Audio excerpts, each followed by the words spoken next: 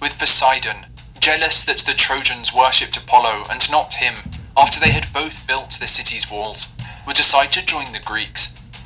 And finally, Ares, lured by the promise of battle and wanting to best his sister Athena, would join the side of the Trojans to cause as much bloodshed as possible.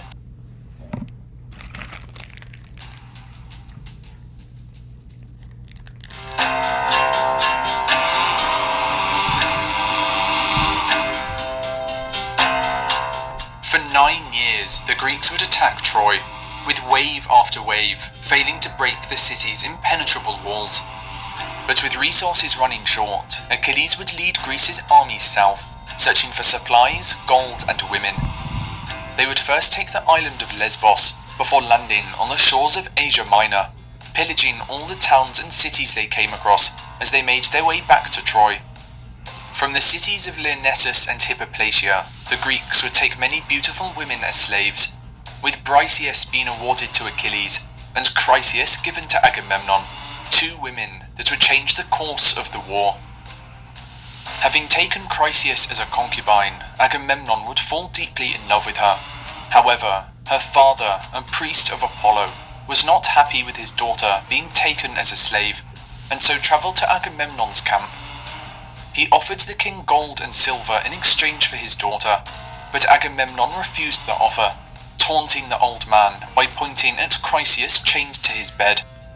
Apollo, disgusted at the way his priest had been treated, would send a plague of arrows upon the Greek armies, refusing to relent until Chryseis was returned home. Agamemnon, having no other choice, would agree to let her go, with Odysseus reuniting Chryseis with her father. But with his concubine now gone, Agamemnon would look to satisfy his desires, turning to Briseis, the slave girl of Achilles. If he would have to go without his prize, then so too would his greatest warrior. Stealing her from his tent, Agamemnon would declare Briseis his own, with Achilles becoming enraged.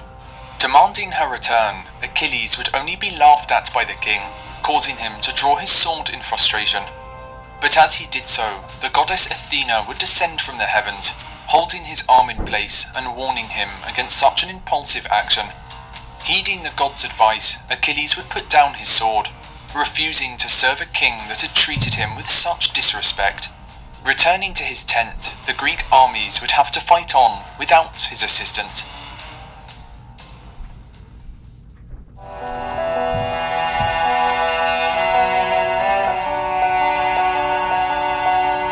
For a time, the Greeks would manage to fight on without Achilles, although the losses on both sides would begin to take their toll.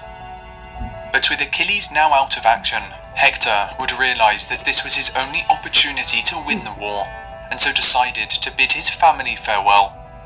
With his wife and son crying in his arms, he knew this could be the last time he would ever see them. But he had no choice. For Troy to survive, he would have to fight. Emerging from Troy's mighty walls, Hector would rally his men, pushing the Greeks all the way back to their ships, who were no match for him without Achilles' assistance. But even on the verge of defeat, with his men dying around him, Achilles would refuse to rejoin the fight. Taking matters into his own hands, his best friend Patroclus would put on Achilles' iconic armour before charging into battle.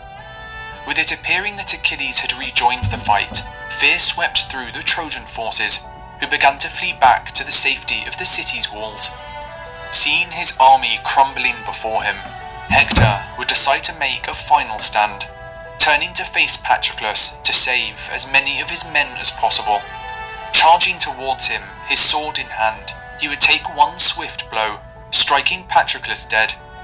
Shocked at the ease with which Greece's finest warrior had been defeated, Hector would crouch down to remove Achilles' helmet, but when Patroclus' face was uncovered, he realised that he had not defeated Achilles at all.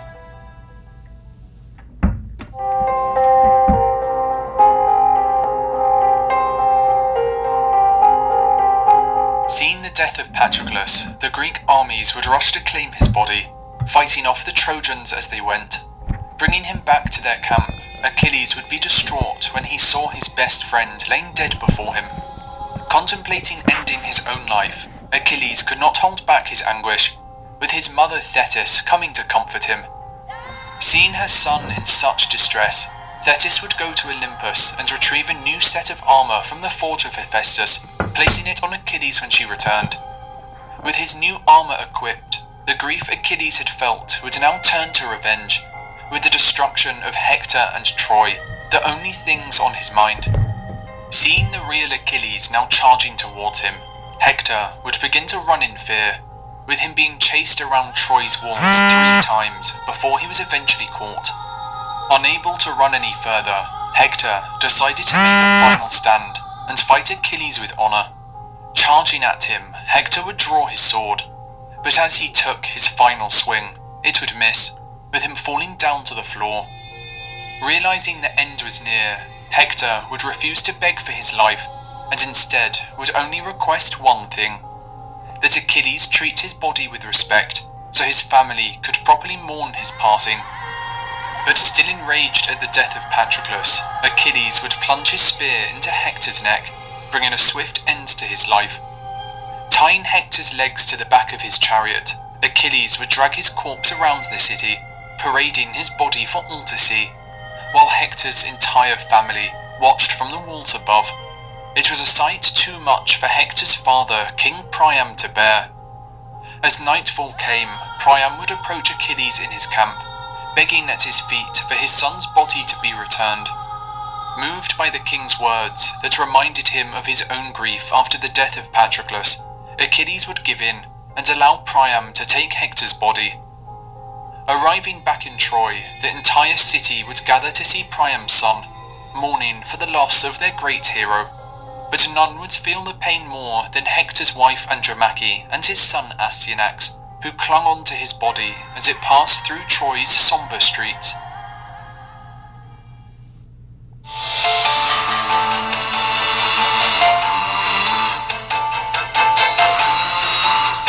With Hector now gone, all hope was lost within the city, and with Achilles closing in, it looked like the end was near.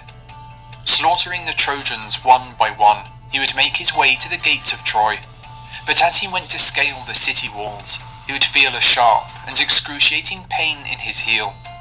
For Paris, guided by the god Apollo, had shot Achilles with a poisoned arrow in the only mortal part of his body. Dropping to the floor and poison coursing through his veins, Achilles' skin would turn white as snow, with him taking his last and final breath.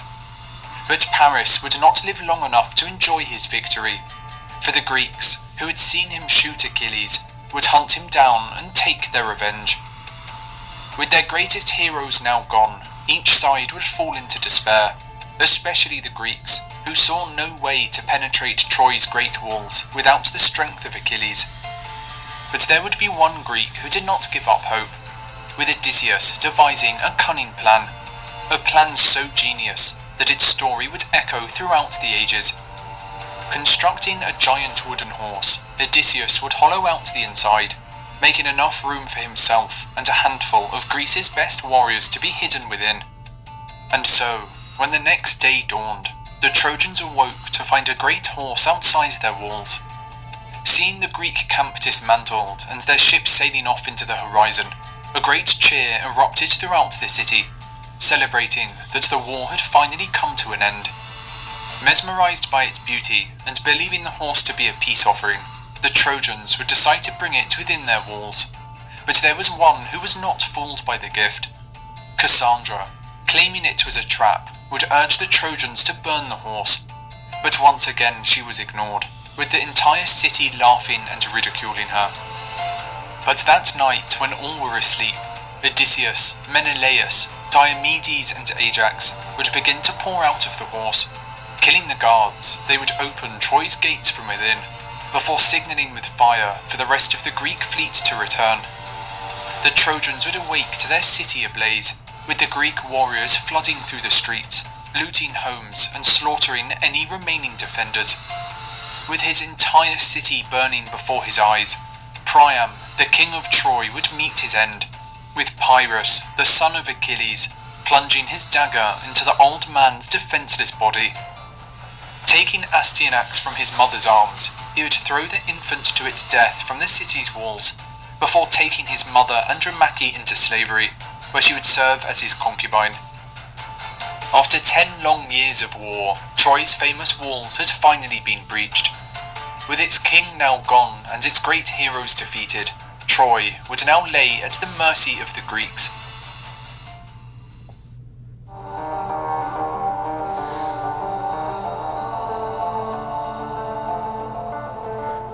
Fleeing from the streets of Troy, Cassandra would find refuge in the Temple of Athena, watching in fear as her fellow citizens were slaughtered before her eyes. But unfortunately, the Greek warrior Ajax the Lesser had spotted Cassandra hiding, soon entering the temple himself and violating her in front of Athena's statue. Disgusted at the act performed in her sacred temple, as Ajax boarded his ship, Athena would strike it with a bolt of lightning, causing him to fall into the sea, where Poseidon would drag him to a watery grave. But for Cassandra, things would only get worse. With Ajax now gone, Agamemnon would claim her as his concubine, with a terrible fate soon awaiting them as they travelled to his home in Mycenae. Of the few Trojans to escape, the most significant would be Aeneas. Leading a small group of survivors out of the burning city, they would cross the Mediterranean, eventually landing on the shores of Italy.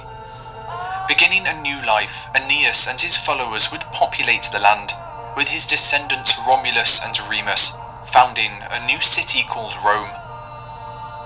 Finally reunited with Helen, Menelaus would return home to Sparta, where the two would rule as king and queen once again.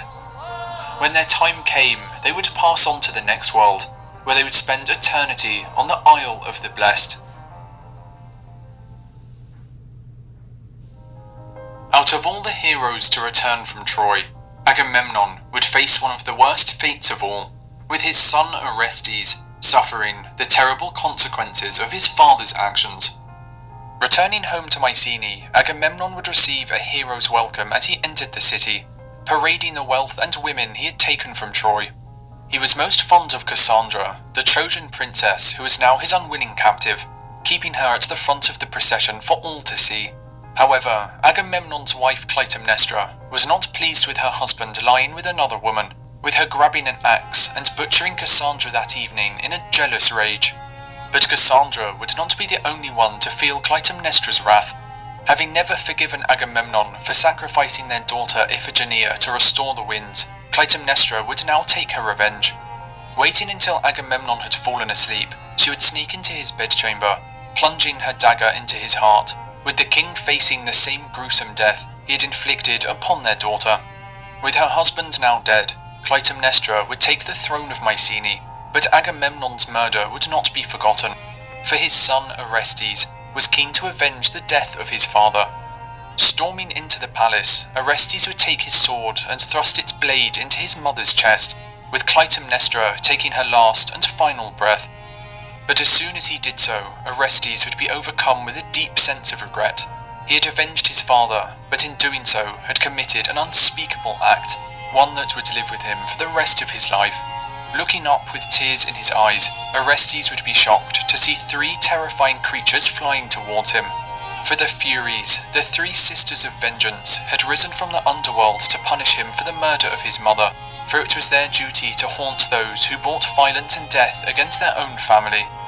Haunting Orestes for many years, they would drive him to the point of insanity, with it only being through the intervention of Athena that he would finally find peace once again.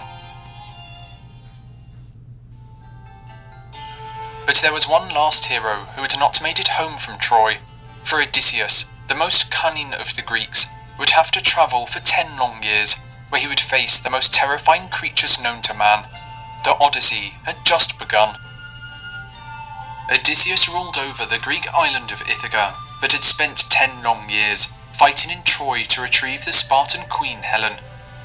But with his mission now complete, Odysseus looked to travel back to his homeland, where his wife Penelope and his son Telemachus awaited. Gathering his fleet of ships on the Trojan shores, Odysseus would set sail, relieved to be finally returning home. Heading south, they would sail around the shores of Greece, before heading north towards Ithaca. But as they neared home, a great storm erupted, blowing them off course and towards a large island, where they hoped they could find refuge from the seas.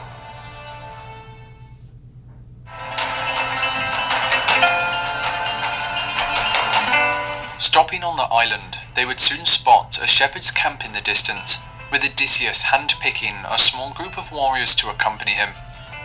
Taking several cases of wine to trade, the hungry crew were overjoyed when they saw large supplies of cheese and meat within a cave next to the shepherd's flock.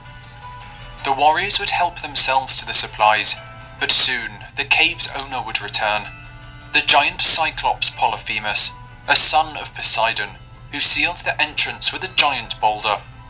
Ignoring Odysseus's cries that he was there to trade, Polyphemus would grab two of the warriors, crushing them in each of his fists before eating their remains.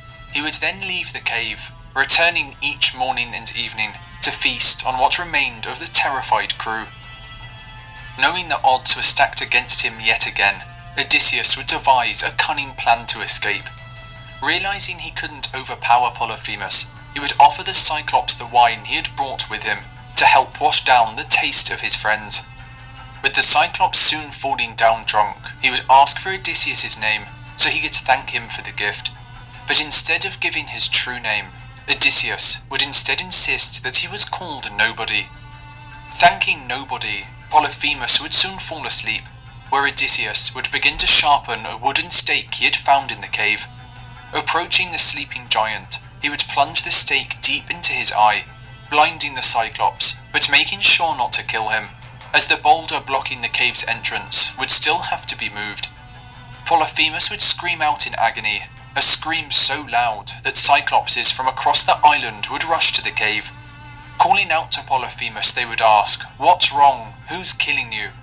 But Polyphemus would shout back, "Nobody is killing me. Nobody." It was just as Odysseus had planned, with the Cyclopses soon leaving in confusion.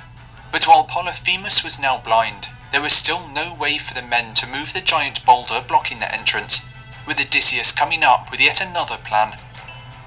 When Polyphemus went to move the boulder the next morning to let his sheep out to graze, he would feel each of the animals as they passed to check it wasn't one of the humans.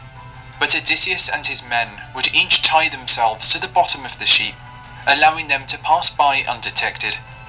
Reaching their ships, they would manage to escape the island, with Polyphemus hurling boulders in their direction as they sailed away. But Odysseus would make a costly mistake. Overcome by his achievement, he would reveal to the giant that his name was not Nobody, but instead Odysseus, the famous hero of the Trojan War. But unknown to Odysseus, this would allow Polyphemus to give the name of his attacker to his father Poseidon, the god of the sea, who in revenge for his son's blinding, would curse Odysseus to lose all his crew in his coming travels, and wander the seas for 10 long years before he could set foot on his homeland.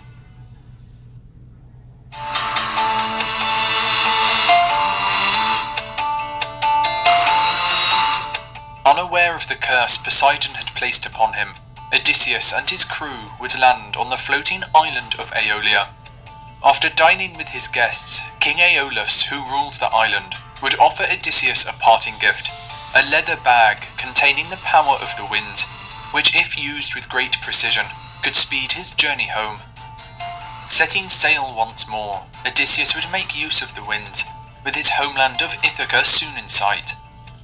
But as he neared the island shores, his crew, believing the bag Aeolus had given him contained large sums of gold and silver, decided to take some for themselves.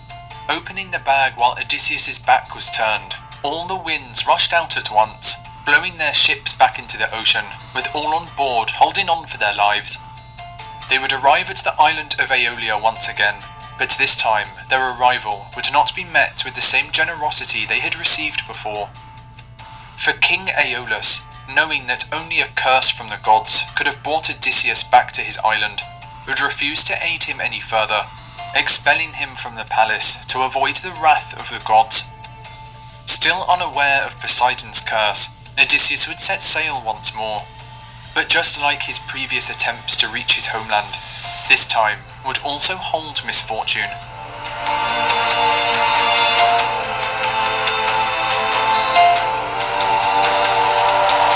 Arriving at the harbour of Laestrygonia, Odysseus would send 3 scouts to find food and the people of the town. But the scouts would soon realise they were not in a place of people at all, being chased by giants back to their ships. Bloodthirsty cannibals, the giant Lastrygonians would begin to devour the scouts, with them soon turning their attention to Odysseus' ships in the harbour. Pelting them with boulders, the Lastrygonians would destroy every ship bar one, with Odysseus barely making it out alive.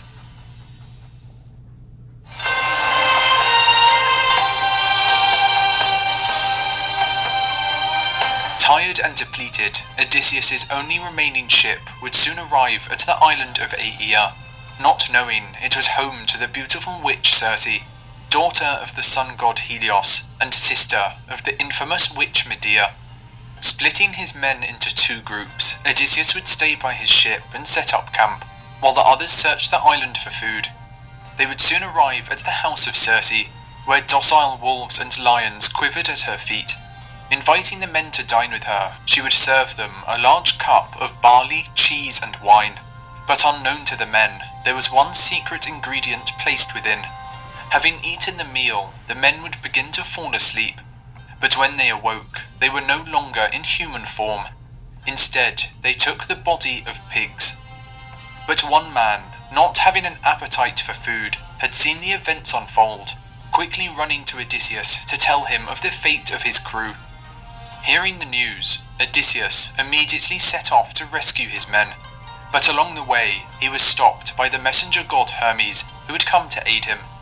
Giving Odysseus Molly, a magic herb, Hermes would tell him to place it in Circe's potions, so as not to feel the effects of her enchantment.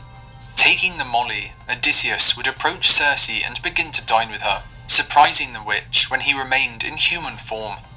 Drawing his sword, he stood up and threatened to kill Circe unless she transformed his crew back into humans. With his sword at her throat, Circe would quickly agree, with the pigs at her feet transforming back into men. So impressed by Odysseus' heroics, Circe would invite him to her bedchamber, with the two having a son together named Telegonus. Remaining on the island for a whole year, Odysseus decided it was time to leave. But as he began to set sail, Circe would advise him to visit the underworld, where the prophet Tiresias could advise him on how to survive the many trials that awaited him at sea.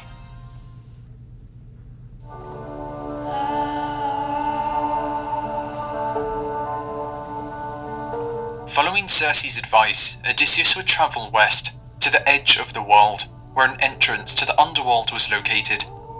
Completing a ritual sacrifice at the entrance, Odysseus would summon up the spirits of the dead, where the blind prophet Tiresias would appear. He warned that Odysseus and his men would soon find themselves on the island of the sun god Helios, and that they should refrain from eating his cattle if they wanted to make it home alive. If, however, they harmed the cattle in any way, then death would follow. Thanking the prophet, Odysseus would leave in his ship, determined that when the time came, no man would touch the sun god's cattle.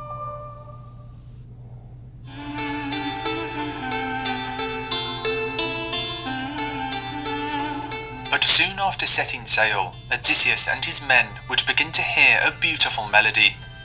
For just like Jason and the Argonauts had many years ago, his ship was passing the home of the Sirens, irresistible creatures that enticed sailors to their death with their bewitching songs. However, this time Odysseus had come prepared. Remembering the advice that Circe had given him, he would instruct the crew to plug their ears with beeswax, so they could not be seduced by the siren's call. But Odysseus, wanting to be the first man to hear the song and survive, would not plug his ears with the wax, instead asking his crew to bind him to the ship's mast. And so, as the ship passed the siren's home, and their songs grew louder and louder, Odysseus would begin to struggle. Drawn to the sound with every fibre of his being, he would plead with his men to let him go, but no one would answer his call, as the wax continued to block their ears.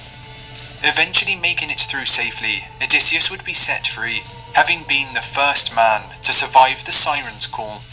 But unknown to him, the sirens were fated to die if a mortal ever heard their enchanting songs and survived, with each of them taking their own life as his ship sailed into the horizon.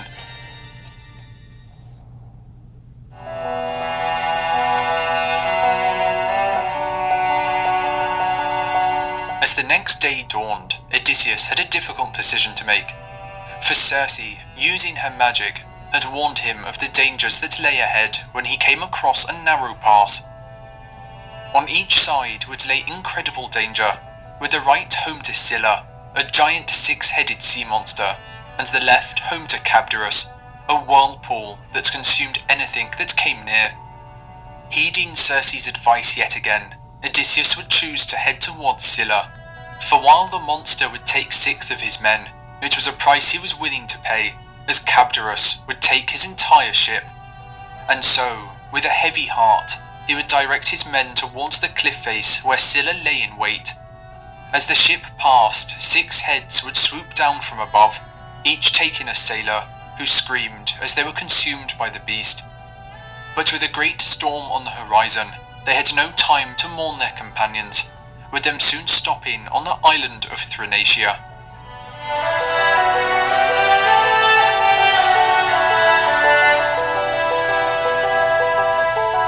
Thrinacia was home to the cattle of the sun god Helios, cattle that Odysseus had been warned not to consume by the prophet Tiresias in the underworld. But despite Odysseus instructing his men not to touch the cattle, it would not be easy for them to follow his orders, as the storm had kept them stranded on the island for nearly a month. With their food supply all but gone, the crew, on the brink of starvation, would wait for Odysseus to fall asleep, killing all the cattle and roasting the meat to enjoy amongst themselves. When Odysseus awoke the next morning, he would fall to his knees in despair, shaking his head in disbelief at the foolishness of his crew. However, although the crew had ignored his orders, the storm had now calmed, with them setting off to sea once again. But their crime had not gone unnoticed, with the sun god Helios complaining to Zeus about the slaughter of his cattle. Furious, Zeus would strike Odysseus' ship with a great thunderbolt, tearing it in half, with all the crew drowning bar one. For as fate predicted, Poseidon's curse had come to pass, with only Odysseus having survived the carnage, with him clinging on to the broken remains of his ship. For 9 days and nights he would drift across the vast ocean, but on the 10th day he would wash up on the island of the goddess Calypso.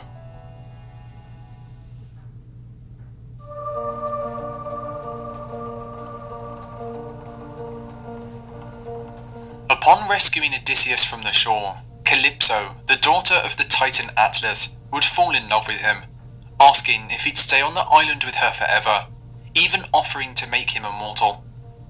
But Odysseus, longing to see his wife Penelope and his son Telemachus, would reject her advances, insisting that he wanted to leave. However, Calypso, insulted by the rejection, would keep Odysseus captive on the island for the next 7 years. Being forced to lie with the goddess, Odysseus would spend every night crying on the shore, wishing to see his wife and son once again.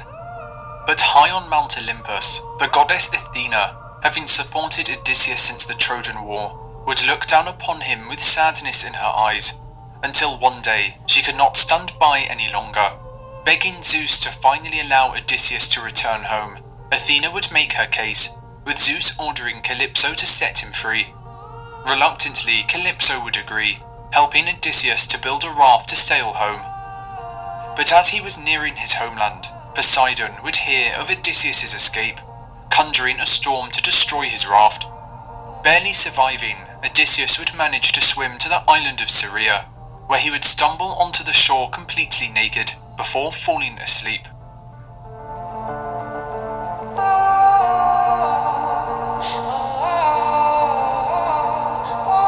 The island of Syria was home to the Phaeacians, ruled by King Alcinous and Queen Arete. The day after Odysseus' arrival, their daughter Nausicaa would go down to the sea with her maids to wash their clothes, only to come across Odysseus standing naked on the shore. Shocked by the sight of a naked man, her maids would run away screaming in terror. But Nausicaa, given courage and being prompted by Athena, would stand her ground. Giving Odysseus some clothes, Nausicaa would take him back to her palace, where she would introduce him to her parents. Inviting the stranger inside, the king and queen would ask Odysseus to dine with them, before enjoying entertainment provided by Demodocus the poet, who was known for his songs inspired by the gods. As the night unfolded, the king would ask Odysseus to reveal his name and story, but Odysseus, reluctant to give his name after it had led to Poseidon's curse, would try and avoid the question, instead talking of the great sights he had seen on his travels. After a great feast, Demodocus would soon begin to play his beautiful tunes, singing of the gods of Olympus, but soon the poet's attention would turn to the tale of Troy. He would sing of its many heroes, of Achilles and Agamemnon, and of the famous Odysseus, the maker of the wooden horse and the most cunning of the Greeks. Awed by the tale of the Trojan horse, of how a man so intelligent had managed to outwit the Trojans, the crowd would begin to cheer. But Odysseus, thinking only of the many friends he had lost, would grab his robe and begin to weep, wiping the tears from his eyes. However, the king, hearing Odysseus sobbing, would become suspicious, asking for the man's identity. Overwhelmed that his tale was being told across the land, and mesmerized by the poet's beautiful singing, he would reveal that his name was Odysseus, the famous hero of the Trojan War. But rather than returning home after the conflict, Odysseus would explain that he had been wandering the ocean for 10 long years, with every attempt to reach his homeland having ended in tragedy. Amazed by the story and honoured to have such a great hero in their midst, the king and queen would do everything they could to help him.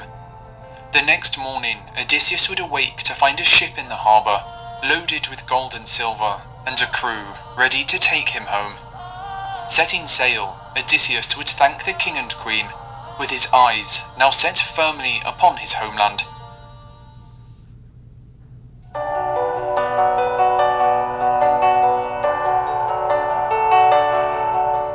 Years after leaving home, Odysseus would finally set foot on Ithaca, ready to see his wife and son once again.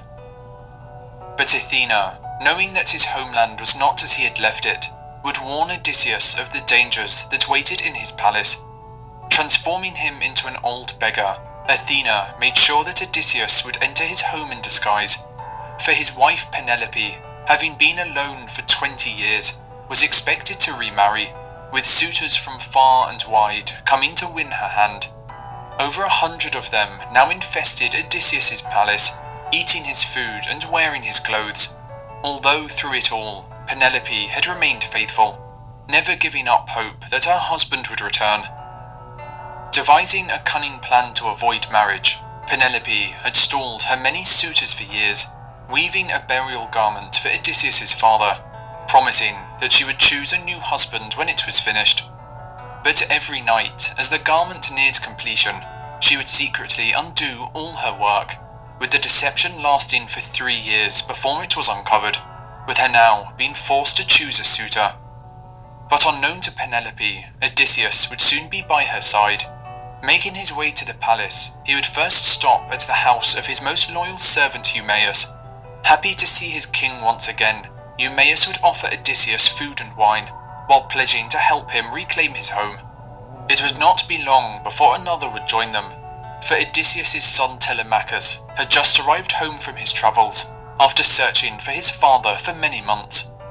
Making his way up to the palace, Telemachus would see Eumaeus dining with a stranger, and hungry after his long voyage, would ask his friend if he could join for dinner. But Eumaeus, knowing the beggar's true identity, would seek to give the two some time together, leaving to let Penelope know her son had returned. With Eumaeus now gone, Athena would use her magic to transform the old beggar back into Odysseus in all his glory. Telemachus could not believe his eyes and would begin to weep, having been reunited with his father after all this time. Dropping to his knees, Telemachus would embrace his father with open arms, but the reunion would have to wait, as for now, Odysseus would have to deal with the suitors. Disguising himself as a beggar once again, he would enter the palace, only to discover that Penelope had set up a competition to choose her next husband. She had declared that she would marry the man who could shoot an arrow through a row of 12 axe heads, with every suitor in the land having joined the competition. But there would be one condition. that each suitor must use Odysseus's great bow that had been left behind at the palace. It was another of Penelope's cunning tricks, as one after another, every suitor would take their turn, each unable to even string the bow. After every man had failed, Odysseus, still disguised as a beggar, would ask for an attempt, with the whole palace howling with laughter. But they would soon fall quiet, for Odysseus would string the bow with ease, taking aim and shooting an arrow that sailed through all 12 axes with perfect precision. But having seen the damage done to his home, Odysseus could not forgive the suitors. Turning the bow upon them, Odysseus would begin to fire, striking them down one by one. Panicked, the suitors would go to grab their weapons, but no matter how hard they looked, they could not be found, as Telemachus had hid their weapons while the competition was underway. With Eumaeus then joining Telemachus and Odysseus, they would begin to attack the suitors, not stopping until they had all been killed. With the bodies of the suitors now laying dead at his feet, Odysseus had completed his final task. The only thing left to do was to reunite with his wife, with his undying love for her being the only thing that had fueled his journey home. Recognizing her husband and overwhelmed with emotion, Penelope would embrace Odysseus, a moment she had spent 20 long and faithful years waiting for. Letting out a sigh of relief, Odysseus was finally at peace, but his wife would have one question for him, asking where he had been after all this time. With a smile on his face and tears in his eyes, he would reply with one simple line, "Where do I begin?"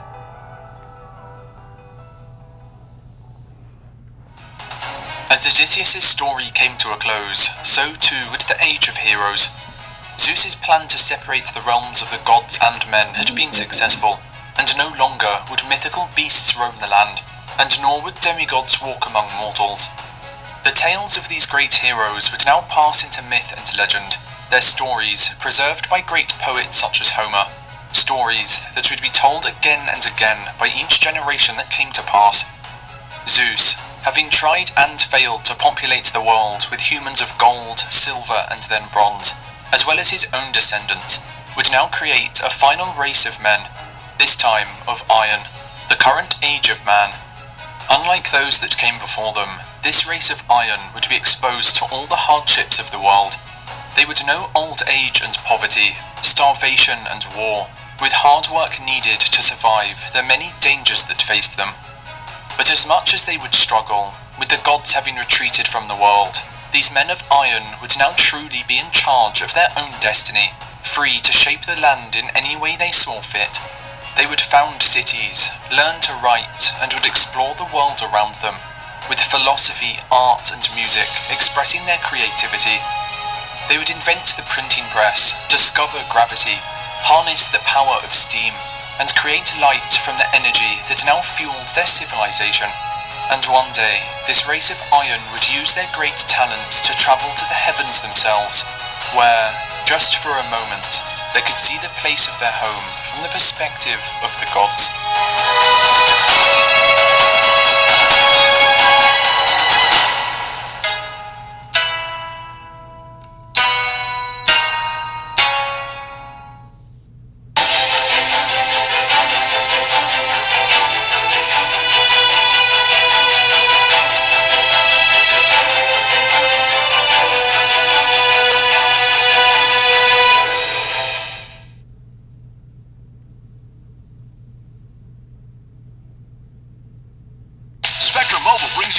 Deal to start the new year.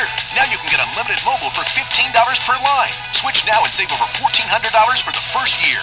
Switch to Spectrum Mobile Unlimited for just $15 per line with no added taxes or hidden fees and no contracts.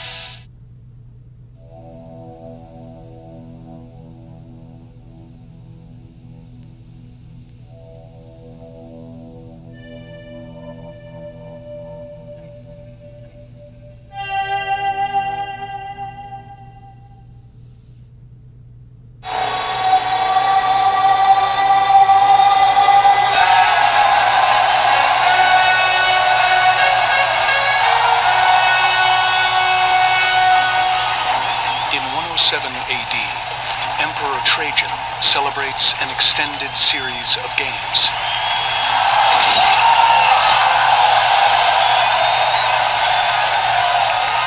When Trajan succeeds to the Roman Empire, Rome is at its greatest.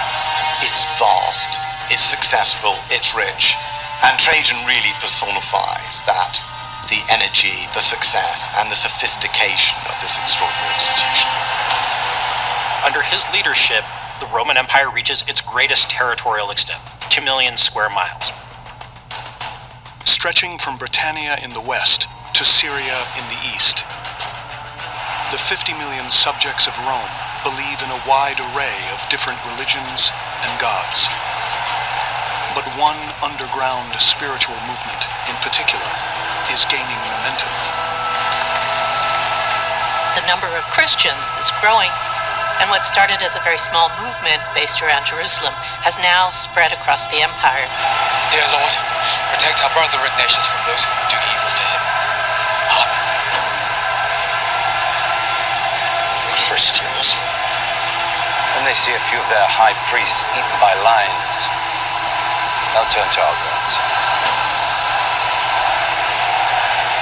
The Romans see Christianity as a threat because of its promise to undermine Roman conceptions of how power and authority were supposed to work. A prominent Christian leader is brought to Rome to be killed, most likely in the city's amphitheater. Ignatius of Antioch, he is clearly the target of Trajan's anger because he is arrested, brought to Rome to be executed by being fed to lions, probably in the Colosseum. If these people show disrespect to the emperor and the Roman state, that's sedition, and for that they should be killed. Public executions were supposed to teach a lesson to those who witnessed them. The fate of Christians who persisted in their belief was a capital offense. It was a death penalty offense.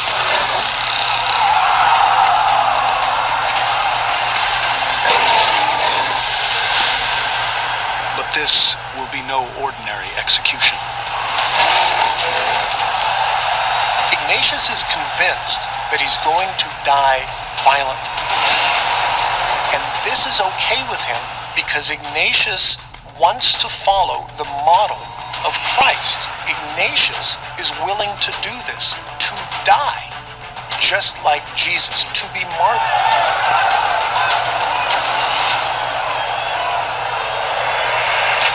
While Ignatius is on his way to Rome, he's able to write 7 letters, and it's because of these letters that we know who he is. These are first-person accounts of what's happened to him, how he feels about it, why he thinks it matters or might make a difference.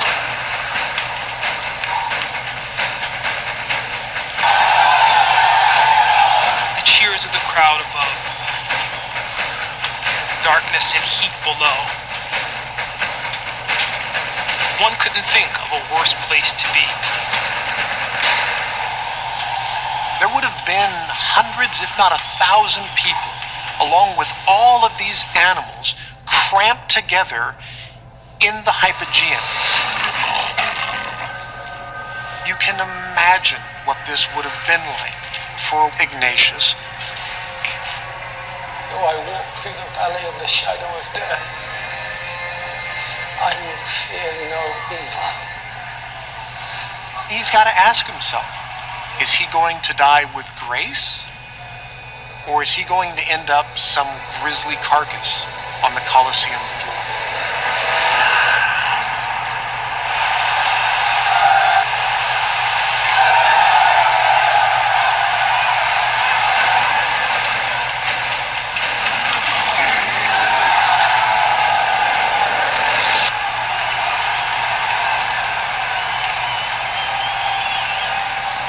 Citizens of Rome,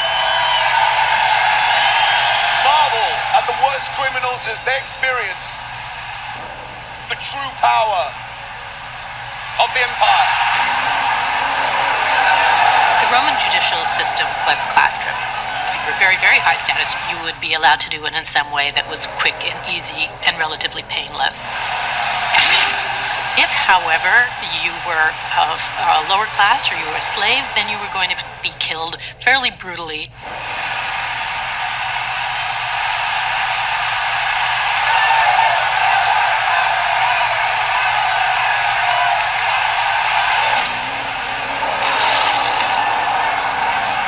So we have the expression in English being thrown to the lions. We use it sort of metaphorically, right? But it was very literal in the Roman Empire. People actually were thrown to the lions. Christians. When they see a few of their high priests eaten by lions, they'll turn to our gods. So we have Ignatius's own words because of his letters, and they can really help us to get into his mind.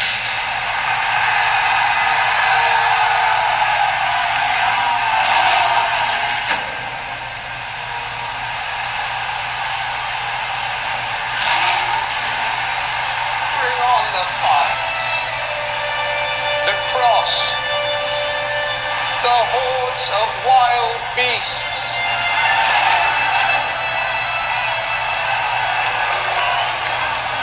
The whole phenomenon of Christian martyrdom is absolutely massive enigma in the Roman mind. Cannot understand it, just as they cannot understand the sort of joy that they see in the faces of the martyrs in the amphitheaters. The hideous tortures of the devil. He's saying things like he wants to be torn apart by the wild beasts. He wants to be ground like bread between the teeth of the lion. The language in it is extraordinarily strong and severe. Real sense of wanting to die, wanting to suffer. The wrenching of my bones. The dicing of my limbs. He knows that dying as a martyr is actually going to do far more in spreading the gospel than just standing there and preaching. And so when they see this martyr just stand there and die gracefully, willingly, they're going to ask, what does he believe? And when they find out, oh man, Christianity is going to begin to spread.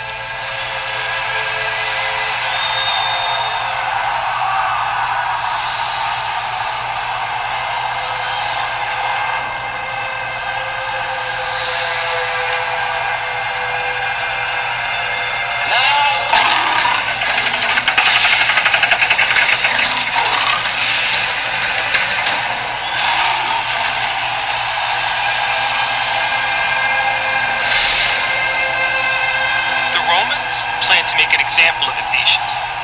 This was about to completely backfire.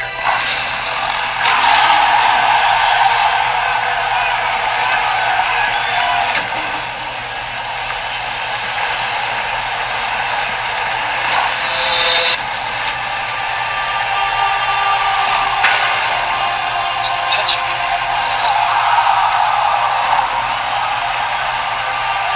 There are great stories of Christians being thrown before the beast, before the lions, and instead of the lions devouring them, the lions lie down at their feet. Our Lord is protecting you. Who doesn't like that idea of a lion who's supposed to tear you apart instead rolling over to get a belly rub instead of eating you?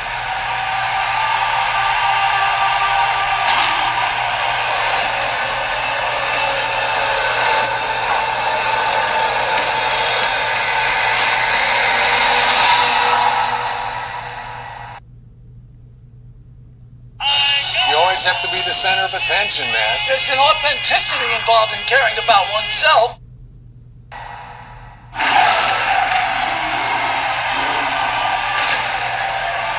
He held to his beliefs and died for it. Why? For something he believed in. And that must have been astounding to the Romans. In the 1st century AD, Rome is the biggest city on earth, with a population of more than 1 million people.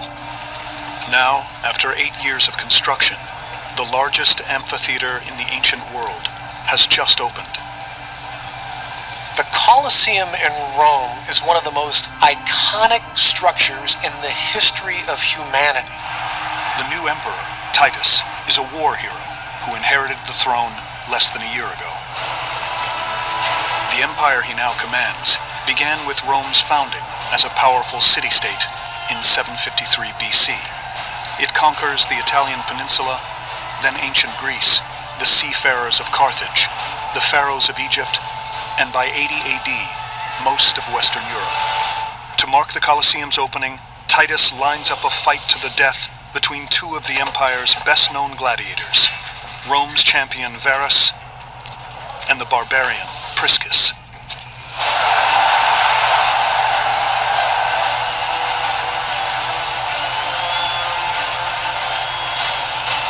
They're the prime athletes of ancient Rome, and that specific moment, you could say that they are the heavyweight champions of the Roman Empire. What we know about the fight comes to us from just one source, but it's a really important source. It's the Roman poet Martial, who was a spectator at the games. He actually saw this fight and saw how it played out. Martial's poem is the only surviving account of its kind. The fight he records captures some of the contradictions of Rome. Its combatants are celebrated, but they are also enslaved.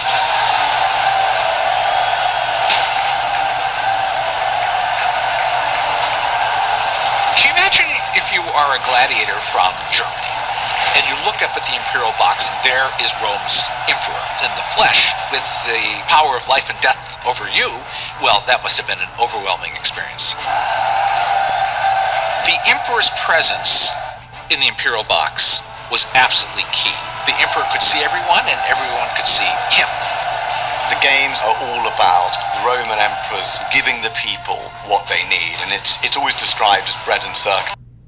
They had to feed the people of Rome, but once they were fed, they had to be entertained. Let the games begin! The schedule is an astonishing festival of death. The standard sequence of events was as follows. In the morning is when you had the Venationes, the beast combats.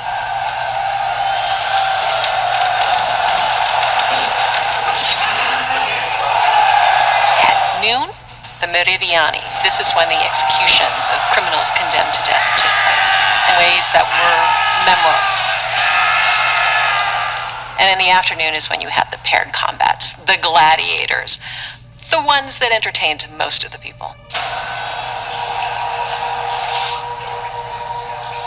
When we are out there, you are not my friend. You are not my brother. You are my enemy. There are huge stakes for Priscus and Varus. The pressure must have been incredible. They are the headlining fight. And they will walk into that arena, knowing that one of them may not walk out of there alive. Gladiators enter the arena through the Porta Sana Vivaria, the gate of life. If victorious, they leave the same way. If defeated, they exit through the Porta Libitina, the gate of death. The winner will be given a rudis, a wooden staff given as a trophy which symbolizes his freedom. So the stakes couldn't be higher. It's death or freedom.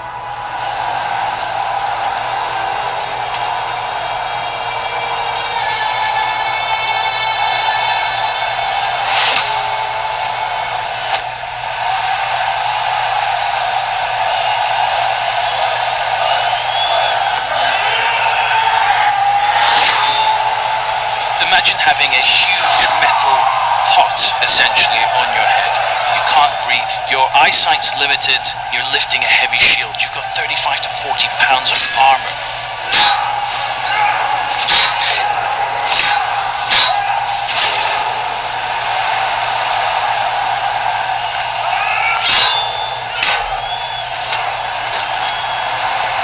The noise of the crowd, the heat, your heart pumping. And remember, you're fighting for your life on top of that. It's going to take nerves of steel. But if you fight bravely enough and the Emperor graces you, it's the chance of being free, of becoming a citizen, of becoming someone normal.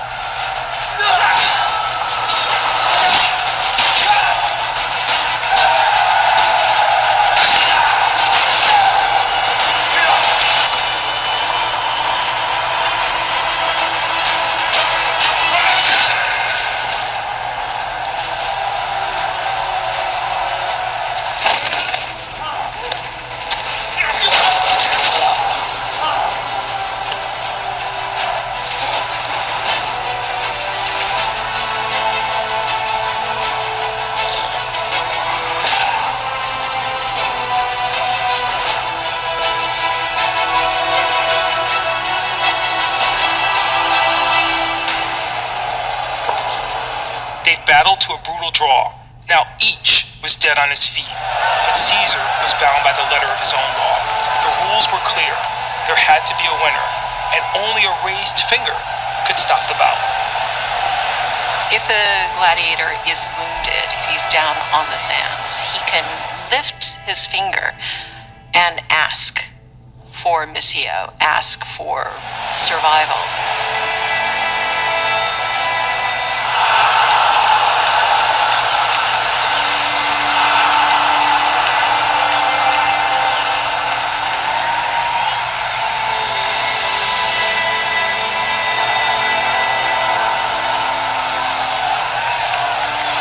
What Marshall says is that they both submitted, and the crowd don't know what to make of it.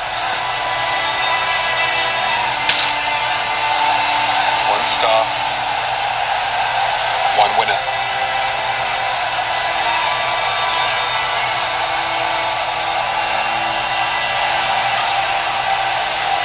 The outcome of the games is ultimately decided by the emperor, but he's there to please the audience. It's very rare that the emperor's going to go against the people because he does not want to be unpopular.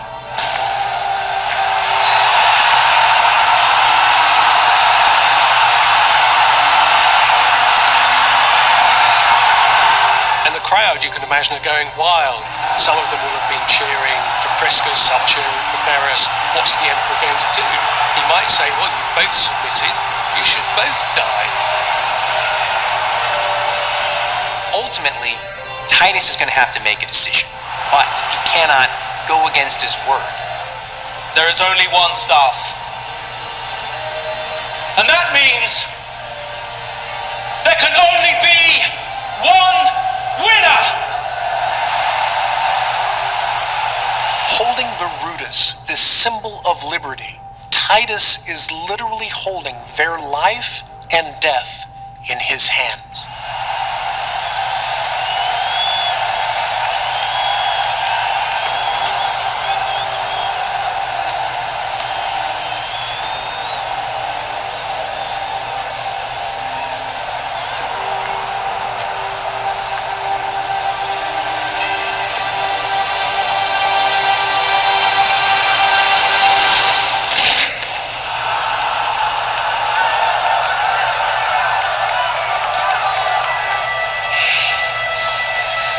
To you both.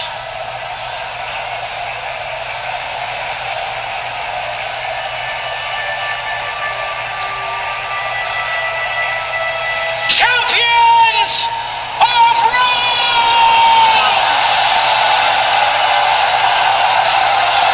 Titus ultimately doesn't designate one the winner and one the loser. Both were the victors. Victors, in this case, over death. Titus is stealing the limelight, but he's showing that he is ultimately in charge of life and death over everybody. And if you fight well, if you serve him well, if you're loyal to the emperor, then you will be rewarded. Titus has used his political instincts to turn a potential embarrassment into a triumph.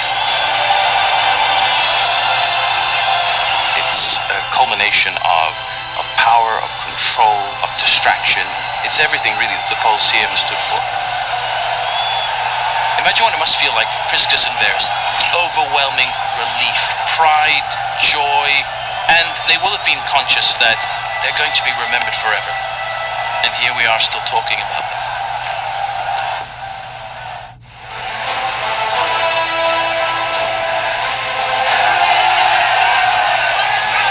By 192 AD, the is over a century old.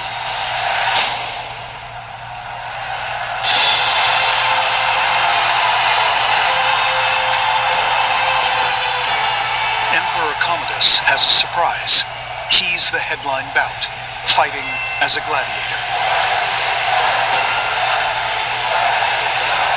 Gladiators were at the lowest stratum of free Romans. They had no legal personality. They were in the same category as prostitutes and pimps. So for a Roman emperor to try to leverage the popularity of gladiators by becoming one is a shock.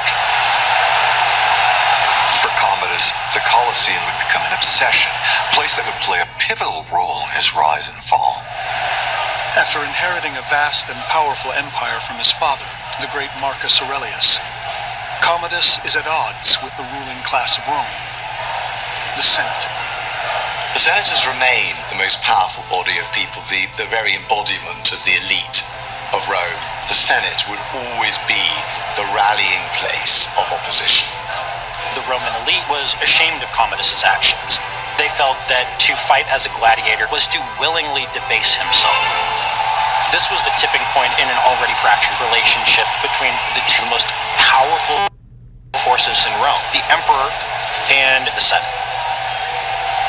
Every one of these senatorial families has holdings all over the Roman Empire. They're the equivalent of small multinational corporations. They are wealthy in a way that is impossible for us to understand. So even if the heart of political power has moved elsewhere, these are still tremendously important people. And so the Senate is dangerous. Several emperors had previously been destroyed by their enemies in the Senate, including the notorious leaders Caligula, Nero, and Domitian. The history of Rome's emperors shows that it's pretty dangerous to cross the Senate. But Commodus had a plan, and it really was to ignore the Senate and to appeal directly to the people. To win the people over, Commodus has an incredible tool at his disposal. He has the games. Less than a year into his reign, Commodus throws lavish games to celebrate the end of his father's barbarian wars.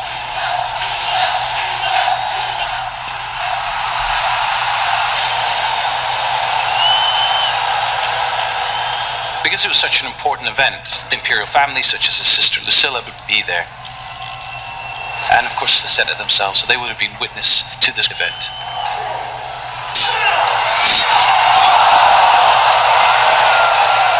For the Senate, they understand that this is an absolute joke. Triumphal games were put on at the end of great wars fought for many years, wars that established the power of Rome. This was the opposite of that, and yet here he was parading himself as some sort of triumphant general. But it's not the Senate Commodus is trying to impress. Emperors could communicate with the people in the Colosseum. In those days, you didn't see the emperor very much, except at triumphs after great victories abroad, and in the Colosseum, where he appeared in his box. And the crowd had a chance to express what they thought of him too. The Colosseum fostered an active, dynamic relationship between the people and the emperor. And one can imagine thousands and thousands of people chanting what they want, encouraging the emperor in what he's doing, in sponsoring and being generous, and putting on a show for them. It was kind of like a contract. I am giving these games to you. You need to honor me. It's extraordinary for an emperor to take to the sands himself. This is not something that's expected of elites, let alone the emperor.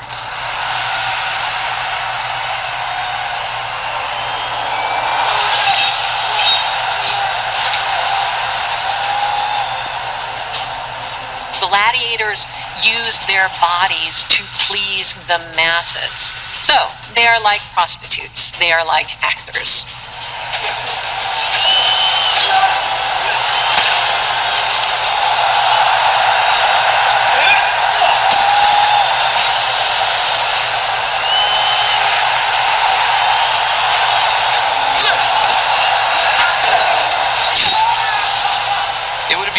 For the ruling class to accept any of Commodus's actions. They were cultured people, they were educated people. And so the fact that one of them would degrade himself to that degree that he's going to present himself in the same profession of the scum of the scum. According to Cassius Dio, Commodus charges the bankrupt Roman treasury 1 million sesterces for his appearance, almost $10 million in today's money.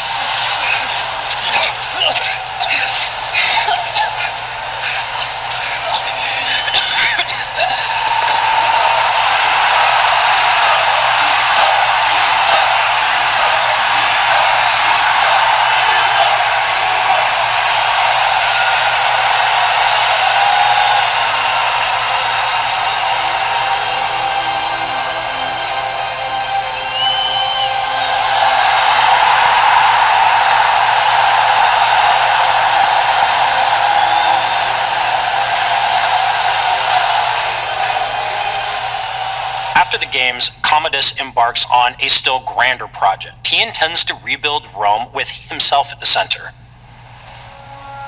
He renames Rome Colonia Commodiana, the colony of Commodus. And we wouldn't believe that this was true if it were not for the fact the coins of Commodus's era show that this was the case.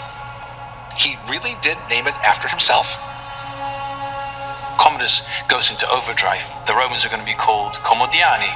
The Senate is going to be called the Fortunate Commodiani Senate. He fills the city with statues of himself, dressed as the god Hercules.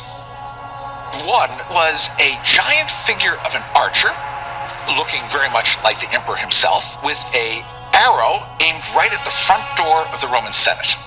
And if there was ever a louder political message, well, I'm not aware of it.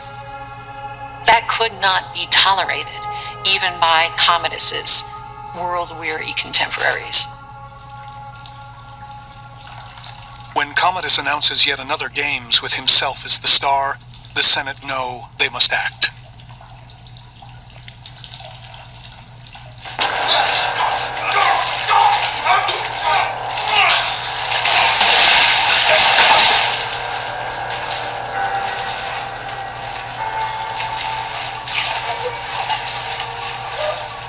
Commodus meets his end at the hands of his gladiatorial trainer, the hands of Narcissus, acting on the orders of the Senate. There's a sort of poetic irony that in the end it was the very figure that he so admired, so wanted to be, that put an end to his life.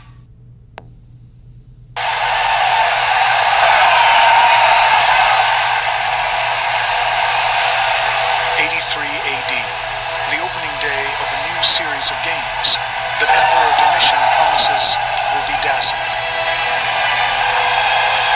The headline, the most extravagant beast hunt Rome has ever seen. The beast hunts were much more than just fighting animals. It was a way to demonstrate Roman control over the entire world, both the human world and also the natural world. Domitian really wanted to demonstrate that he in fact was master of all. Domitian is a real contrast to his brother and father. While his father Vespasian had been a bluff man of the people, and Titus had been charming and suave, Domitian was all harsh edges. From Domitian's perspective, to follow his father Vespasian, his elder brother Titus, that was a difficult act. In terms of military prowess, in terms of their popularity. So Domitian had to strike out in a different direction to win the goodwill of the Roman people. He decides to use the power of the Colosseum by putting on the greatest show that anyone had ever seen.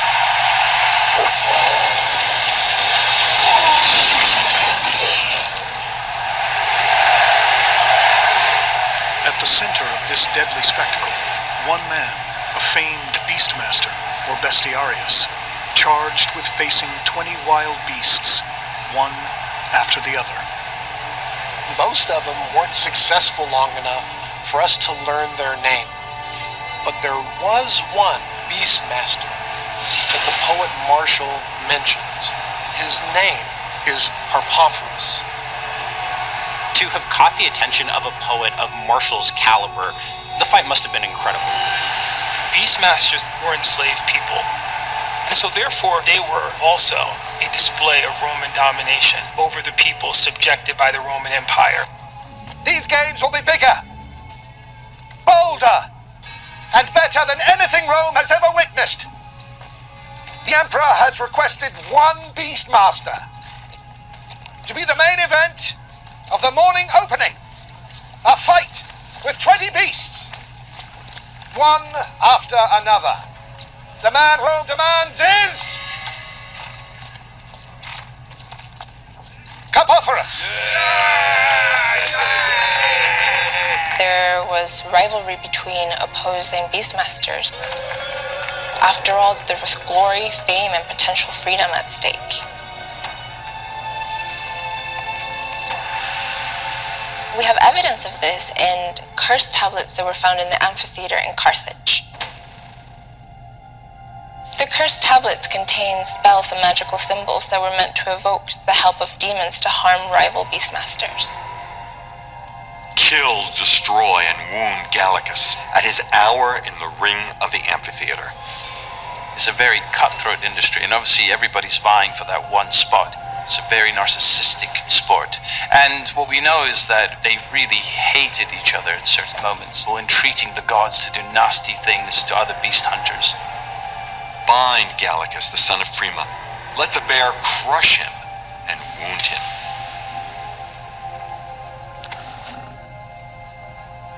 I'm sorry, my friend. The gods will decide our fate now. The commencement of the games was a major deal for the city of Rome. These took place on holidays. A great portion of the population would have had the day off. I think it's impossible to overstate the kind of excitement and energy of a crowd that's been pent up to see blood. The buzz would have been building for months. By the time at least 50,000 people made their way to the Colosseum and packed themselves in.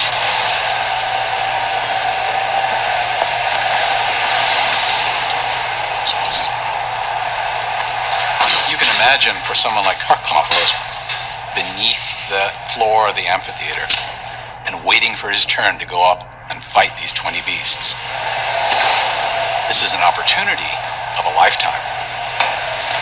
We can imagine the stink of fear, the smell of wild animals. Everything is ready to go. You can hear the buzz of the crowd above.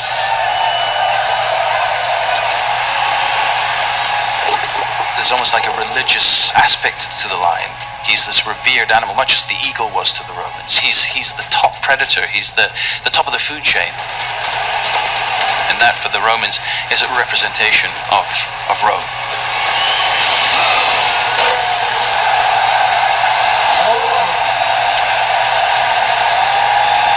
The lion has always been a symbol of strength and ferocity in many ancient societies.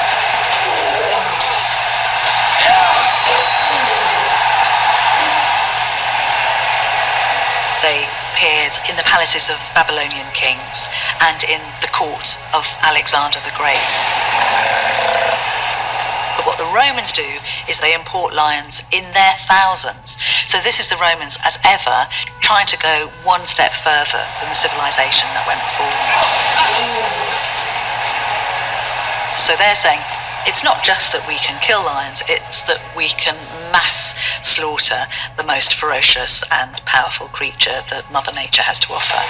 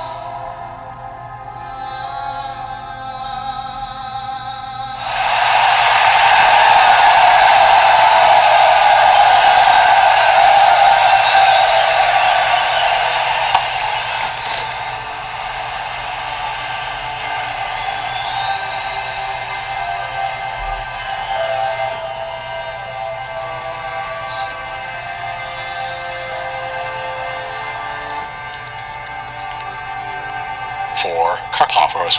It's an epic achievement that, sure enough, has made his name live down in history.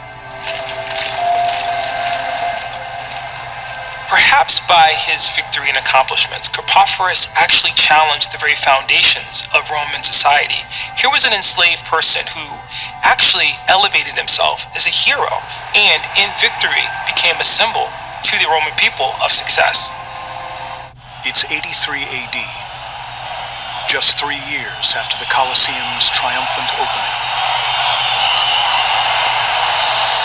But Rome's new emperor, Domitian, is launching what he promises will be the most astonishing games of all time.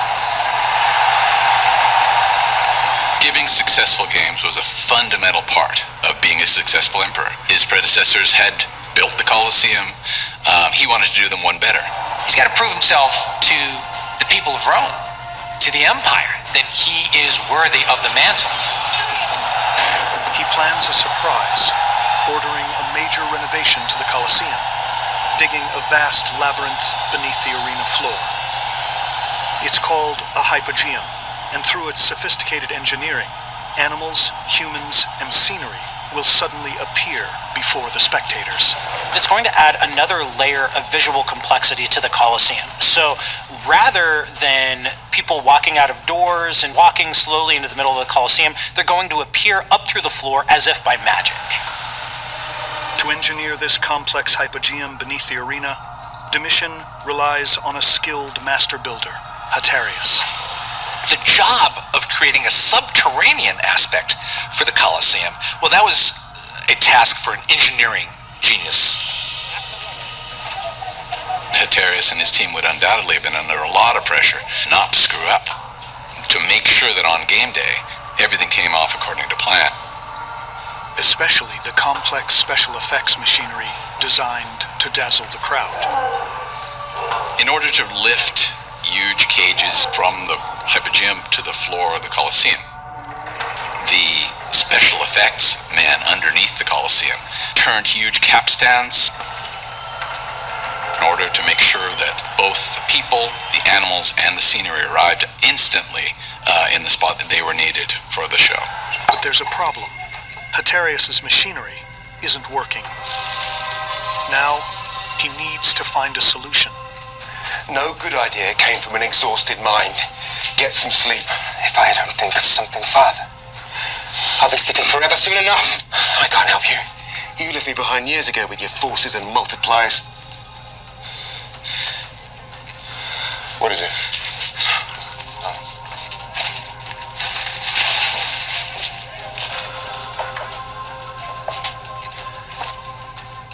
Pulleys. The same force applied. 3 more pulleys. Pulleys in particular are vital for the proper functioning of the hypogeum. It's almost like an underground sailing ship. Ropes and pulleys are everywhere, lifting enormous loads constantly to the floor of the arena. So Romans don't have power tools, obviously, but they do have a series of physical devices that multiply the power to actually produce amazing results. All the pressure would have been on the builder, Hatarius. The whole question, though, is could he pull it off? Now, you can imagine what kind of sense of anticipation there was. But equally, of course, for Domitian, it just raises the stakes. The crowd could get nasty if they weren't excited by it. But when you have gladiators coming up through the floor, when you have beasts coming up through the floor, changes of scenery coming up through the floor, that's the kind of thing that's going to excite the crowd and get them on board. Waiting under the floor of the Colosseum for the festivities to begin would have been kind of a hellish and surreal experience. You would have heard the cries of injured people, you would have heard the growls of wild beasts, you would see chained criminals who were awaiting execution. It must have been an intoxicating but pretty horrifying experience. People of Rome, welcome, one and all, to the greatest games ever witnessed. I'm strong. The men are ready. By order of the Emperor Domitian. Make sure when we pull together. And pray. A spectacle of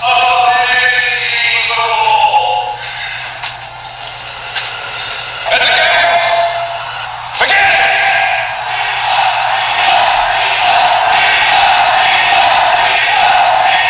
Pull it!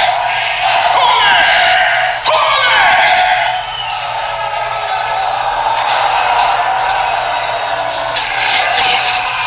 What is going on?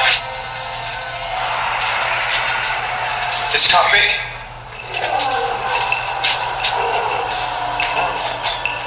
Pull it! Come on!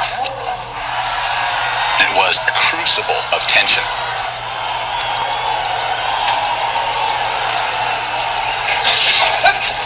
Pull! Come on! Get done!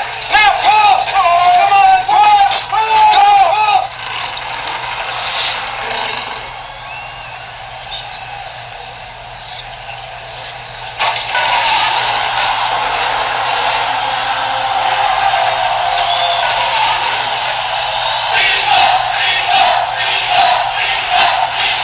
The Colosseum had played host to all sorts of really incredible spectacles over the years, but this was on a whole other level.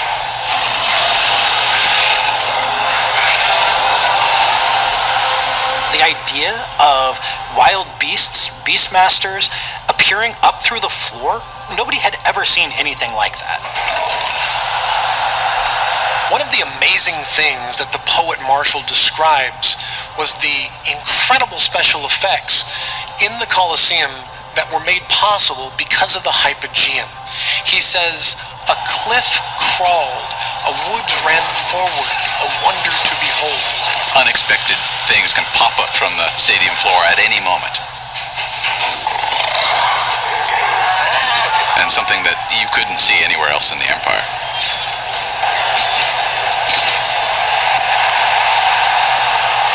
It would have been way beyond the experience of any normal person. This had to be the greatest day they've ever had in the Colosseum. 50,000 people were at these games. And the result of these games for Domitian was terrific. Domitian is someone who played to the crowd. He knew that he had to be popular, and they helped give him a reputation as a friend of the Roman people. Haterius succeeds and survives. We have some sense of what happened to Haterius after this because we have his tomb. The tomb of the Hetairai. This is where he lays out his life story. It's where he tells us about his involvement in the construction of the Colosseum. This was a high point of his life. It was important enough that he felt that he should celebrate it even in death. With this vast arena finally complete, Haterius and the three Flavian emperors create one of the wonders of the ancient world, an enduring emblem of the emperor's power and Rome's might. The Colosseum is instantly recognizable, and the word itself has come to symbolize the Roman Empire at its greatest.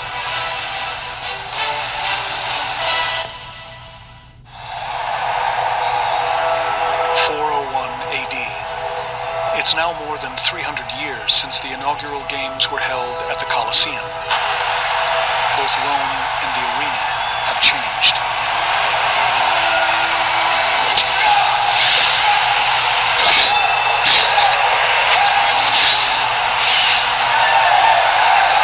At this point, the Colosseum would have been a somewhat sad reminder of a more glorious earlier age. In a way, this is a reflection of what was happening in Rome's empire itself. This is now a new era of Roman history. Rome is no longer what it was. Rome is in decline. The empire was beset on all sides by barbarian invaders who sensed Rome's weakness. There were Saxons in the north, there were Goths along the Danube frontier, Franks along the Rhine, Persians in the east. Rome was under threat. The once invincible Roman army struggles to hold back the tide of enemies on multiple fronts. In 395 AD, the empire itself is split into two halves, neither centered in Rome.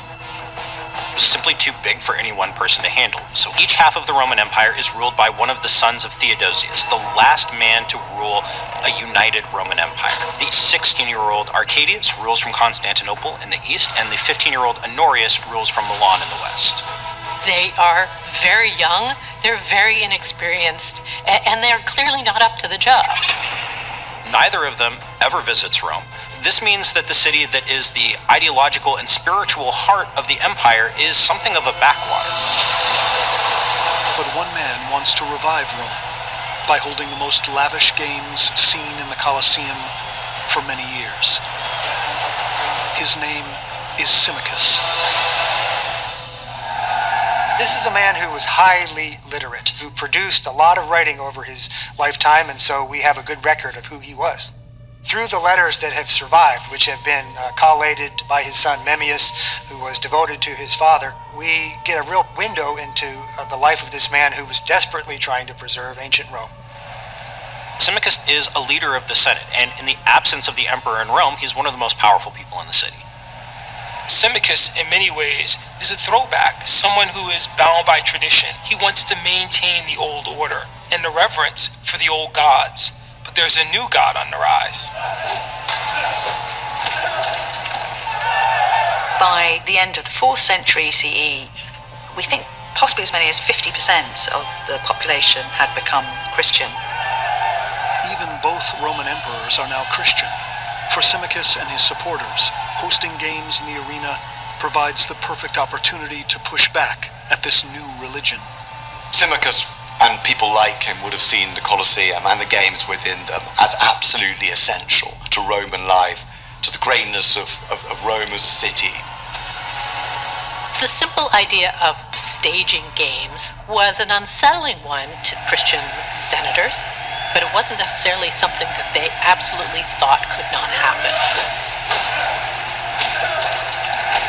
There's no question that Christian senators would have attended Symmachus's games because, more than anything else, this is a huge social event for Rome's elite. And even though some members of Rome's elite remained pagan, others had converted to Christianity, what tied them together far more than faith was the fact that they were members of Rome's elite. But then there's a second unwelcome surprise. His name is Telemachus, a fanatical monk fiercely opposed to Rome's old ways. He is an Eastern ascetic monk, someone who has renounced all worldly pleasure in his search for a Christian God. He comes to Rome from the east, and because of that, looks with terrible eyes upon the things that were happening in the Colosseum. He's a man who wants to see that worldview come to an end.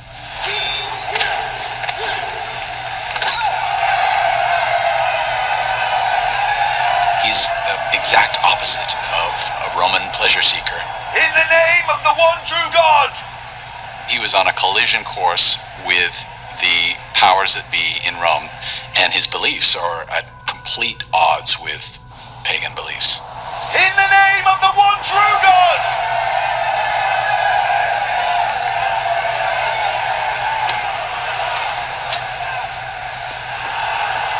What is he doing? As far as he's concerned, what's happening in the amphitheater had to be stopped. Stop him!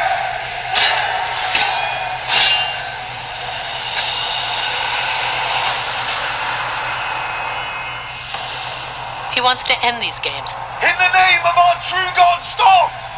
Stop! This is against God's teachings! Take him from here now! Leave! Or face his wrath! What Telemachus did was unprecedented and was shocking. It really was the first time in close to 600 years that anyone had tried to stop a gladiatorial fight.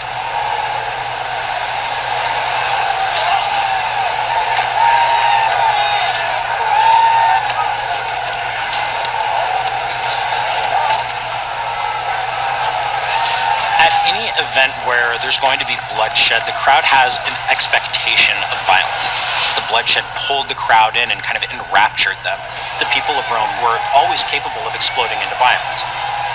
The crowd became so outraged at having its entertainment interrupted that they threw stones at Telemachus. So to have a Christian monk come in and disrupt the game, it's like stepping right into the cultural fault line that's dividing people right at the heart of Rome. Symmachus was trying to revive the traditional values of Rome, and it's a complete failure. Roman society had moved on.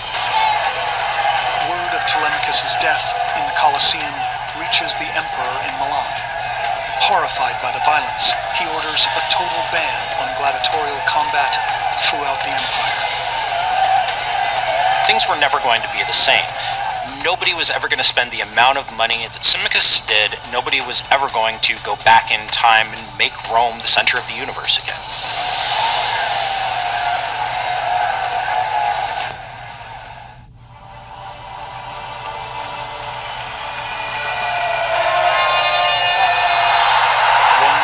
AD, Rome's Golden Age.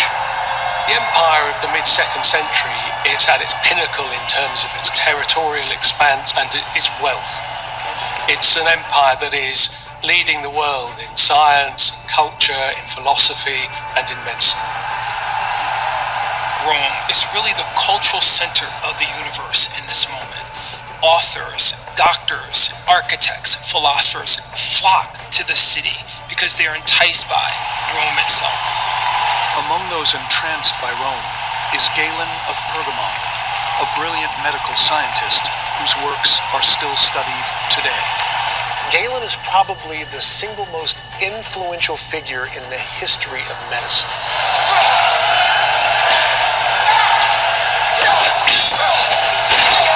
He was an author, philosopher, a scientist, a doctor, and an incredibly ambitious man. His writings survive, which is true for very, very few doctors from this period, and we know that he's exceptionally skilled and he has an ego to manage.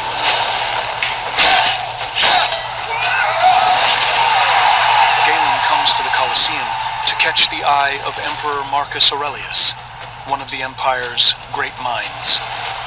Marcus Aurelius comes at the tail end of the 5 good emperors.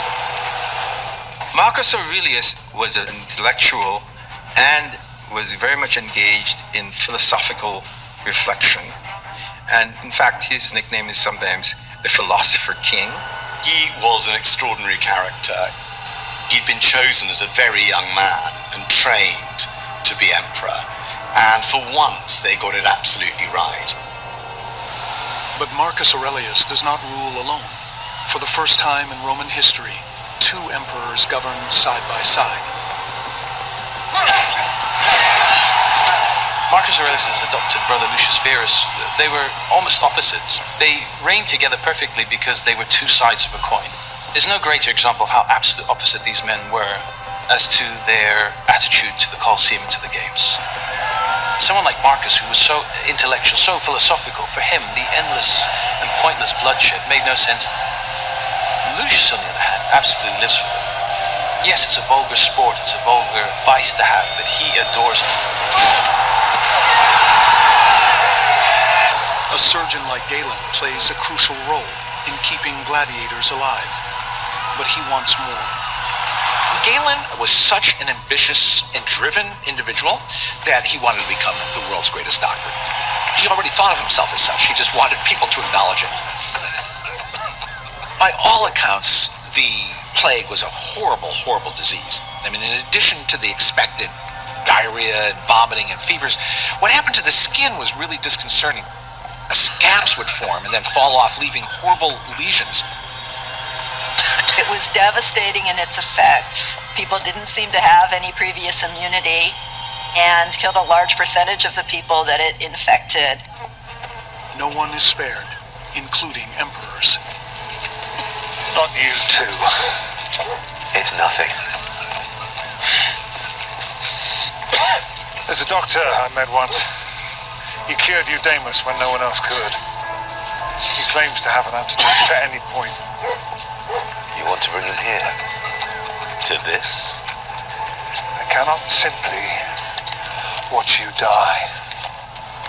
The Roman Empire has never been free of diseases, but epidemics like the one that Marcus Aurelius is experiencing, that's something new. It rapidly became apparent to the high command and to the emperor himself that they were wrestling with a health crisis of the highest order.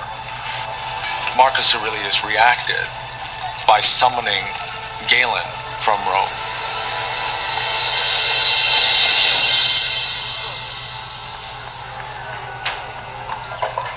Imagine that kind of emotion that would have been in Galen at that time. Here's my chance to actually serve the emperor directly. And on the other hand, it's like, this is a really bad situation I'm going into.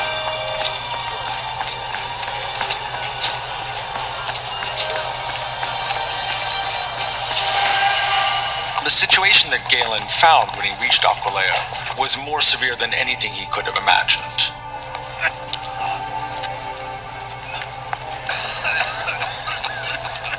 Galen gives us some pretty detailed description of symptoms, and based on those symptoms, we think it was likely smallpox. It might have been the first appearance of smallpox in the Mediterranean world. There's some argument that he's seeing a lot of hemorrhagic smallpox, which is a really lethal form of smallpox where you get a lot of bleeding under the skin.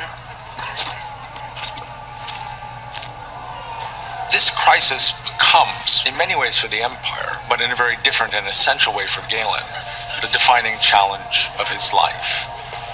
More than perhaps at any point in human memory, disease had become an existential threat to Rome itself.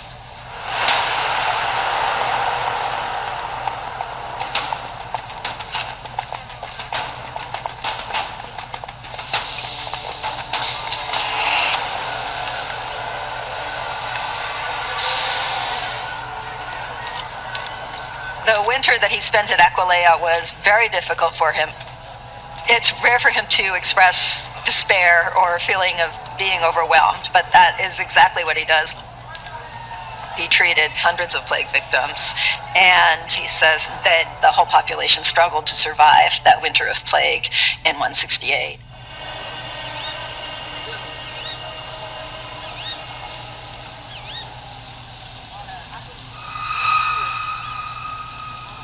Varus didn't make it very far, only 50 miles from Aquileia. For Marcus Aurelius, he is left on his own to rule an empire that's stricken by plague, has enemies at the borders, an army that's been devastated by this disease. He knows that the responsibility is his to rule the Roman Empire by himself. Galen must have been very relieved not to be on the front lines. And now he can turn his attention to his favorite activities: reading, writing, composing, scientific works, journals, and the like. Galen is probably the single most influential figure in the history of medicine. He left us a massive collection of medical texts. In fact, he's probably the most prolific author in antiquity. His Greek works comprise about 1/8 of all ancient Greek manuscripts that we have. The knowledge that Galen's medical texts contain defined Islamic and European medicine for 15 centuries.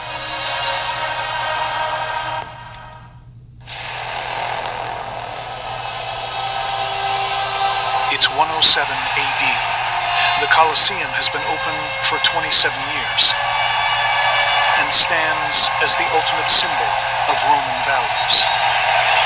The Colosseum was the purest expression of the Roman Empire.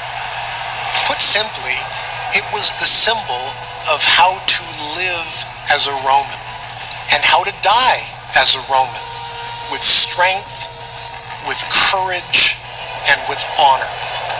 Let the games begin!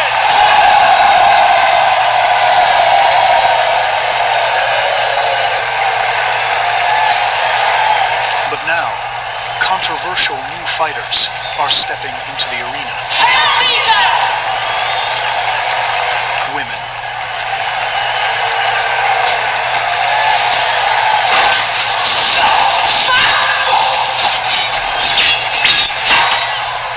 So female gladiators, or also known as a gladiatrix, were extremely uncommon in Roman society for several reasons. Most of all, because they represented an inversion. Gladiators embodied masculine energy.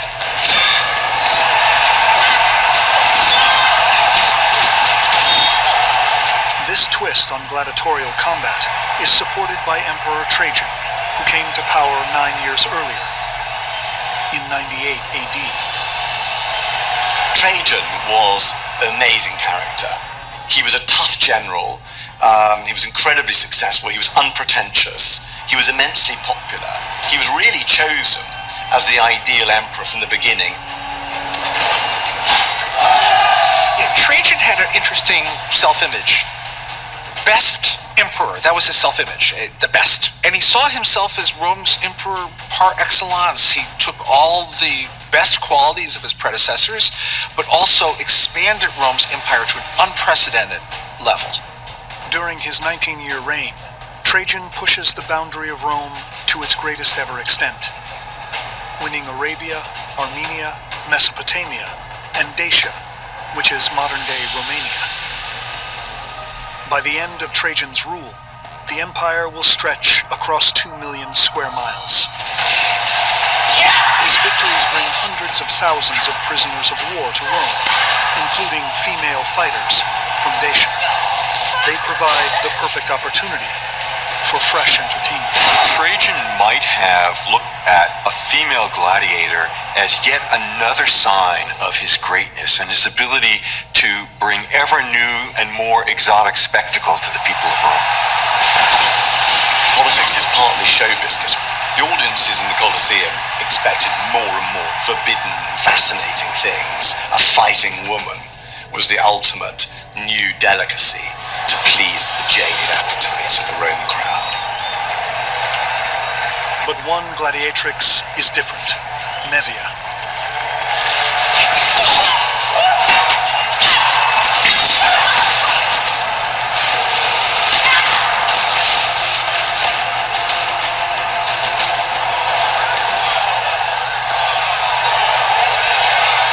She is a rarity, a free citizen of Rome, and that fact enrages the popular satirist, Juvenal.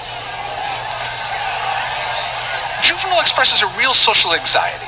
There's a conventional moral attitude that Rome had grown soft and that old-style Roman virtues had virtually disappeared. There was also a worry when fads, such as women practicing as gladiators, come in, that this would somehow tear the fabric of Roman society. Fighting women might be seen as a dilution of what made Rome great. It was also something that you Switching to Shopify helps you sell smarter at every stage of your business. Take full control of your brand with your own custom online store. Wow, looks amazing. Find more customers with our easy-to-use marketing tools. Piece of cake. And let the best converting checkout on the planet do its thing. Whatever your stage, businesses that grow with Shopify. Switch to Shopify today for a $1 a month trial at shopify.com/YouTube audio. Shopify.com/YouTube audio. You wouldn't see a Roman do. Mevia could well have been the first documented Roman woman to take the gladiator's oath. And repeat after me. I will endure. I will endure. To be burned. To be burned. Chained. Chained. Beaten. Beaten. And slain by the sword. And slain by the sword. Make your mark.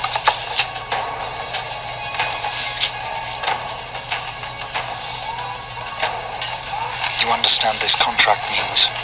I'm freer here than I was at home. The gladiator's oath binds together the trainer and the gladiator. For better or worse, they are in it together. This is like a macabre marriage oath. She is signing herself over, body and soul. The gladiator oath is one of the most serious vows you can take. You are committing yourself, life and limb, to the life of a gladiator. So you are willingly or voluntarily subjecting yourself to this rigorous training, knowing that at the end of it, you might die on the sands of the Colosseum.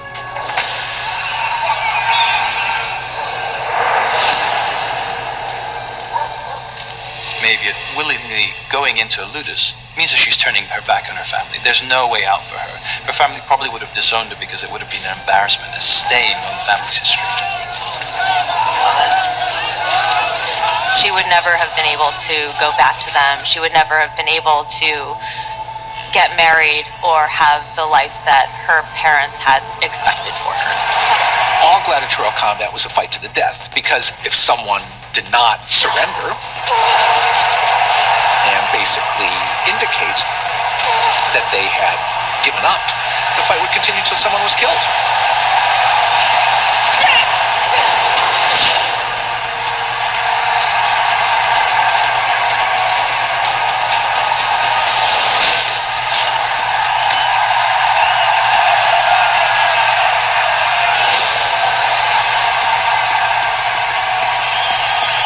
Gladiator could submit, they would raise their finger in submission.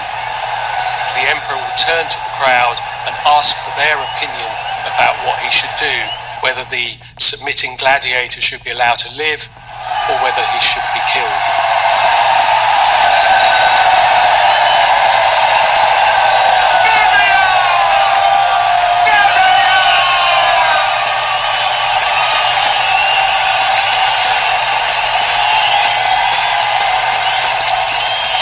The Roman idea of clemency as an imperial virtue, this goes all the way back to Julius Caesar.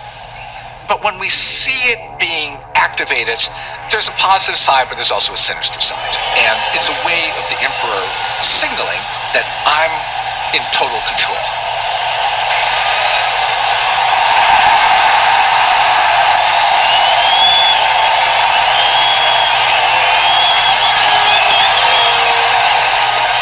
His victory resonates far beyond the Colosseum's walls.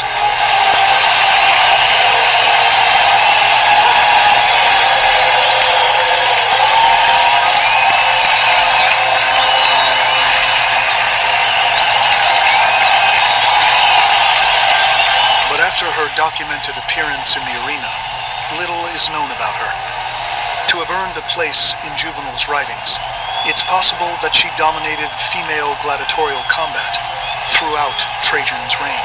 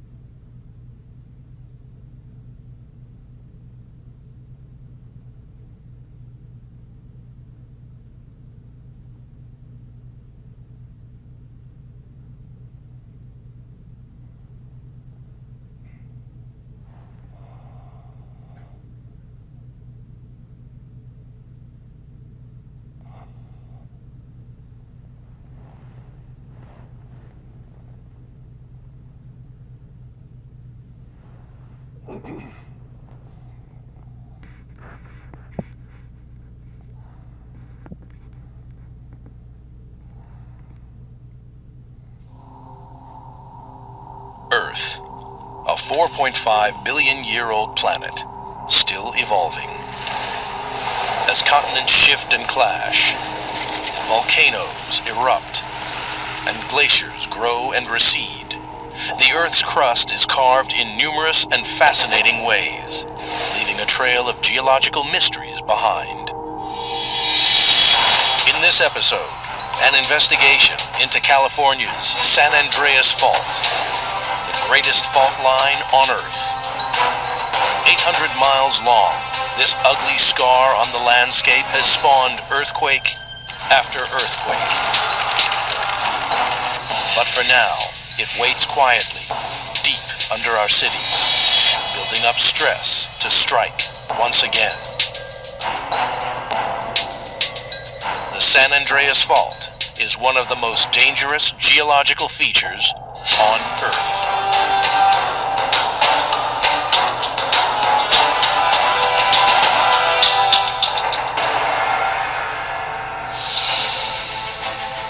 California's greatest cities and millions of her citizens live in constant peril.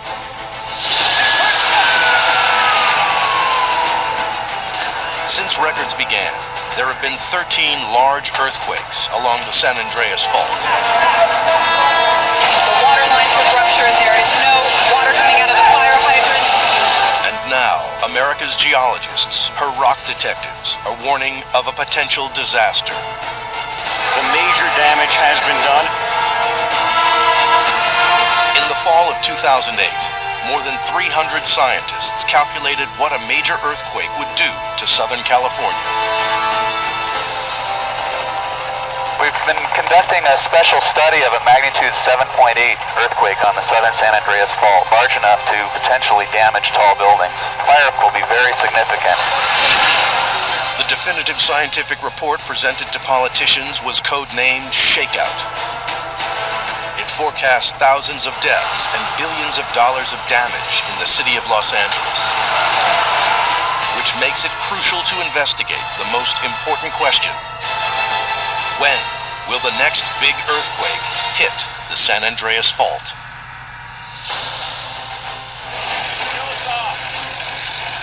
The latest preparations for disaster are the climax of an investigation that started more than 100 years ago. In the aftermath of the Great San Francisco earthquake of 1906. The earthquake struck on a Wednesday, just before dawn. The ground shook violently for 45 seconds, igniting fires that raged unchecked for the next 4 days.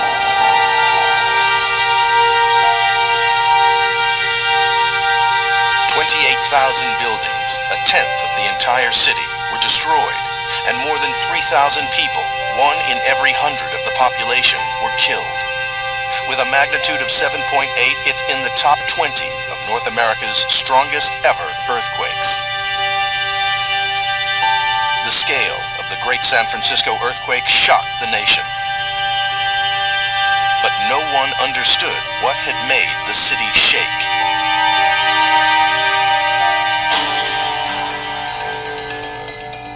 Native American myths explained earthquakes as shocks from a battle between warring spirits. Latter-day explorers couldn't understand the shocks that destroyed their mission buildings. One Spanish missionary wrote, "The earth shook around me from explosions under the ground." 300 years later, and science has still made little progress. Refugees in the ruins of San Francisco still blamed earthquakes on mysterious underground explosions. So, just 3 days after the earthquake, the state of California asked one of the world's most famous geologists, Andrew Lawson from California State University, to investigate what had destroyed the city. He and a team of 25 scientists began collecting damage evidence in the city and surrounding countryside. There were roads that had buckled, rail tracks that had twisted. The most startling evidence of all, that came near the town of Bolinas in Marin County, to the north of San Francisco. picket fence had an 8-foot gap in the middle. Before the earthquake, it was a solid boundary fence dividing 2 fields. But when he recreated what had happened, Lawson realized that the land had jolted apart and torn the fence in 2. Plotting the evidence on a map around San Francisco revealed a surprising pattern. Because connecting the dots drew a straight line. And at every point, the Earth moved in the same way, on the coast to the north, inland to the south. This line of weakness was the culprit they were searching for. South of San Francisco, the suspect line ran underneath a lake, the Laguna de San Andreas. So now, the earthquake perpetrator at last had a name. Professor Lawson, who a decade earlier had identified cracks in the earth here as a harmless rift, now rechristened it the San Andreas Fault. In modern-day San Francisco, the buildings, the roads, and the railways have long since been repaired. But if you know where to look, evidence of the 1906 quake can still be found. Geologist Charlie Paul follows in the footsteps of Lawson's team, seeking signs of the havoc from 1906. He finds it on the cliffs at Muscle Rock, 12 miles south of San Francisco. The cliff is not here by accident. There's a very good reason why this cliff is here. Half a mile or so of the shore face apparently fell off in the 1906 earthquake. And if you look down below us, there's a big rotated block that's near the present-day shoreline. And it is just inboard of the San Andreas Fault. The San Andreas Fault is about a quarter of a mile offshore here. And of course, that's one of the major crustal junctions on this side of North America. Modern computers can now trace how damage waves spread out across the city, and that pinpoints where the quake originated along the San Andreas. It was offshore, about 2 miles out to sea from the Golden Gate Bridge. So, to continue tracking the fault, the investigation must head out to sea. Marine geologists use remote operating vehicles, mini-submarines, to map the seafloor. What you'd see is subtle variations in the topography, or topography that would not naturally line up.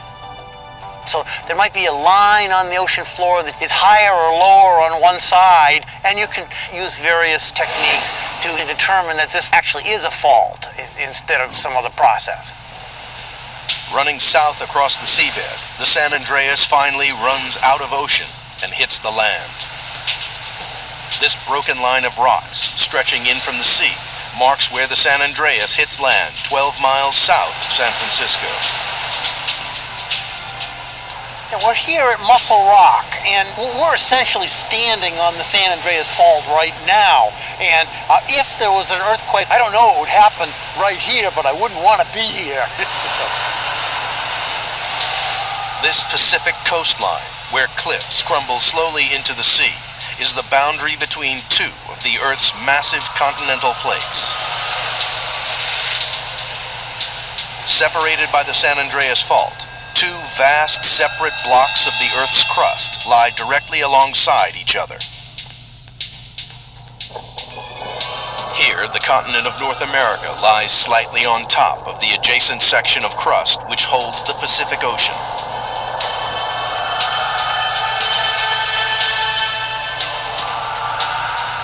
The join can be seen where these lower, darker rocks are overlaid by light-colored sedimentary rocks. These rock types differ by more than 100 million years in age. 2 rock bodies that are not similar in any way have been brought together. The fault line was exposed to geologists when the cliffs collapsed here in the 1906 earthquake. But back then, nobody understood how and why the 2 different types of rock were next to each other. Until around 40 years ago, when the answer was finally revealed by the theory of plate tectonics. The theory showed that the Earth's crust consists of separate moving plates on which the oceans and continents sit. Around 200 million years ago, the heavy Pacific Ocean plate collided with North America and started sinking underneath the lighter continent. Professor of Geophysics Mark Zoback studies that process, called subduction, in his laboratory at Stanford University. For many millions of years prior to the existence of the San Andreas Fault, the Pacific Plate was subducting beneath North America. The oceanic plate was diving down, and that process went on for, well over 100 million years. So a tremendous amount of activity was occurring. As the unstoppable force of one plate met the immovable object of the other, they were forced to change direction. About 20 million years ago, the plate motions were such that the Pacific Plate had to start sliding north with respect to North America, and now, the principal motion is this sliding process between the two plates. And 20 million years ago, the San Andreas Fault was born. It was the moving plates that crushed different types of rock together, just as here at Muscle Rock. At last, the investigation knows what it is dealing with. The San Andreas Fault is 800 miles long, emerging from the seabed north of Point Arena in Northern California and running down to the Salton Sea in the south. The evidence is coming together. Clues from the 1906 earthquake, such as the picket fence that was torn apart, prove that the land was moving. Connecting the dots identifies the straight line of the San Andreas Fault. And Muscle Rock uncovers different plates of the Earth's crust on either side of the fault line. But investigators still need more information about how often the San Andreas has spawned earthquakes in the past. It might help them answer the all-important question: when will the San Andreas strike again?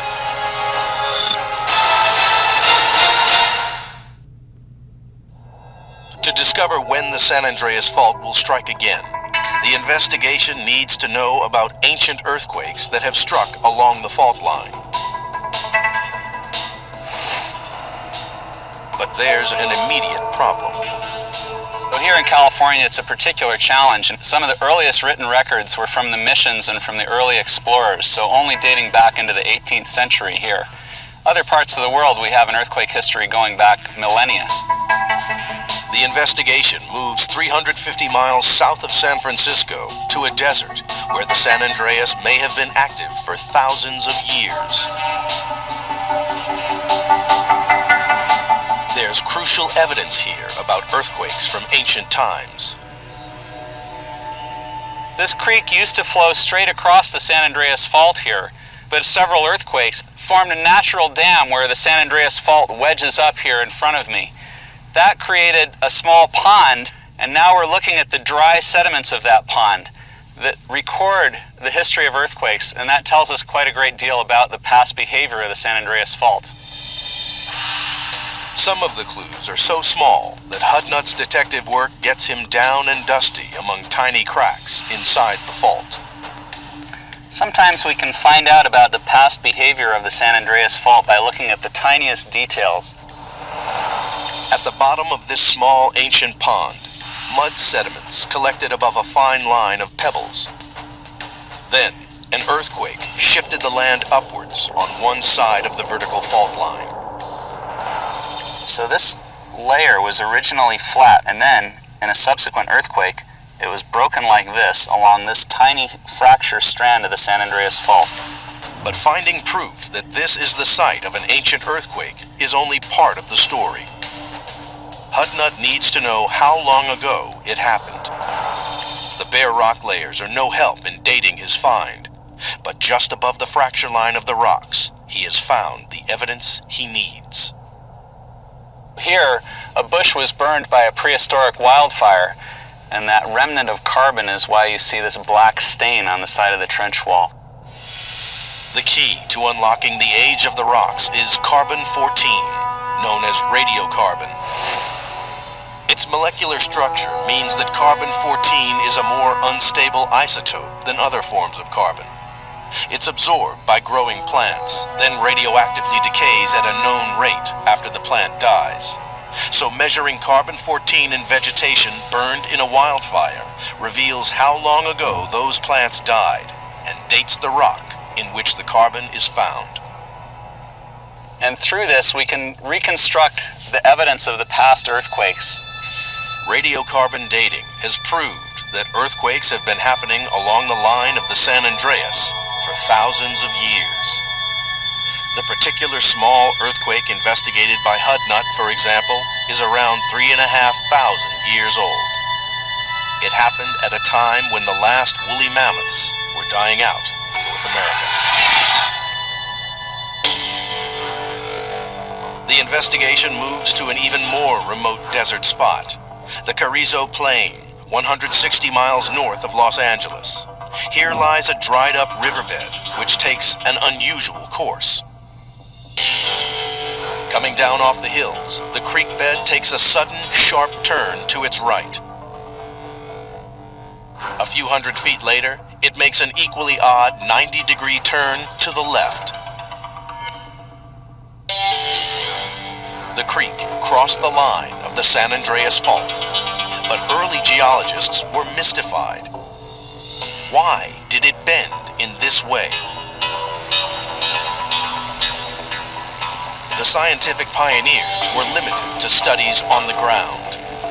Nowadays, Hudnut has an advantage. He can take to the air.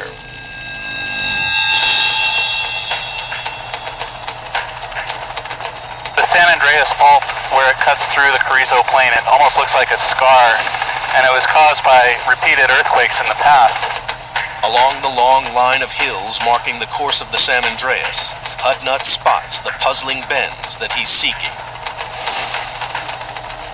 Oh, if we could swoop along the fault through here, that would be awesome. Oh, there's a great angle. See that right angle offset channel with the elbow in it right there? That's a classic one right there. Hudnut's aerial view of the creek bed shows that the river once flowed straight on across the fault. But little by little, a series of earthquakes along the San Andreas dragged the creek away from its original course. Recreating how the land had moved showed Hudnut that the two parts of the creek had traveled more than 300 feet apart. So if you imagine the North American plate is fixed and the Pacific plate is moving to the northwest, the Wallace Creek site records that offset because the channel is straight across the fault, but it's been offset through time. Earlier investigators had already radiocarbon dated the land on each side of the fault here, revealing that it took 3,000 years to change the creek's position. So, knowing the distance and the time it took to do it, lets Hudnut calculate the average speed with which the two land masses are moving past each other. 300 feet in 3,000 years. 1 foot per decade. Just over an inch a year. But this was never a steady, sliding, 1 inch a year movement. The reality was a series of sudden, small jumps whenever tension built up enough between the two moving plates to overcome friction between the rocks and rip the land apart with an earthquake. It's an important moment for the investigation. Knowing how fast the land is moving not only reveals the stress that's building up, but also the risk of an earthquake.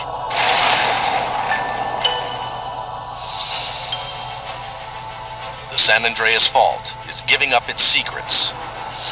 Clues from a long dried up pond revealed the site of ancient earthquakes. Carbon from a prehistoric fire provides the dates. And bends in a riverbed prove how fast the plates are moving along the San Andreas. But now the investigation has a new mystery to solve. If the land along the San Andreas is moving 1 inch every year, causing earthquakes, then why has one small town along the fault line never had any?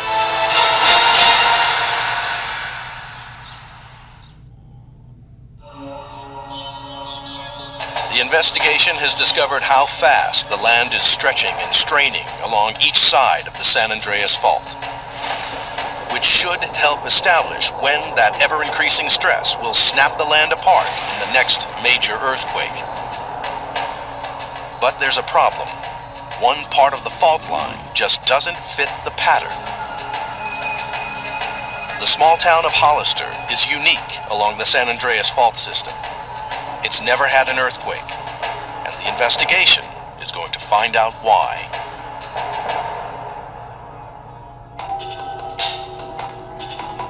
Hollister has a population of 37,000.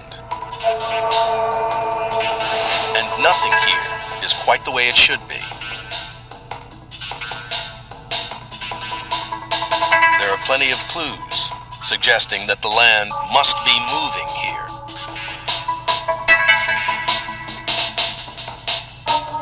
Sidewalks with cracks in, curbstones way out of line, and walls that are bent out of shape.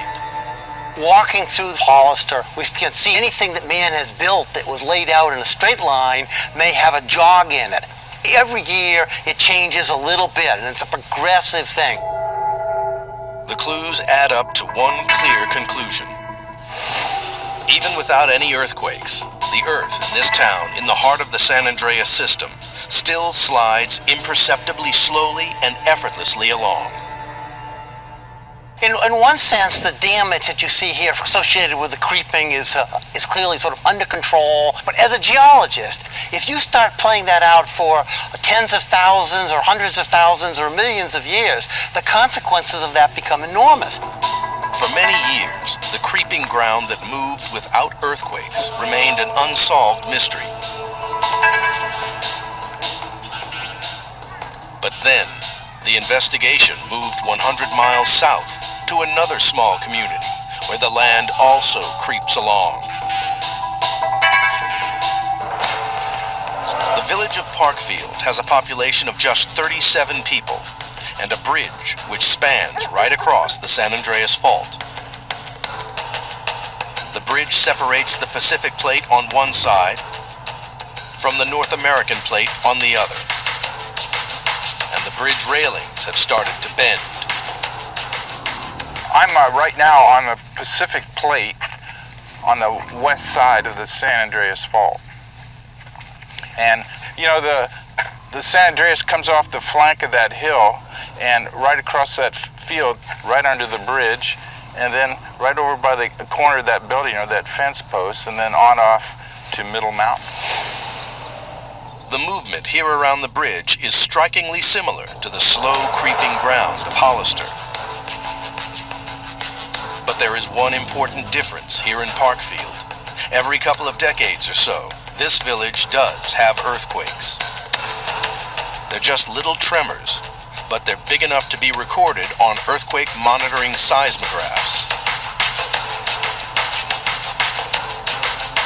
That's why the village proudly boasts of being the earthquake capital of the world. But it's perhaps more accurately called the earthquake study capital, because scientists are fascinated by the fact that earthquakes here follow a predictable pattern. Elsewhere, earthquakes always strike without warning. The toll of death and destruction made worse because nobody knew they were coming. So scientists are desperate for any clues that might help predict when an earthquake could happen. And here in Parkfield, the earthquakes happen with astonishing regularity, on average every couple of decades or so. Minor quakes happened here in 1857, 1881, 1901, 1922, 1934, and 1966. After the '66 earthquake, investigators set up a network of monitoring instruments to see if the fault gave any warning before the next earthquake arrived. They expected it sometime between 1988 and 1993, but it was late, and months of waiting stretched into years. But still, the scientists waited, until finally, in December 2004, the long-awaited earthquake arrived and was caught on film from a now slightly worn and damaged camera.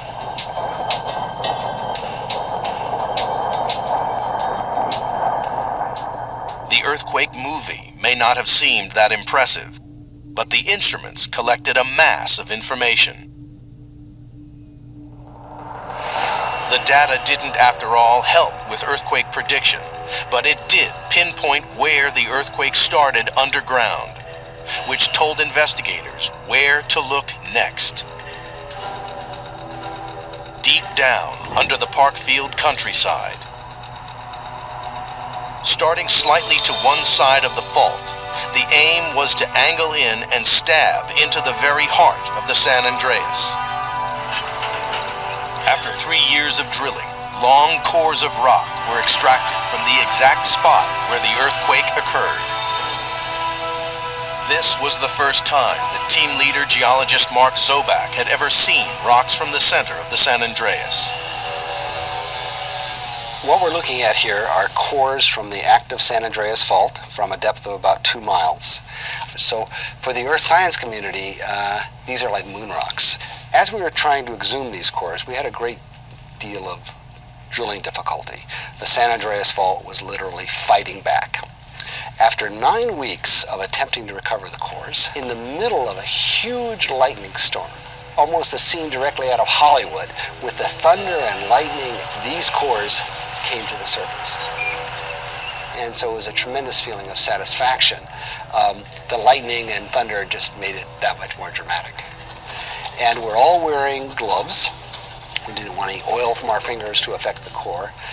And the rule was that you touch the core as little as possible, obviously. I'm not going to wait for you guys. Oh, look at this beautiful rock. The reality was we couldn't help ourselves, and it was just such a remarkable thing to be actually looking at the San Andreas Fault for the very first time that we all got to touch it a little bit. Buried within the rock cores, they found a vital clue about the way that land slips along the San Andreas. They found serpentinite. Serpentinite is an unusual rock type. It was originally formed at the base of the ocean crust and exhumed up onto the continent. But the reason that serpentinite is so interesting is that serpentinite is very easily altered to talc. It allows the rock to slide at very low force levels. Its talcum powder is very slippery. Talc's crystalline structure of soft, sliding, flat plates makes it one of the slipperiest rocks known to science. So talc could well be a key mineral in deciding how the fault is actually working in Central California.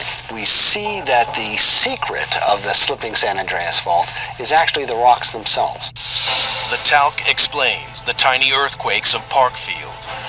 Nobody's yet drilled to investigate the rocks at Hollister, but scientists suspect the talc is present there too. Cracks in the walls show the land creeps in Hollister. And a bend in the bridge reveals the same creeping ground in a nearby town.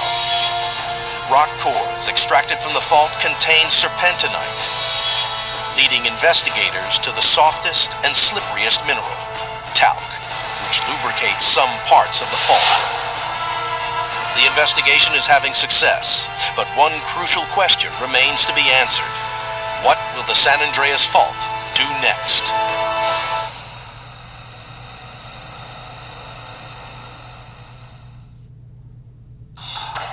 The investigation into the San Andreas Fault is trying to predict when and where its next major earthquake will strike. So far, the only certain prediction is the far distant future of the San Andreas. 20 million years ahead. If the plate movements continue to follow their pattern, Los Angeles will end up becoming a suburb of San Francisco. But predictions on a shorter time scale are more difficult. If you were to ask the question, can we predict earthquakes? My answer would be no, because I know what your question really meant is, can we predict that an earthquake is going to occur on a certain fault at a certain time that we can specify in the future? And we cannot do that.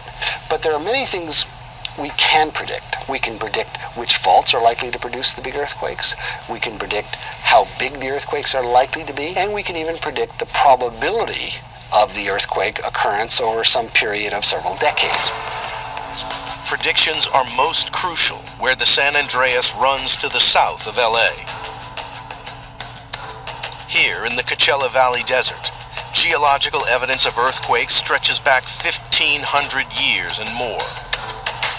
And they follow a regular pattern. Major earthquakes strike here with monotonous regularity every 200 years. But the latest one is long overdue.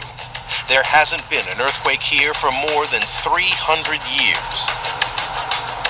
That's a concern, because parts of the San Andreas Fault system run straight from here towards the city of Los Angeles. The faults will transmit earthquake shocks in a straight line towards California's biggest city.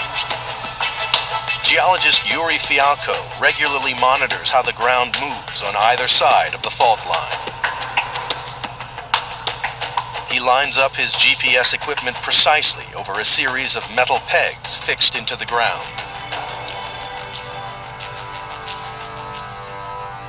This information is crucial for estimating how fast the fault slips at depths and what is the rate of accumulation of strain in the crust. In other words, how close the crust is brought to failure by slip of the fault at depths.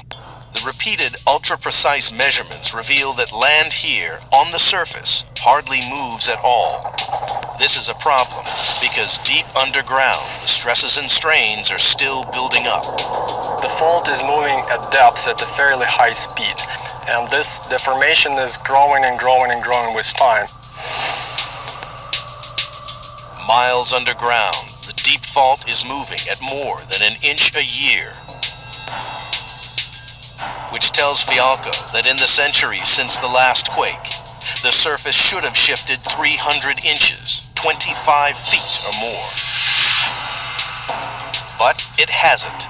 So sooner or later, something's gotta give. And Fialko knows what that something will be. The rocks themselves. And one example is this type of rock, which is called granite. This is in fact the rock out of which most of the Earth's crust is made. A microscope reveals the crystalline structure of the granite. The crystals make the rocks tough, but they have a hidden weakness. The bonds between them may suddenly crack under stress. Basically, once this material solidifies, it is able to crack and be sheared on the fault surface. And the brittle behavior of these rocks is what lies behind the physics of earthquakes. Granite rocks underlie all of the San Andreas Fault, but right here, the rock's under greater stress than anywhere else because it's so many centuries since a major quake occurred. And now we're over the 300-year limit, and so it means that the amount of strain that has been accumulated on the fault at this point is very close to the maximum strain that this fault has ever seen through its geologic record. And this is a fault that is capable of generating great destructive earthquakes. Fialko believes the coming quake could be the big one that people have been talking about for years. And the effects could be horrific because of the population density of Southern California. When the last huge quake occurred 300 years ago, Los Angeles was just a tiny Spanish mission community with fewer than 100 people. Now it's America's second largest city, with almost 11 million people living in the earthquake-vulnerable metropolitan area. People who live in California probably experience a small or moderate-sized earthquake every year. A few things moving in your house, but it's really actually kind of fun. There is no major destruction. People just go on with their life. Much bigger events, on the other hand, are quite a bit different story. With the threat to Los Angeles becoming ever clearer, the investigation is nearing its conclusion.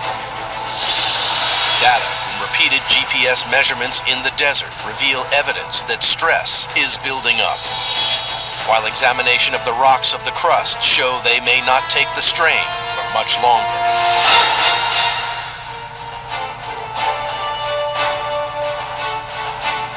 All the evidence points towards a potentially huge earthquake building up in Southern California.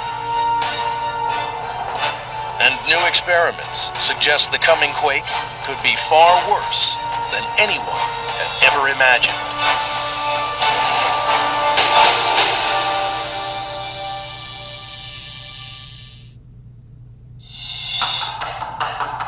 There is new urgency in the investigation into the San Andreas Fault, as revealed by recent evidence compiled by 300 of America's most respected scientists.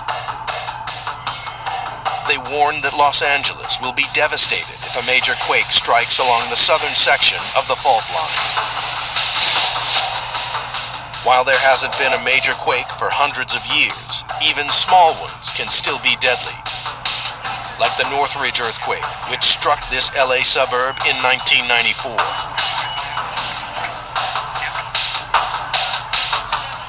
Rupturing along an offshoot of the main San Andreas Fault, the quake was only a magnitude 6.7, considered moderate on the scale of earthquake measurement. But it still killed 72 people and injured 12,000 more. And new evidence suggests Mother Nature might have a lot more in store for Los Angeles.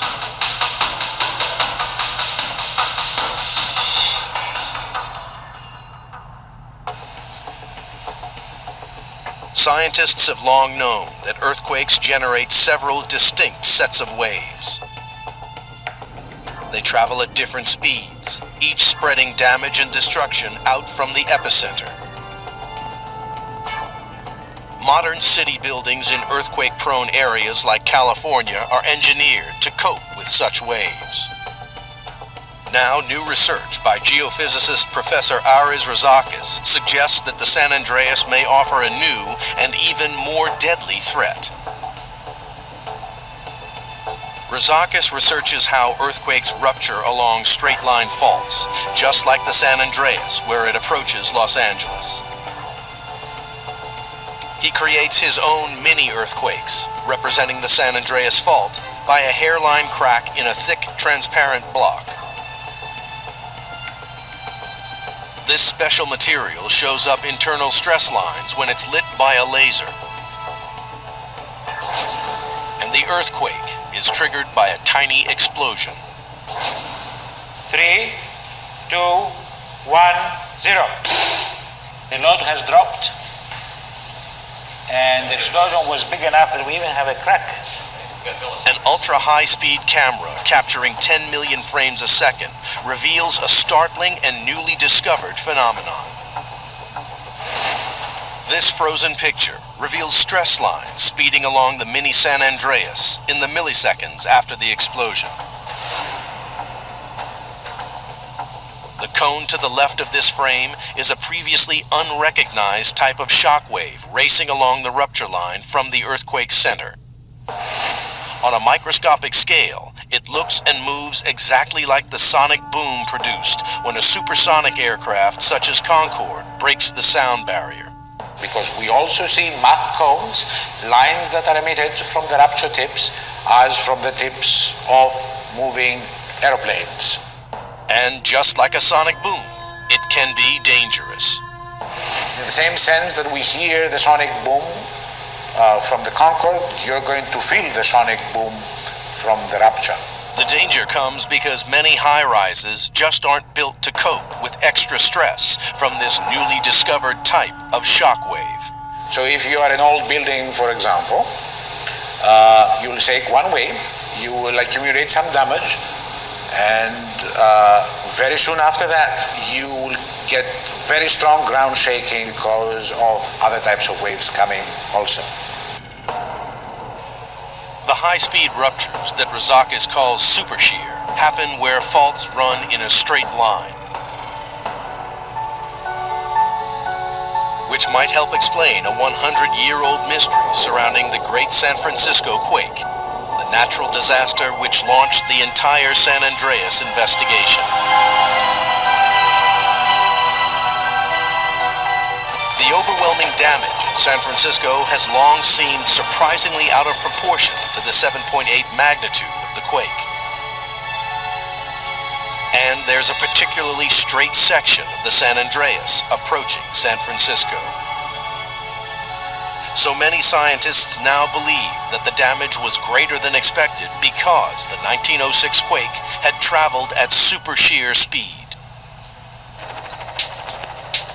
Of greater concern to modern emergency services is not what happened a century ago, but what could happen tomorrow. Because there is a similar straight section of faulted ground heading straight towards Los Angeles. And if a super shear earthquake develops on that line, then the consequences could be disastrous. All of the investigation's warnings about the San Andreas came together in the fall of 2008 with the biggest earthquake drill ever held in California.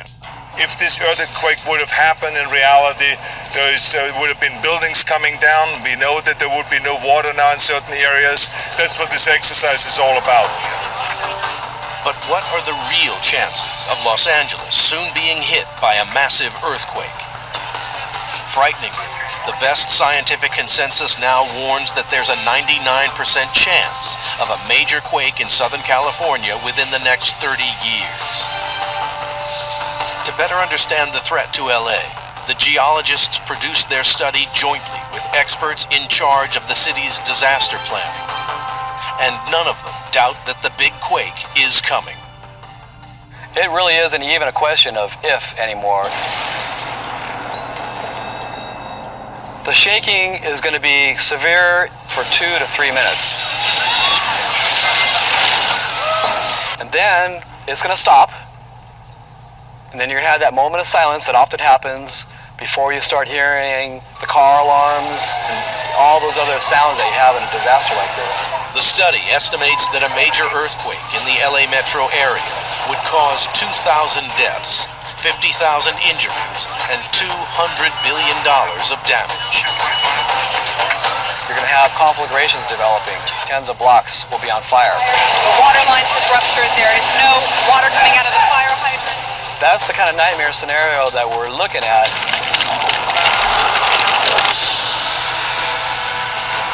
This specter of disaster to California's people and cities motivates the search to unravel the secrets of the San Andreas Fault. All the evidence is finally in. The damage reports from the 1906 disaster show the fault's 800-mile path. The different types of rock at Muscle Rock provide clues to how the fault was created 20 million years ago. The river bends prove how fast the land is moving. The mineral talc explains why some parts slip without major quakes. The brittle granite rocks reveal a threat to Los Angeles.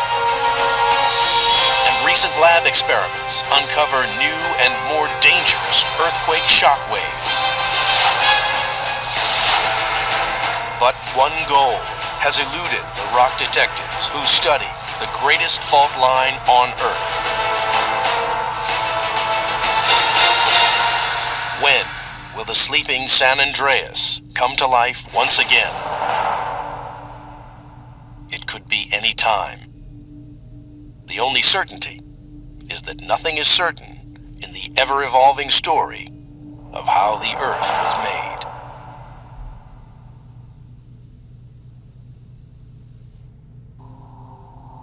Earth 4.5 billion-year-old planet, still evolving.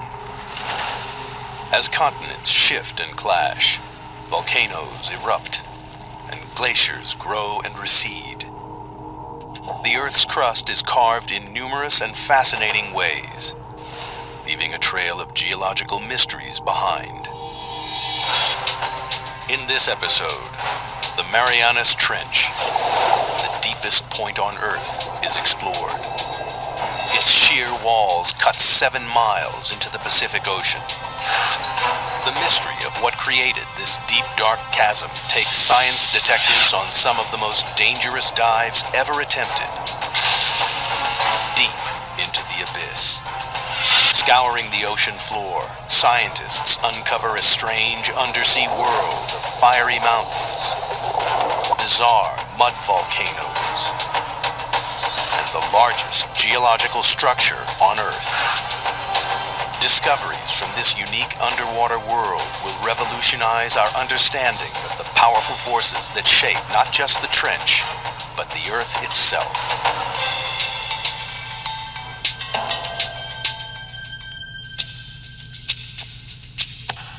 Hidden deep beneath the waves of the Western Pacific lies the Marianas Trench, the deepest point of all the oceans.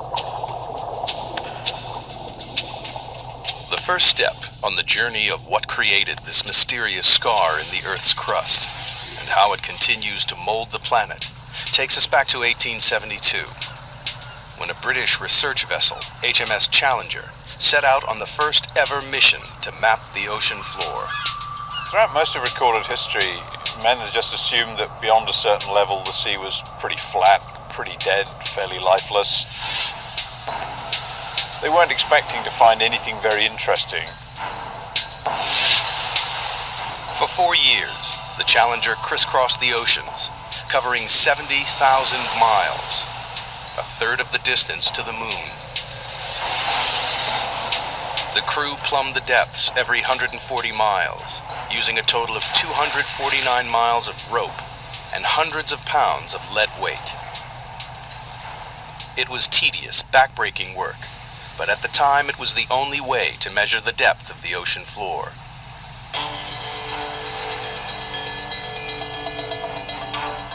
When they got to the Western Pacific, 200 miles off the island of Guam, the crew routinely lowered the rope for a measurement.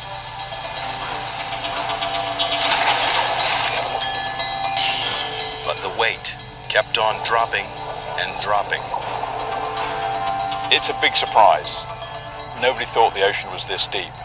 So all of a sudden we've got scientists saying, why is that?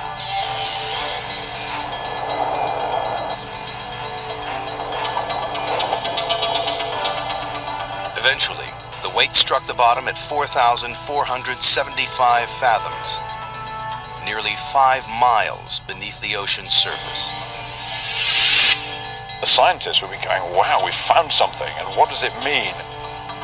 Is it a little hole? Is it a big hole? What kind of feature is it down there? There's a whole lot of questions you get when you find this one spectacular reading. The Challenger expedition marked the birth of modern oceanography and provided the first crude map of the ocean floor.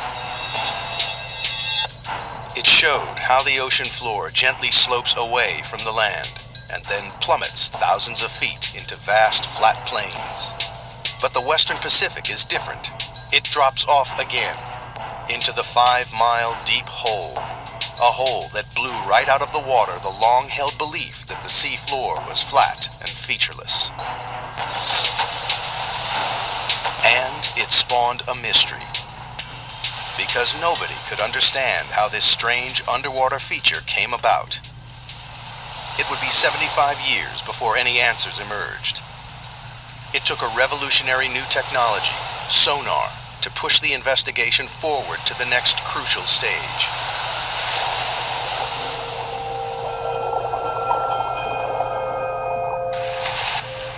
Sonar was first developed in the early 1900s and then perfected during the 1940s to detect submarines lurking in the deep.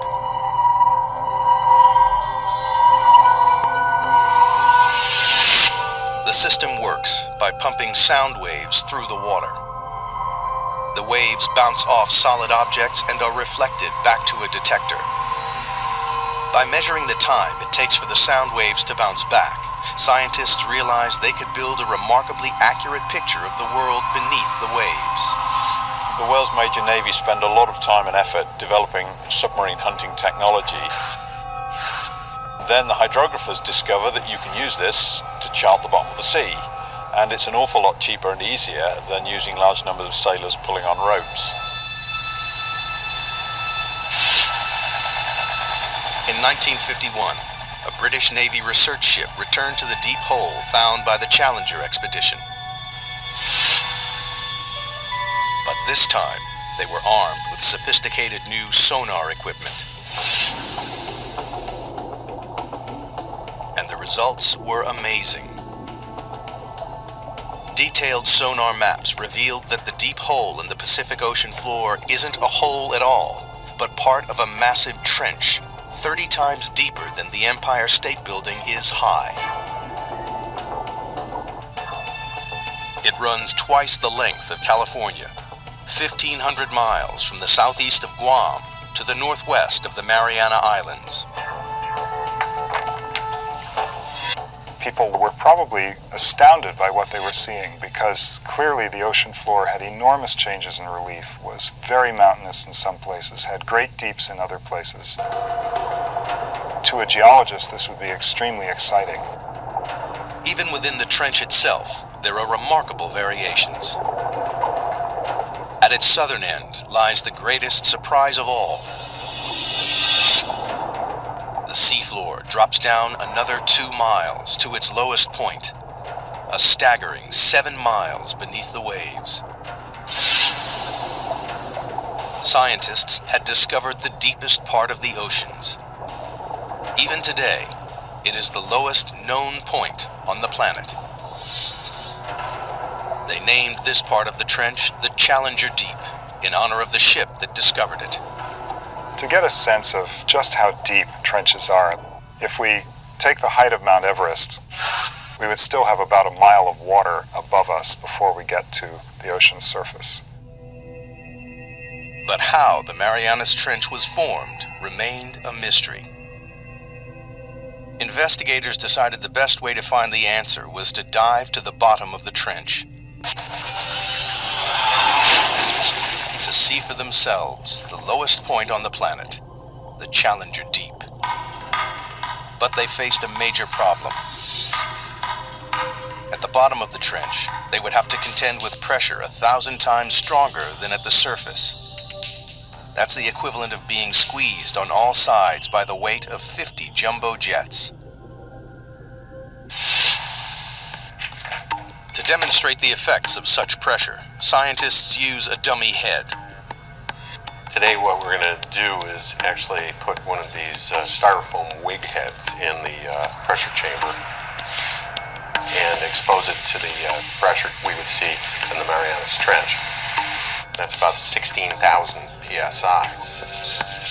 A human skull would be crushed to a pulp, but the rubbery head will only have all the air squeezed out. Wow, that's smaller. And here's what the original size was, just for comparison. Quite dramatic. Pretty stark difference between something that hasn't been 7 miles deep in the ocean and something that has. Glad I'm not going there. At the Mariana Trench, human life is impossible. We're not equipped to resist those kinds of pressures. And so it's necessary to protect humans from that type of an environment. The challenge to engineers was how to accomplish this. In 1953, Swiss scientist Auguste Piccard designed the Trieste, a pioneering vehicle that could withstand the crushing pressures.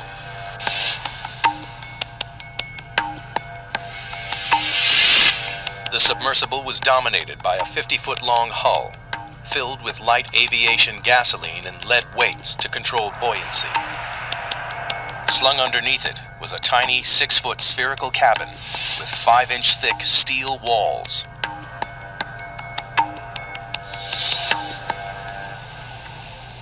Finally, after 7 years of modifications and manned test dives no deeper than 3.5 miles, the Trieste was ready to attempt the 7 miles to the bottom of the trench.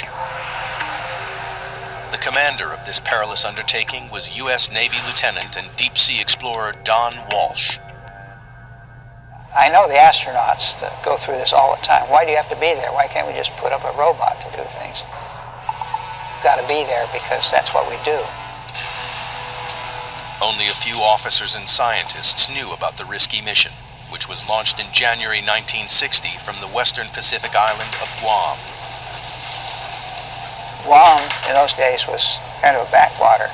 It was just right for us because we were trying to do this project sort of out of sight because we weren't too sure it was going to work. The Navy just didn't want to be embarrassed by a failed science spectacular. Accompanying Walsh was the son of the Trieste designer, engineer and oceanographer Jacques Piccard. The two men would spend the next 9 hours squeezed inside the cramped sphere. And we had 20 cubic feet of space inside. That's about the same as a household refrigerator. And the temperature was almost that cold inside. It was a drama.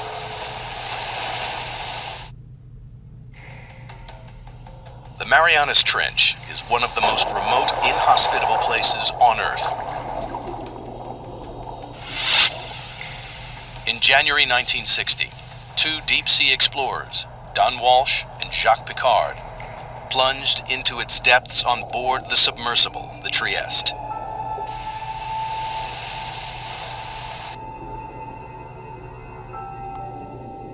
At a speed of just 3 miles per hour, they began their slow descent into the twilight zone. By 3,000 feet, the darkness was total. The only illumination was from the Trieste's powerful lights. The depths we were operating at, it was always black. The only thing that lit up the abyss was the bioluminescence from animals and plankton. Like fireflies, they carry their own light sources with them. Encased in their 5-inch thick steel sphere, Walsh and Piccard quickly passed their test dive record of 18,000 feet. Everything appeared to be going to plan. At the rear of the cabin, the crew were protected by a double layer of glass. But 2 hours into the dive, the outer pane cracked.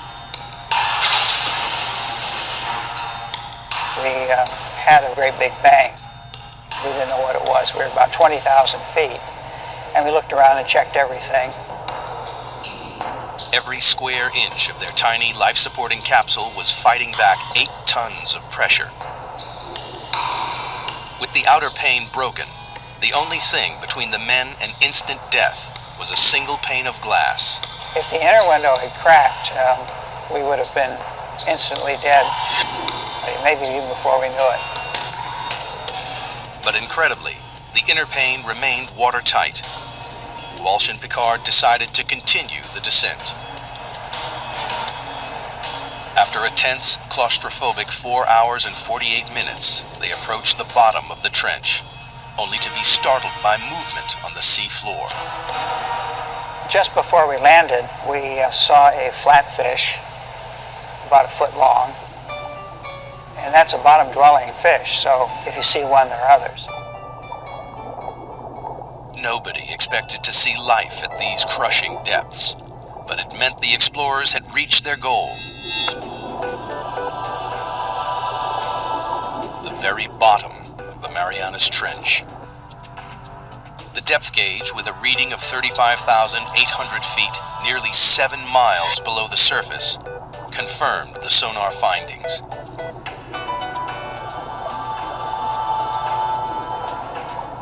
Squeezed inside their bubble of breathable air, the two explorers were closer to the Earth's center than man had ever been. We took a self-portrait. That's the picture that you see. We said we're going to do it, and we did it. But there was work to be done. Walsh and Piccard wanted to make detailed observations of the enormous trench.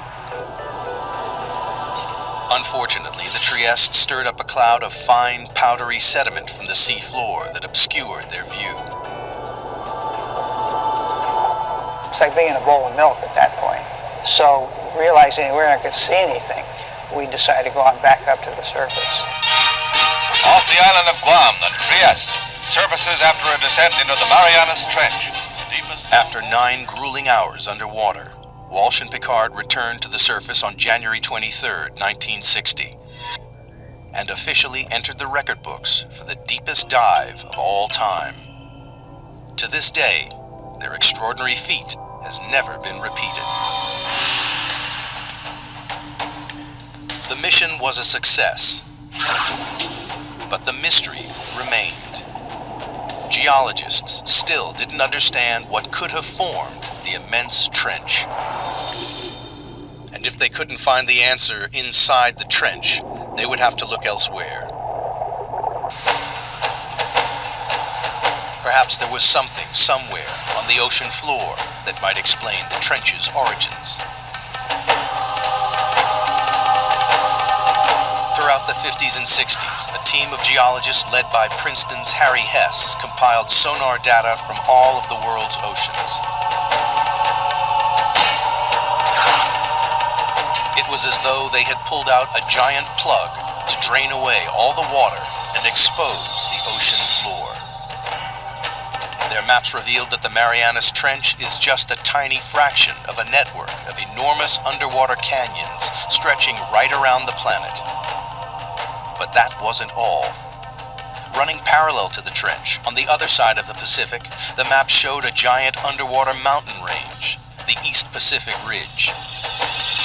And this, too, is part of a global network, a 40,000-mile-long chain of mountain ranges that ring the globe like the seams of a baseball, to make the largest geological feature on Earth. It was a major development in the investigation, one that scientists hoped might explain the trench's formation. The next step was clear. Investigators needed to understand whether there was a connection between the trench and the East Pacific Ridge.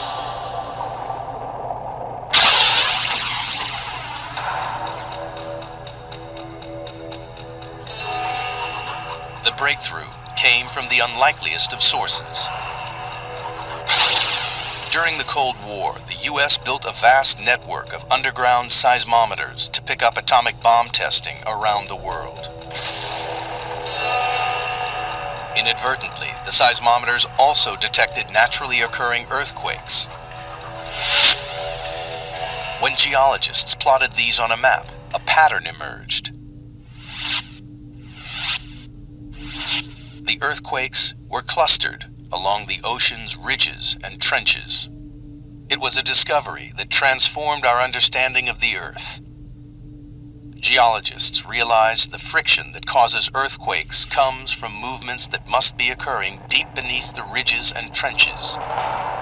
With this great investment in seismology, it became possible to locate very precisely where earthquakes had occurred. And it was these things, the precise location, the depth, and the motion, that really gave the outlines of plate tectonics. It was the birth of an extraordinary new theory.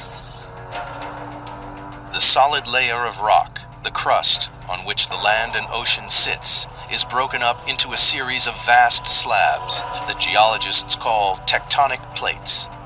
It's these plates that are moving, grinding past each other, and triggering earthquakes. The underwater ridges and trenches sit on the boundaries between tectonic plates. The East Pacific Ridge and the Marianas Trench lie on opposite edges of the Pacific Plate.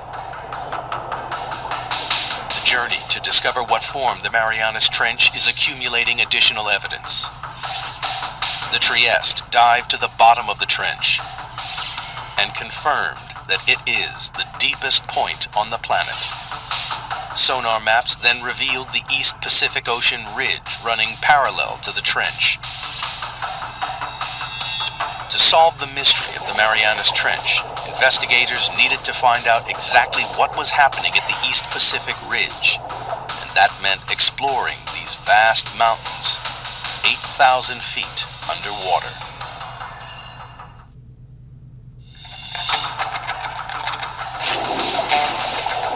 The pieces of the Marianas Trench puzzle are falling into place with the knowledge that it lies on the western edge of the Pacific tectonic plate. On the opposite side of the plate lies the East Pacific Ocean Ridge, part of an enormous chain of underwater mountain ranges that ring the globe to create the largest geological feature on Earth. Scientists had a hunch that this colossal ridge might help explain how the trench was formed. And they found a major clue halfway round the globe, where the ridge passed beneath the middle of the Atlantic Ocean. During the Cold War, the U.S. Navy developed a new technique to spot Soviet submarines. They scanned the seas with a tool called MAD, a magnetic anomaly detector, which could pinpoint steel hulls lurking in the deep. But they stumbled across something else. Running parallel on either side of the ridge, they found strange stripes of magnetic rocks, alternating positive and negative away from the ridge's peak. Here's the mid-Atlantic ridge coming down through here. Almost perfectly symmetric on either side of that are these white and black stripes. These have often been called zebra stripes. Geologists know that the Earth is like a giant magnet with a north and a south pole. But the magnetic poles aren't fixed. Every 300,000 years or so, the magnetic field suddenly flips 180 degrees. When the field flips, a compass that was previously pointing north will swing to the south. This reversing of the Earth's magnetic field is a very interesting and exciting but very puzzling phenomenon for geophysicists to explain. Scientists think this reversal explains the stripes either side of the ocean ridge. In the 1960s, geologists discovered that molten volcanic rock, known as magma, swelled up from deep underground to create the ridges in the Atlantic and Pacific. As magma wells up between the tectonic plates, it pushes the seafloor up and forms the colossal mid-ocean ridge thousands of feet high. When the rock is hot and molten, its magnetic minerals line up with the north-south direction of the Earth's magnetic field. As the magma cools, the minerals are locked in position. These rocks act as a permanent record of the magnetic pole's location when the rocks were formed. As more and more magma is forced up, the old crust is pushed away from the ridge and records the reversals in the Earth's magnetic polarity. If you have reversals of magnetic polarity, then the seafloor acts sort of like a tape recorder and records these changes in magnetization. Then the pattern of magnetic stripes allows people to calculate the speed at which the plates are moving apart. The zebra stripes are proof that over time, the seafloor in both the Atlantic and the Pacific is spreading away from the ridges at a rate of more than 2 inches a year. But geologists needed proof that magma created the ridge. If red-hot molten rock is forming the enormous mountain range in the Pacific, the surrounding water should be warm. In 1977, a team of scientists set out to discover whether this warm water really existed. Dudley Foster was the pilot for these historic dives. It's been an exciting occupation because you're on the cutting edge of science. New discoveries all the time. Every cruise, there's a new group of scientists with new scientific objectives, and there's the exploration and the discovery. And that's really what puts the thrill in the job.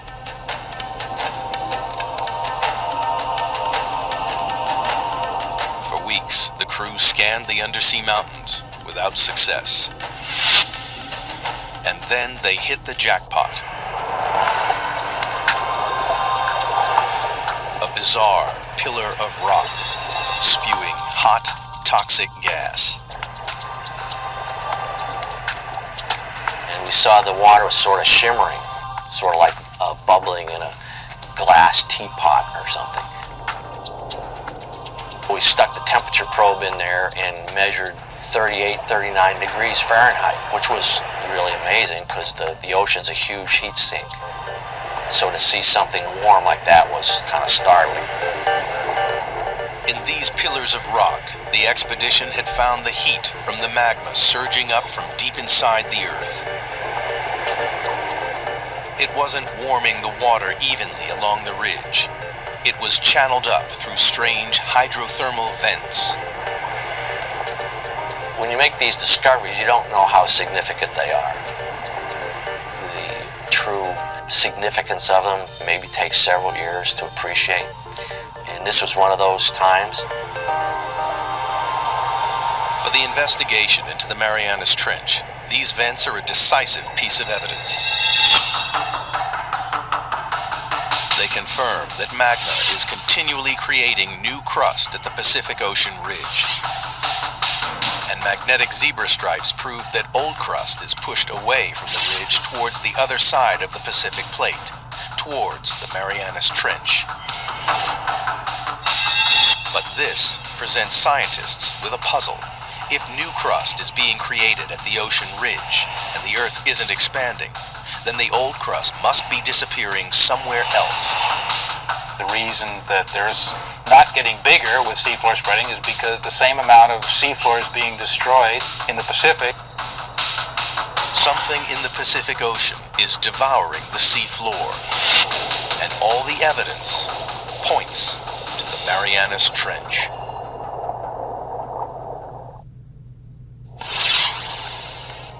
In the hunt to discover what formed the Marianas Trench, scientists now know crust created at the ocean ridge is being devoured somewhere and by something in the Pacific Ocean.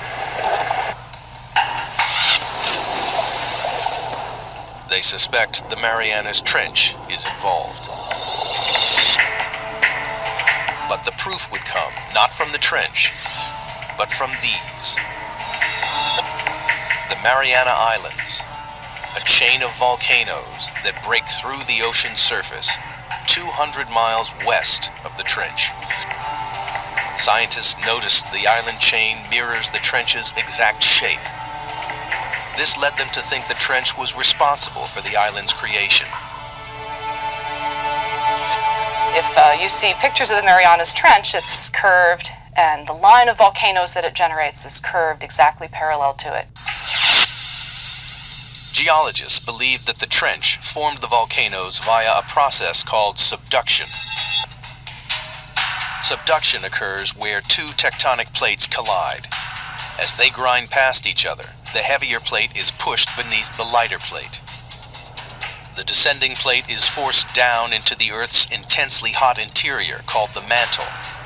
It takes with it water and sediment built up over millions of years.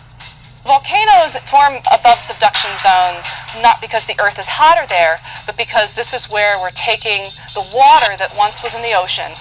It's taken into the mantle and gets sweated out, causes the mantle to melt, and this magma is what then rises and erupts explosively out these volcanoes.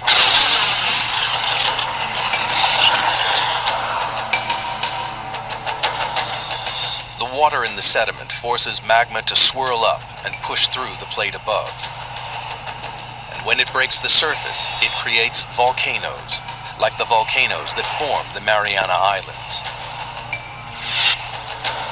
It was subduction that formed the islands west of the trench and gave investigators the breakthrough they'd been looking for. Because here, at last, was a process powerful enough to create the Marianas Trench. As the descending plate dives down, it digs into the mantle. Here, the colliding plates form a trench, a giant crease in the ocean floor. It It seemed that scientists had finally explained how the trench was formed. There was just one problem. A very large problem. Around the world, subduction zones cause violent earthquakes and catastrophic tsunamis. We know subduction is happening because of the active earthquakes, and these are the most devastating earthquakes. This is the earthquake that generated the tsunami in Sumatra. Also, the other very large earthquakes in Alaska and Chile. But the Marianas Trench, the deepest subduction zone in the world, hasn't caused the devastating earthquake since records began in the 17th century. Investigators needed to know why. That's the $60,000 question. They hoped the trench's shallower western edge might provide the answer.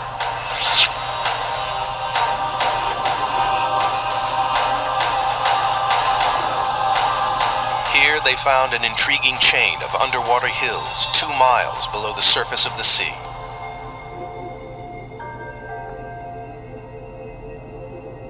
Engineers drilled down into the hills and collected core samples.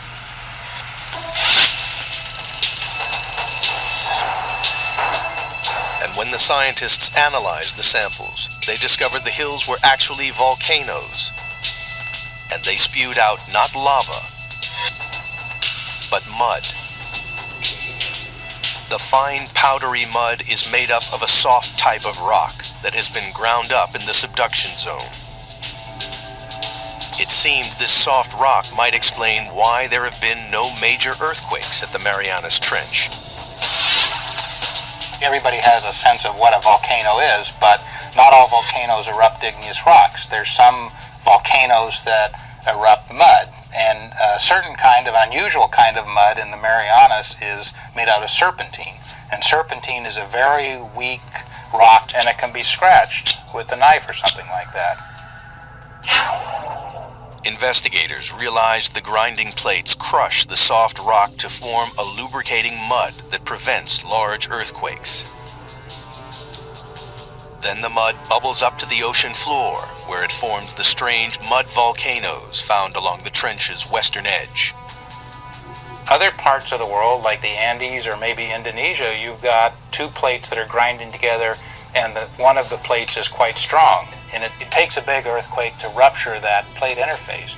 But if these rocks are weak, like they are in the Marianas, where you've got these serpentinites, those are very weak, and it doesn't take much energy at all to get the 2 plates to glide one past the other. At last, geologists had discovered what created the Marianas Trench.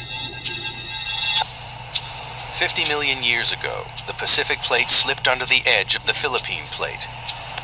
As it bent and dived into the Earth's mantle, it formed the colossal Marianas Trench.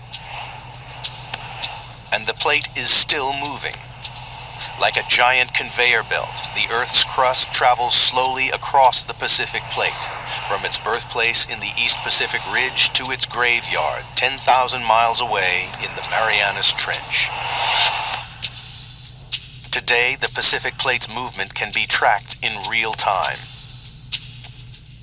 Confirmation has come from GPS technology, where we can actually put a transmitter on an island and come back year after year and actually follow it moving a few centimeters a year towards the trench.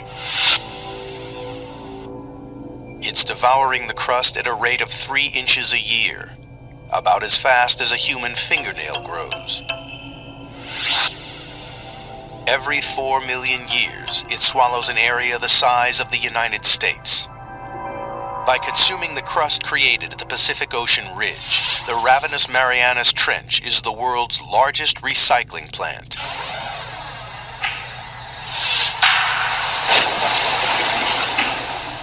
But there was one remaining and major piece of the puzzle to find.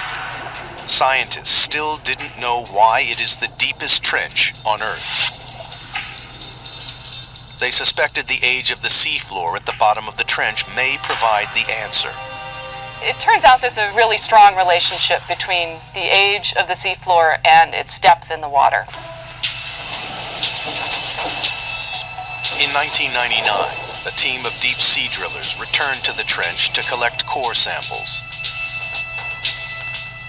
One great thing about drilling the ocean crust is we actually got pieces of it. So we're holding in our hands here the material that's actually getting subducted at the Marianas Trench, and it turned out to be 170 million years old. So we can say with confidence that's the oldest ocean floor before it's getting swallowed up in the mantle at the trench. But why is this piece of rock the oldest on the ocean floor? The seafloor at the Marianas Trench is so old because it's been so long since it was born. So it was born in the equivalent of the Eastern Pacific today, and it's just been going on longer than any other place in the oceans before it's been subducted. The Pacific Plate is the planet's largest tectonic plate, covering an area 11 times the size of the United States. When crust bubbled up at the ridge 170 million years ago, it was light and buoyant. But as it traveled 10,000 miles across the plate, it cooled and became compact and dense. Over millions of years, the dense crust got heavier and began to sink into the mantle below.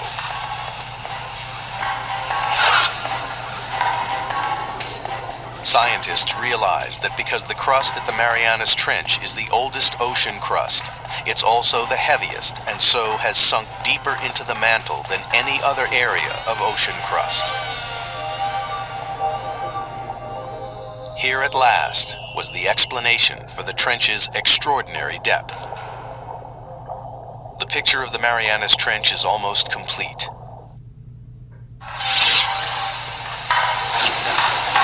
The investigation into the Marianas Trench has one final puzzle to solve.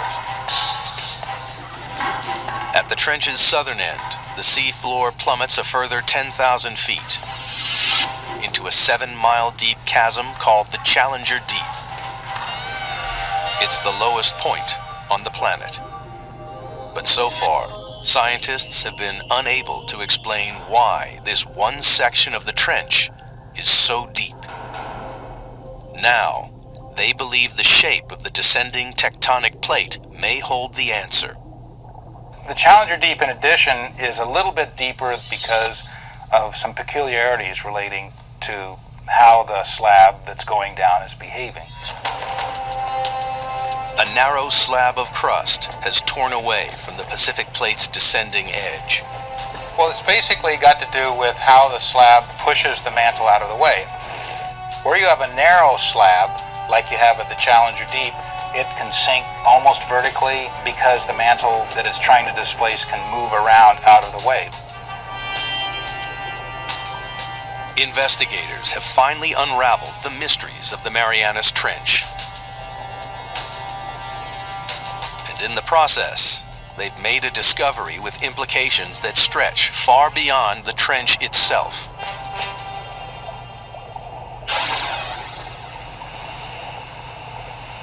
Studying the ocean ridges led geologists to believe that magma welling up at the ridges was pushing the plates apart.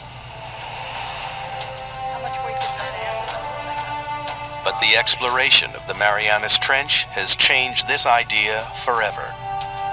People used to think that maybe the magma would kind of push the plates apart. And that idea is largely discounted now.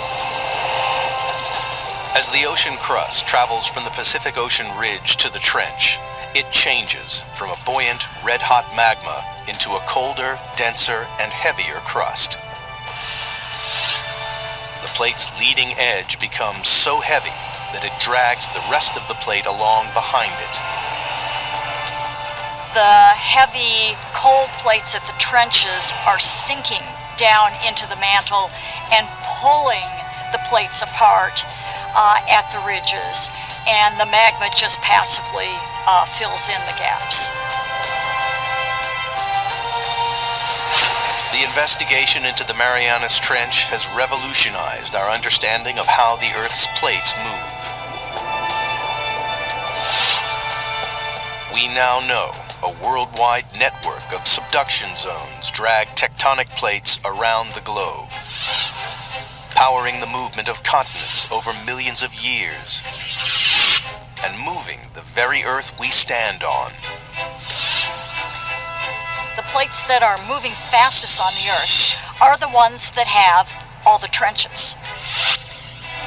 The Pacific Plate is the fastest moving of the 9 major plates on the planet because it is surrounded by dozens of destructive trenches like the Marianas. They are consuming the ocean crust faster than the ocean ridge can produce it. Over millions of years, the Pacific Plate will shrink until sometime in the distant future, the largest ocean on Earth will disappear. Australia will crash into the United States, reshaping our planet. Perhaps one day, downtown Seattle will compete for real estate with a suburb of Sydney, Australia. And all because of subduction zones like the Marianas Trench.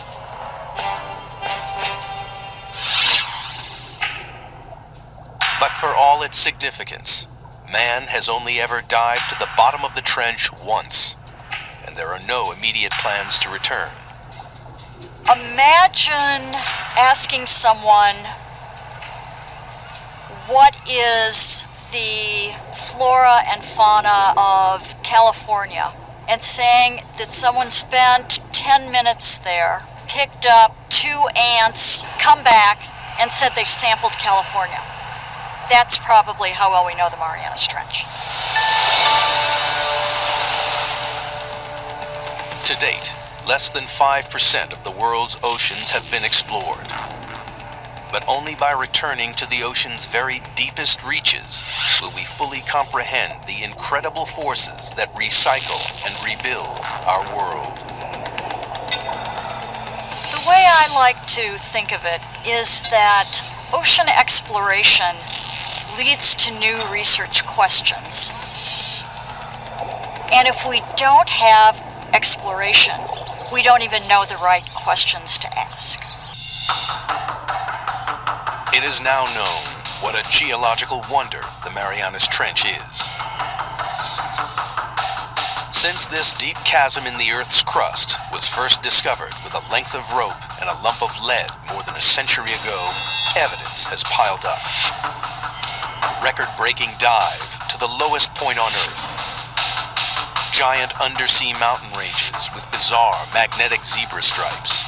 Proof that the ocean crust is spreading towards the hungry Marianas Trench, lined with slippery mud volcanoes which prevent devastating earthquakes. And the planet's oldest ocean crust, the reason that the Marianas Trench is the deepest point in the oceans. In the darkest and most remote place in the world, scientists have added to their knowledge about the powerful forces that contribute to the dynamic story of our planet.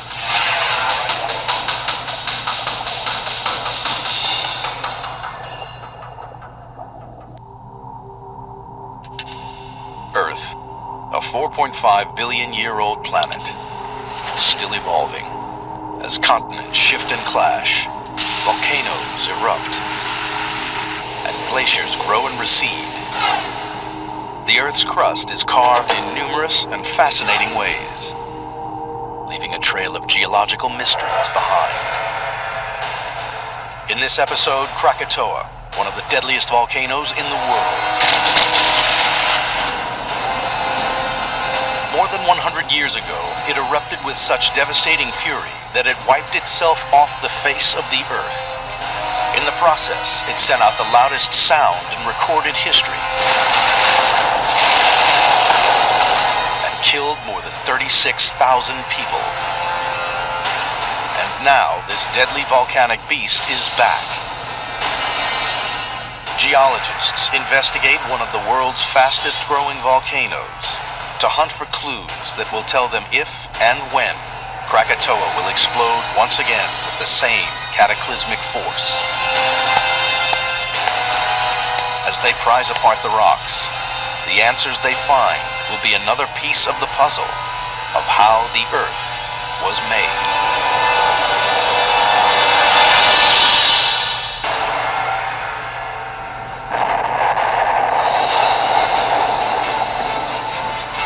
Krakatoa is one of the most dangerous volcanoes the world has ever seen.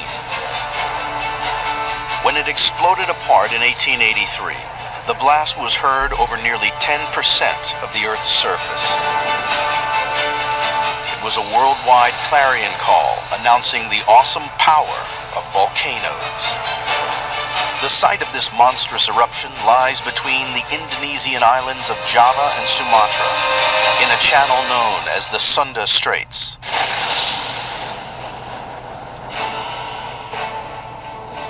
Today, a new volcano has staked its claim in exactly the same spot. It's called Anak Krakatau, meaning the child of Krakatoa. Right now, it's in the middle of a new and extremely dangerous phase. Dr. Charles Mandeville traveled here to see if the child will one day be as deadly as its parent, to see if history is about to repeat itself. The stakes are high. At risk now are the 1 million people of Java and Sumatra who live within 50 miles of the volcano. Oh wow, look at that, we got a little explosion going on. I've kind of been following this from the internet from my office, but it's actually good to kind of see the thing live again. I've noticed in coming here that the volcano itself has grown possibly as much as 250 to 300 feet since the last time I've actually stood on its crater back in 1990. Growing at a rate of 12 feet a year, the 1,033-foot volcano is both one of the fastest growing and youngest volcanoes on the planet. This remarkable footage shows its explosive birth in June 1927, when it first broke through the seafloor and erupted out of the water. Its rapid growth is clear evidence that this new volcano is extremely active. But will it be as deadly as its parent?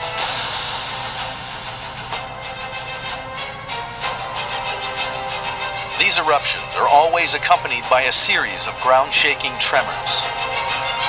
For geologists, these small earthquakes are evidence that this volcano is entering a more destructive phase.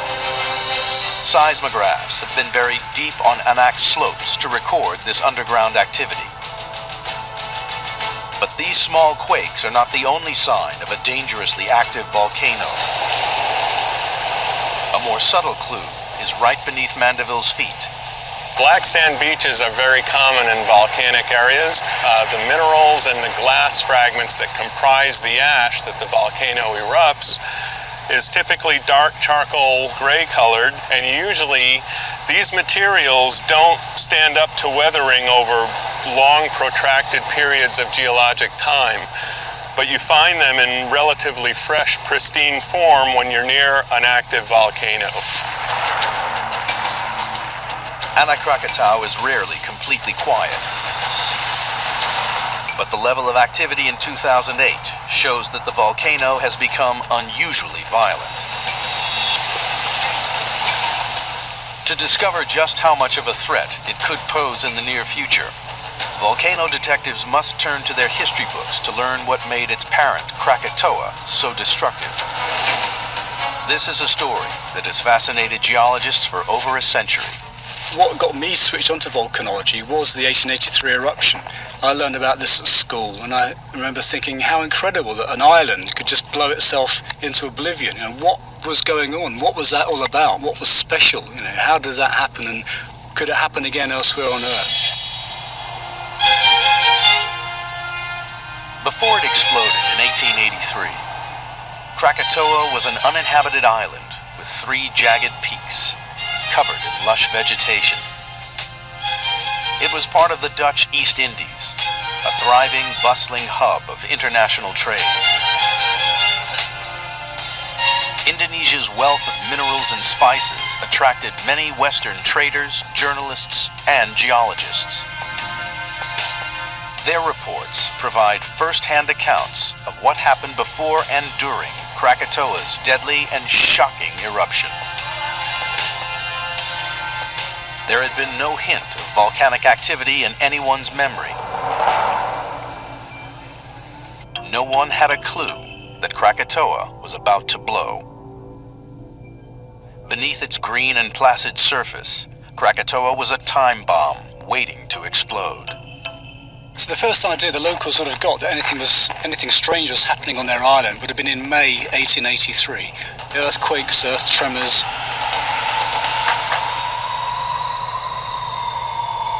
These tremors reached as far as the capital, Batavia, more than 100 miles away. Few suspected that the island of Krakatoa, seen on the distant horizon, was to blame, and that these earthquakes were the first clue to its deadly potential.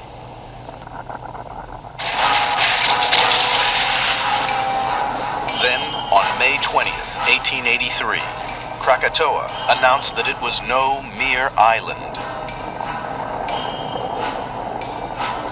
One of Krakatoa's 3 peaks exploded with extreme force, shooting a plume of ash hundreds of feet into the air. But after these initial fireworks, the activity appeared to cease. The local population breathed a sigh of relief. Thinking it safe, the governor of the Dutch East Indies sent a research party of geologists to the island in late May, where they observed the scorched landscape and smoking crater with amazement. Their meticulous report gives modern-day geologists the first clue as to what lay behind Krakatoa's immense power. A key discovery was a layer of pumice 1 foot deep that covered the island's shores. This pumice is the solidified lava that comes from the heart of a volcano, and it's riddled with bubbles. These bubbles suggest to geologists that Krakatoa is a stratovolcano. And those volcanoes tend to be the classic volcanoes that you see in textbooks. They're very steep-sided, like sort of sharp, almost triangular-type mountains. These are the most dangerous types of volcanoes on Earth. They are fueled by molten rock called lava, known as magma when it's underground. The magma that flows through these volcanoes is like liquid dynamite. Stratovolcanoes are dangerous because of the source of lava that they erupt. And the lava that comes out of stratovolcanoes is very sticky, viscous lava. And the danger there is that the sticky lava often contains large amounts of gas. The bubbles inside the pumice discovered on Krakatoa in 1883 show that the magma was once packed with explosive gases. Because the magma was so sticky, a term describing its thickness and resistance to flow, the gas could not easily escape. And the formation of gas bubbles in the sticky lava can be powerful enough to actually rip the lava apart, and in the process you actually tear away the volcano. The whole thing becomes explosive, and you produce very dangerous volcanic activity. Krakatoa's magma had another deadly property. In some situations, the lava can become so sticky that it sort of freezes up and congests or chokes up the volcano. It forms a kind of a plug or a seal. But what will happen is over time, more magma is coming up and being trapped beneath that plug. Sometime in the future, the pressure would be so great that there'd be so much magma wanting to get up that you would just rip the plug apart, and that can produce, again, a catastrophic volcanic eruption. This is exactly what happened at Krakatoa on May 20th, 1883. From then onwards, over the summer, it quietened down a bit, but this was really the kind of calm before the storm. The investigation into Krakatoa's deadly potential has produced important evidence. The frequent earthquakes on Anak Krakatau today indicate the volcano is still dangerous. The pumice from 1883 reveals that Krakatoa was a stratovolcano, its sticky, gas-rich lava making it dangerously explosive. Krakatoa's eruption in May 1883 was spectacular, but beneath the surface, Krakatoa was refueling. And even greater eruption was gathering force out of sight and out of mind.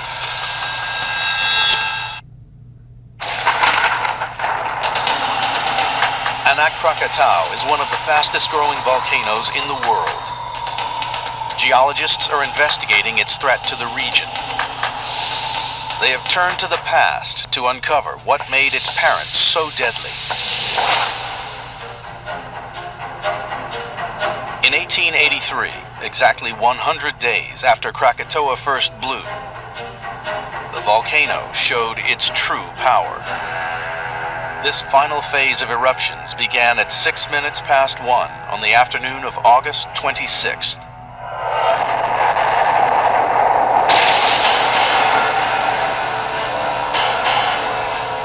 All three volcanic peaks erupted simultaneously, hurling dense clouds of ash and smoke an astonishing 17 miles into the sky. The eruption of Krakatoa was one of the biggest volcanic events of the last few hundred years, and it would have been, to people observing it, it would have been like the beginning of the end of the world, if you like. The power of this eruption was immense, like a giant jet engine aimed skywards. The air quickly became choked with tons of thick black ash, blotting out the sun. So temperature, because of all the ash in the atmosphere, would be stifling, and if you were very near, on the, for example, the west coast of Java, you'd be getting the ash in your throat and in your eyes. It would have been a real vision of hell. And a nightmare that showed no signs of ending. By the next morning of August 27, 1883, Krakatoa's three craters had been raging for more than 14 hours. Then, sometime between 5:30 and 10:02 a.m., the land was deafened by a series of 4 huge explosions.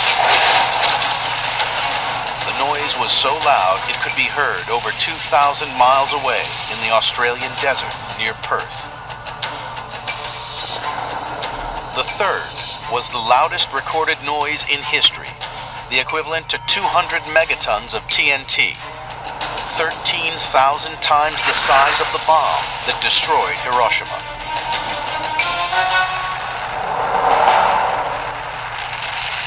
What created this awesome explosion? The hunt for answers takes geologist Charles Mandeville to the jagged island of Rakata. This tiny island is in fact a part of the once mighty Krakatoa. The record of what the volcano did from May 20th to August 26th to 27th is here, represented on the islands by the layered deposits that we see preserved in the jungle. This is a gold mine for a volcanologist trying to reconstruct the events that took place here, because each one of these deposits tells us something particular about what the volcano was doing. This pumice was thrown out of the heart of the volcano in 1883. Mandeville believes that it holds the key to understanding the forces that destroyed Krakatoa. What I have in my hand is a mixed pumice or streaked pumice, and what it represents is that we had 2 magmas mingling in the conduit of the 1883 eruption of Krakatoa. The stripes are proof of the 2 types of magma inside Krakatoa. The lighter band represents the cooler, gas-rich magma that was present during the earlier eruption in May. This eruption only partially emptied the magma chamber. By August, this void was filled from deep below by searingly hot, dark-colored magma. When these 2 magmas mixed together, it was a lethal cocktail. The intense heat of the dark magma caused the huge amounts of gas within the light magma to expand. The magma chamber that was holding this mixed bag became overpressurized to the point where it exceeded the rock strength of the roof rocks above it. And when that happens, you can get really rapid ascent of magma to the surface. When this magma exploded from the surface, it ripped apart tons of rocks with an ear-splitting blast. This mega explosion caused the loudest noise in recorded history. The striped pumice on Rakata proves that magma mixing was the trigger. But Krakatoa wasn't just the loudest volcano in history. It was a killer. Because Krakatoa itself was uninhabited, some of the volcano's first victims were at Ketimbang, a village on the southern coast of Sumatra. But Ketimbang is on the mainland, 20 miles from Krakatoa, and separated by the waters of the Sunda Straits. How these people fell victim to the deadly ashes was a mystery. To uncover the answers, we have to return to the scene of the crime, Rakata, and to these imposing white cliffs.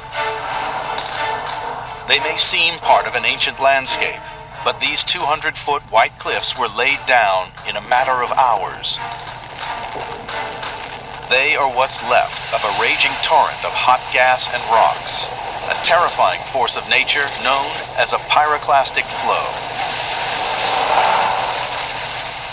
Pyroclastic flows travel extremely quickly, so you can't outrun them. They're also extremely hot, several hundred degrees centigrade, so they will, if you're caught in the middle of one, they will incinerate you instantly. Perhaps the most famous victims of a pyroclastic flow lie at Pompeii, the Roman settlement that was utterly destroyed during the eruption of Vesuvius in Italy in the year 79. The perfectly preserved remains of the people here are testament to the power of these fiery avalanches. And most people die not because of 100% burns, but because they inhale the gases, which are so hot that they just destroy the air passage in the lungs instantly. And so after 2 breaths, you're dead.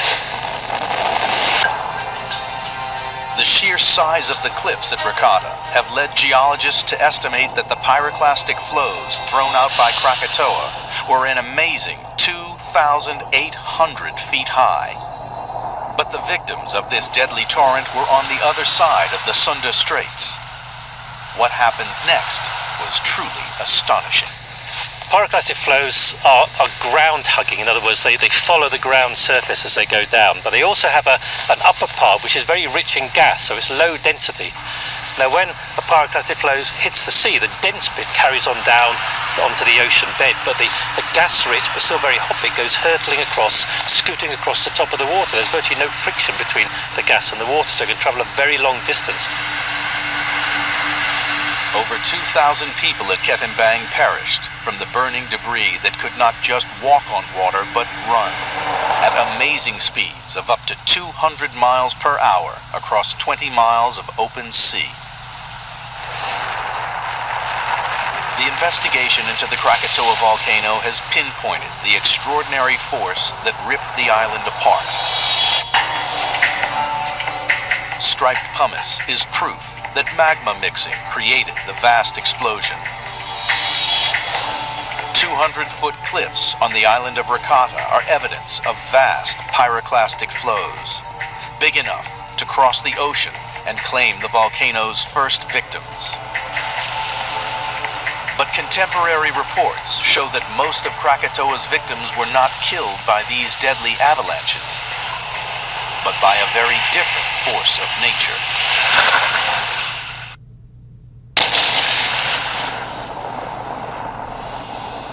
August 1883, Krakatoa's second and most deadly eruption. More than 2,000 people were killed by searingly hot pyroclastic flows. But there was worse to come. These gigantic boulders are on the shore of Anyer in Java, 22 miles away from Krakatoa. They are a crucial clue to what the volcano did here, and a stark reminder of what could one day happen again. They are made of coral, which can only grow underwater. So some immense force unleashed by Krakatoa must have put them here. These shattered bricks are another piece of the same puzzle. They are all that remain of a lighthouse that once was one of the sturdiest buildings on the Java coastline, but no match for Krakatoa. I'm standing at the top of the new lighthouse in Anyir, 120 feet above sea level, built 2 years after the eruption of Krakatoa in 1883. The old lighthouse down there is nothing but a trace of bricks because it was wiped out by a large tsunami. Eyewitness accounts detail the exact height of this terrifying wave. Difficult though it might be to comprehend, the momentum of that wave would have taken the water up to the level that I'm now standing. Krakatoa's death throes had triggered a massive wall of water that now raced towards the shore at Anyir. I don't think anyone living along the shores of Western Java or Southern Sumatra would have known about the tsunami that they were about to face, and certainly nobody would have been able to survive those sorts of wave heights. The power of the wave can be seen in this 600-ton block of coral that was ripped from the seabed and smashed the lighthouse to pieces. Still here today, it provides some of the clearest evidence of the immense power of Krakatoa's 1883 eruption. The same wave that shifted this boulder also destroyed houses, villages, and transport, leaving nothing but twisted wreckage behind. The mighty wave even picked up and stranded a Dutch steamer, the Beirut, 2 miles inland.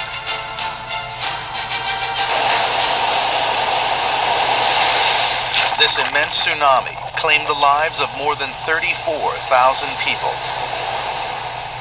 It's quite possible that those people who lived in the villages in Western Java and Southern Sumatra thought, well, the volcano's out there somewhere, it's an island, so it can't possibly affect us here.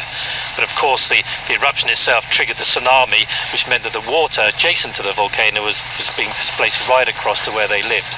So, you know, that feeling of safety was sadly misplaced. For modern-day investigators, the puzzle was how fire and water had combined to wipe out an entire region. The evidence came from the shattered remains of the volcano itself, Rakata Island, part of one of Krakatoa's 3 original peaks. Its sheer vertical cliff face tells volcano detectives about Krakatoa's final moments. When you have a very large volcanic eruption, you evacuate a lot of magma. It leaves behind effectively a hole, so quite often the crust just collapses down into that hole, and that leaves behind what we call a caldera. Krakatoa had ejected such vast amounts of burning magma and rock, it could no longer support itself. Drain away the water, and we can see how it collapsed, creating an immense caldera.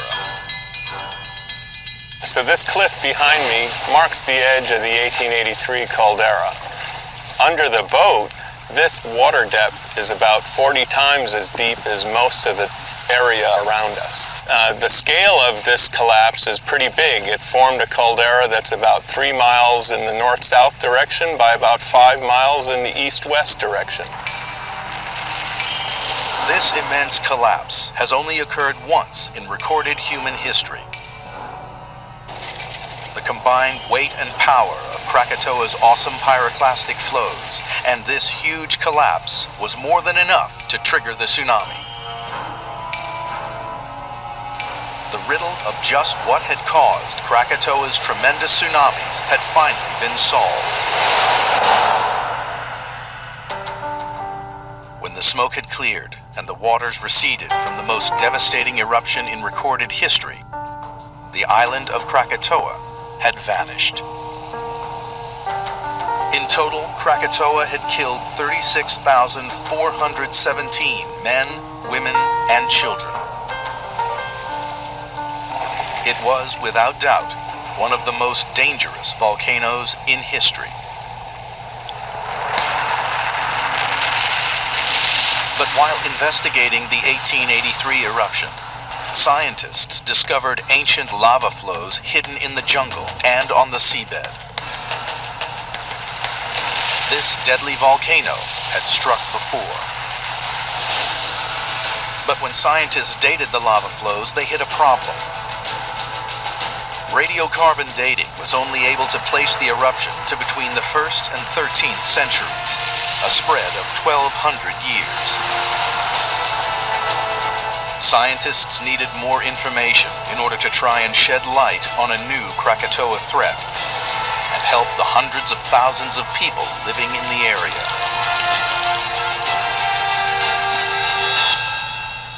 The trail of evidence at Krakatoa had gone cold, literally.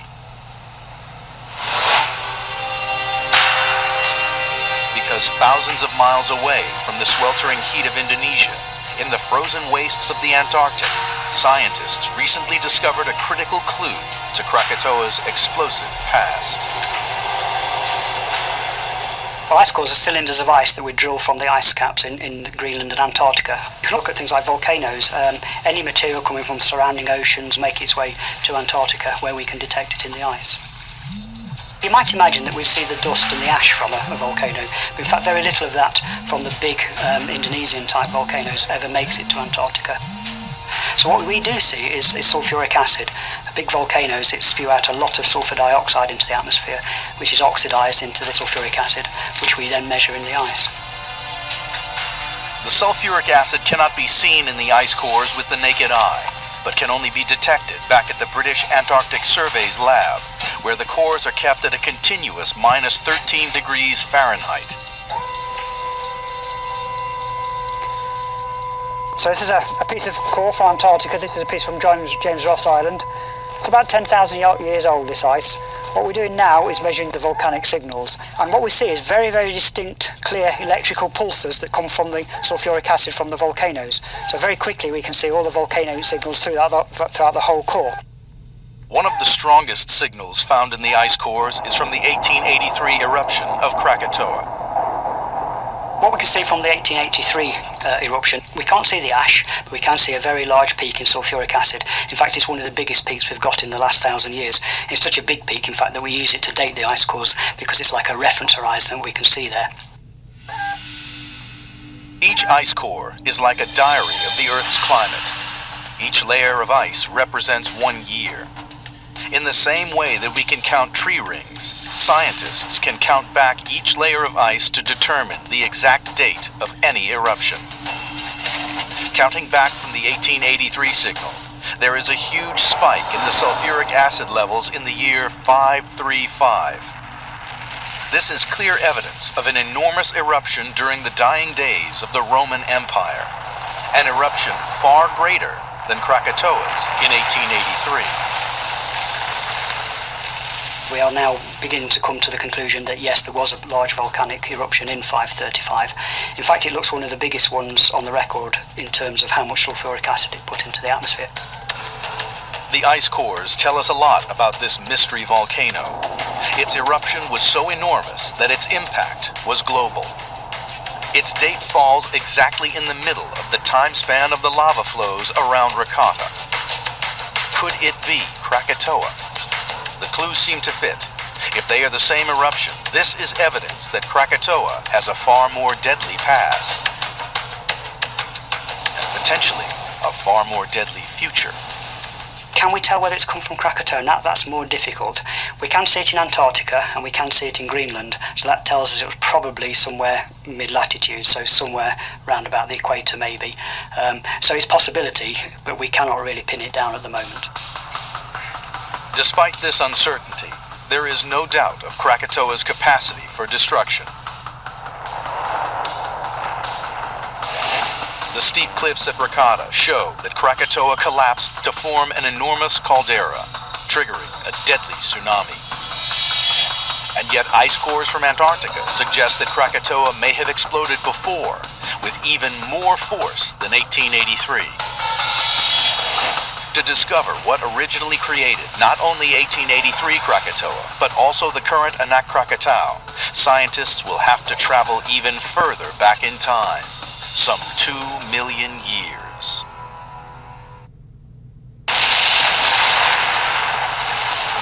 The source of Krakatoa's awesome power remained a mystery to scientists for centuries. One clue is its location. Indonesia contains more volcanoes than anywhere else on Earth. Indonesia is a jackpot for volcanologists, simply because The evidence of volcanic centers that may have lasted several million years are available and ready for observation and study. Incredibly, there are 21 of these fire mountains on the island of Java alone, an area the same size as New York State. The National Park of Tengah Bromo in East Java is one of Indonesia's most active volcanic zones. To view a landscape like this is actually humbling because it tells us that there are forces at work that far exceed anything that mankind can construct. But why there should be so many volcanoes in such a small area, no one could explain. A key discovery was that Indonesia lies adjacent to the notorious Ring of Fire, a chain of volcanoes stretching around the entire Pacific Ocean. In the 1950s, American geologist Harry Hess began research into the groundbreaking hypothesis known as seafloor spreading. This laid the foundation for plate tectonics. Plate tectonics is based on the idea that our planet is not a perfect and unbroken sphere. It's composed of 8 major tectonic plates that jostle and jar against one another. These plates are driven by heat from the planet's core.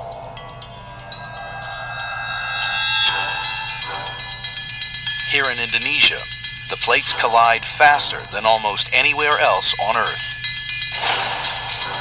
The volcanoes here are created when the heavier oceanic plate is pushed under the lighter continental rock. This is subduction. When the rock is pushed deeper, it melts to produce magma.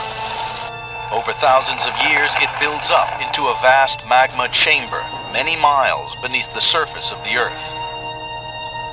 Eventually, the pressure of the extra magma becomes too great for the Earth's crust. The magma forces its way up to the surface in a storm of hot ash and boiling lava. A volcano is born.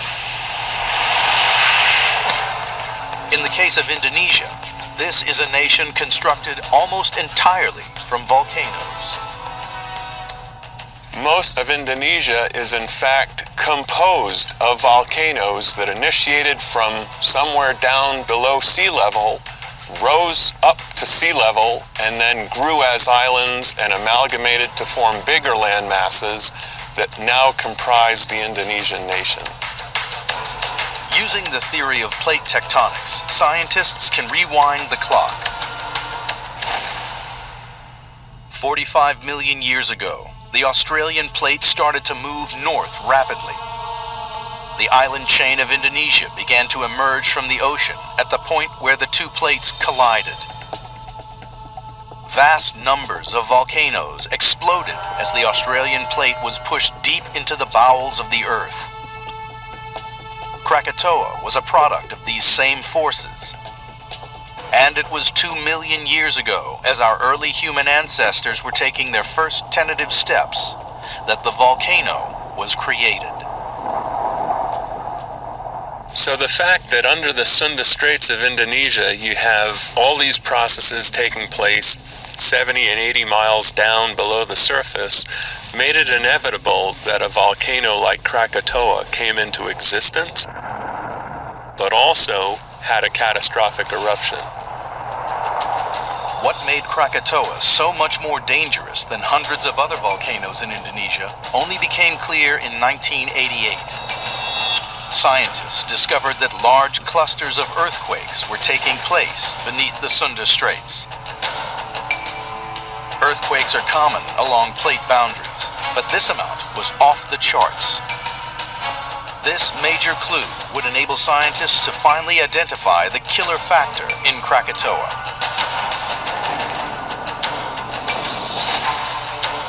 Beneath Krakatoa, in the middle of the Sunda Straits, the subduction zone contains a kink. This twists and rips the Earth's crust and provides even more material to fuel Krakatoa's hungry magma chamber. Where you have those kinks, Two things could happen. Firstly, there might be a greater chance of earthquakes because the kink itself actually starts to tear or rip. And secondly, where the kink is might generate more melting. And it's the melting that takes place in the mantle that ultimately leads to the lavas that erupted from the volcanoes at the surface. Finally, the origins of Krakatoa had been revealed. Hundreds of volcanoes in Indonesia show that the country lies on a volatile plate boundary. Unusually high numbers of quakes show that Krakatoa lies on a deadly kink within this zone. But can scientists now use this knowledge to predict Krakatoa's future? A prediction that is today more important than ever, because the volcano is back, and it's getting bigger every day.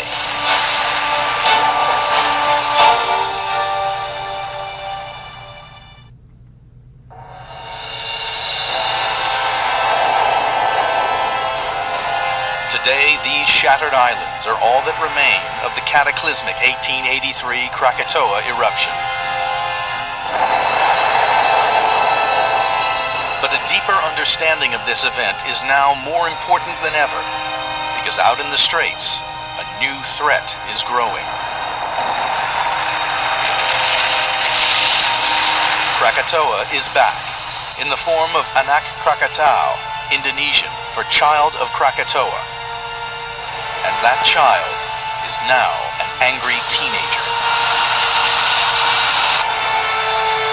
Like a phoenix from the ashes, Anak Krakatau is growing directly over the site of the original Krakatoa volcano, leading scientists to conclude it's being fed by the same magma chamber deep beneath the Sunda Straits. This deadly heritage means that Anak could potentially be one of the most dangerous volcanoes on Earth. But just how immediate is this threat? Since its explosive beginnings in 1927, Anak has erupted frequently and violently. As one of the fastest growing volcanoes on the planet, this 1,033-foot high mountain bears watching. Predicting exactly when another major eruption will happen is difficult, but there are clues. Underground tremors are a sure sign that the magma deep within the volcano is starting to move. We have seismometers stationed on the volcano that tell us when rocks are breaking, not just at the vent, but in the subsurface, heralding the arrival of new fresh magma into the edifice, into the cone. These details are transmitted via radio signals to the monitoring station on the mainland, which is operated 24 hours a day. They have a simple scale to measure the threat, running from 1 to 5. Anything above a 3, and they go on red alert. At the moment, it's hovering around the danger zone, a level 3. The type of magma within the volcano is another way geologists can judge the potential of a major eruption. But the magma itself is impossible to test, as it lies several miles deep within the Earth. The next best clue is to look at what has been literally thrown out of the volcano. Lava bombs. I've got my hand on a basaltic andesite scoria bomb that was probably blown out of a vent about 3/4 of a mile from here, and you can imagine to be hit by one of these would not be a good situation. These can actually range up to things that are the size of refrigerators and television sets, and they're thereby making them even more lethal, particularly when they're traveling at 120 miles an hour. Mandeville analyzes these rocks made up of basaltic andesite, which will give him a clue to the makeup of the magma deep underground.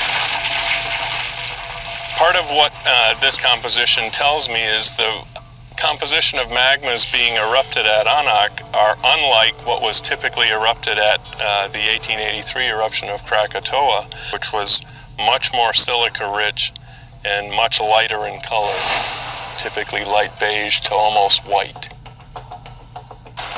The more silica in the magma, the more viscous or sticky it is.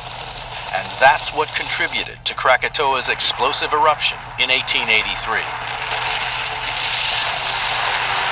The explosive gases were trapped in the magma, and pressure had been building up over time. Fortunately, the dark color of the lava bombs from Anak Krakatau are evidence that the magma is low in silica. And the explosive gases have yet to reach critical 1883 levels. But this is not a permanent state. Over the years, a magma like this can, in fact, evolve into something that was that explosive. As Anak Krakatau grows, the magma will certainly become thicker and stickier. As in its parent, once the magma gets too sticky, the vent could become blocked. The silence could signal disaster. It means that pressure could be building up inside. Too much pressure, and Indonesia could suffer another cataclysmic explosion.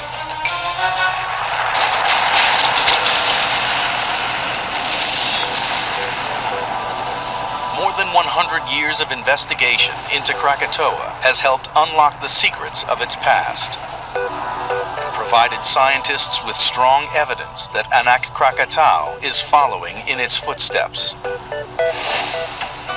The pumice from 1883 suggests that Krakatoa was a deadly stratovolcano. The stripes in the pumice show that the massive 1883 eruption was triggered by an injection of superhot magma. It was this that blew the volcano to pieces. The remains of vast pyroclastic flows that were over twice the height of the Empire State Building, plus the immense caldera, show the massive scale of Krakatoa's 1883 eruption. But most ominously of all, the position of Anak Krakatau near the deadly ring of fire directly above a kink in the subduction zone means that a future massive eruption is inevitable. A lot of the Anak Krakatau activity that we now witness today is actually almost a continuation of the volcanic activity that took place back in 1883. We could have another eruption here on the scale of the 1883 eruption of Krakatoa. The 1883 eruption of Krakatoa may be the most famous, but it is a geological certainty that it won't be the last. Krakatoa is on the rise again. Dynamic proof that the Earth is never at rest.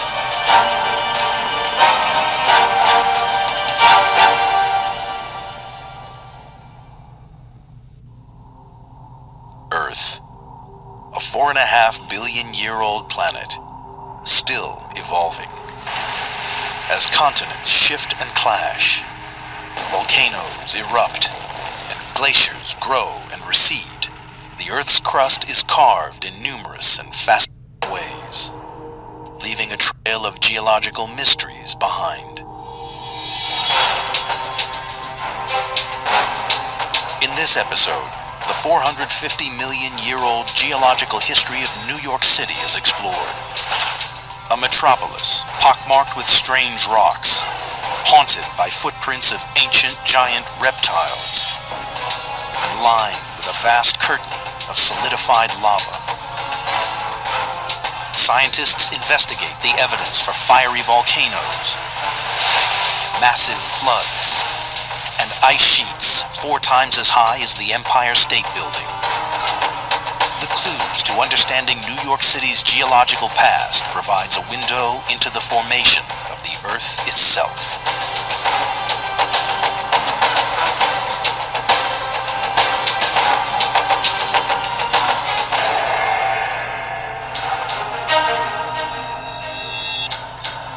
The investigation into New York City's geological history begins here, with Manhattan's rocky outcrops.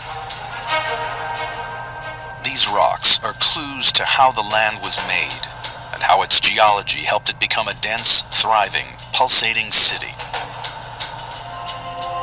They're scattered all over Manhattan, poking through the surface of parks, and through the concrete between the buildings. Some, squashed between two apartment blocks, are the size of a whale. They are the extraordinary survivors of ancient times.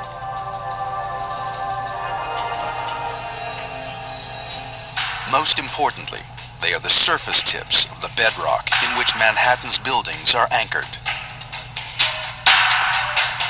Gigantic skyscrapers stand in two clusters, in downtown and midtown. In the section between, the buildings are lower. The clues to the shape of Manhattan's familiar skyline are the rocks beneath the surface. A leading expert on the rocks in New York is geologist Charles Megarian. The entire history of the development of the Earth's crust is emblazoned in the rocks beneath us. The rocks here in New York City harbor an ancestry that dates back over 1 billion years of time.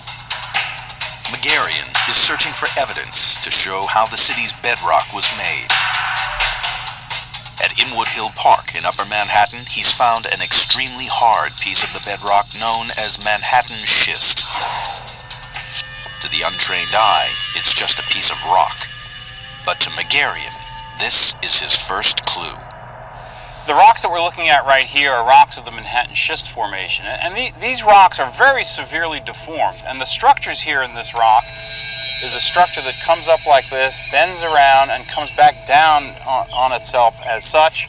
And in three-dimensional view, it's a structure that looks something like this, a very, very tight fold with a plunge towards the south here.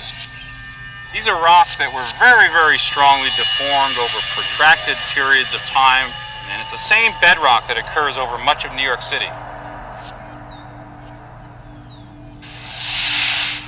This tight fold in the rock suggests New York's bedrock was formed under great pressure.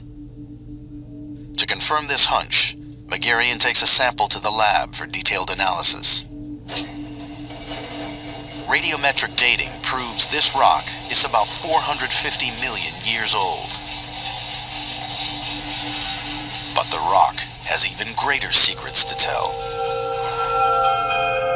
It contains a kaleidoscope of minerals, which opens a window into the ancient world. To me, minerals are like the instrument cluster in your car. They tell you everything about how your car is running. Megarian uses a microscope with polarized light to view the minerals. The examination tells us the former depth regime, how deep the rocks were. They tell you the age of the rocks. They tell you everything you want to know about the development of the Earth's crust. What's striking about these samples is that the minerals inside are elongated. It is a clue that these rocks must once have been crushed by massive forces. And the colors support this theory. Under the polarized light, the sample from Inwood Hill Park shows up blue. This comes from a mineral called kyanite, which forms at great depths. It's conclusive evidence that this rock was compressed deep under the surface. Rocks forged at these depths are much harder, ideal for a city's foundations. But what gigantic weight was on top? Megarian believes there is only one answer. The rock was once buried under the crushing weight of a chain of massive mountains. The minerals that we find in the bedrock units of New York City tell us that the rocks of New York City were formerly buried when they were formed under very high pressures. And those high pressures indicate that these rocks formerly were produced at depths of 20 to 25 miles, and probably the mountains were as high as the Alps are today. But even the most impressive mountain chains can't survive the ravages of time. The Rocky Mountains, for example. Millions of years ago, they soared nearly 6 miles into the sky. Today, erosion has halved their size. The same process happened in New York. Rain, wind, and ice wore the ancient mountains almost flat. But the microscopic crystals found in the rock in Manhattan testify that they existed in the past. How How did the mountains form? The answer lies in the way the Earth's crust moves. A network of interlocking individual pieces makes up the Earth's surface. Geologists call them tectonic plates. Over millions of years, they collide and break apart to form different continents. 450 million years ago, the Earth's surface looked completely different. North America was much further to the south. North America was tilted 90 degrees clockwise from its present orientation, and it was straddling the equator. As such, the climate was tropical. The east coast of North America was really experiencing Club Med conditions. The weather may have been awesome, but the ancient East Coast was heading for trouble. The plate beneath it was moving. The East Coast was on a collision course with ancient West Africa. 450 million years ago, they collided. The impact unleashed geological chaos. Under intense compression, the land was forced upwards to form a soaring range of mountains. The collision that took place is the most fundamental and impressive mountain building event to affect the east coast of North America. Today, all that remains are their stumps. Stumps that form the bedrock of modern-day New York. The collision that built up the ancient mountains also folded the bedrock into dips and rises. These folds are responsible for the shape of Manhattan's skyline. The city boasts two clusters of skyscrapers in downtown and midtown. Here, the hard bedrock that formed deep underground was forced up. It is now close to the surface and provides solid anchorage for the high-rise buildings. In the dip in the middle, the rock was folded down. The area is filled with loose sediments, less suitable for skyscrapers. When the bedrock is at the Earth's surface where it's actually exposed, then it's pretty easy to build tall buildings because you can root them directly into solid rock. However, in areas where the bedrock is deep and covered by glacial sediment, in those cases, it's very difficult to build tall buildings because you need to root those buildings either into solid rock or build concrete abutments called caissons that can support tall buildings.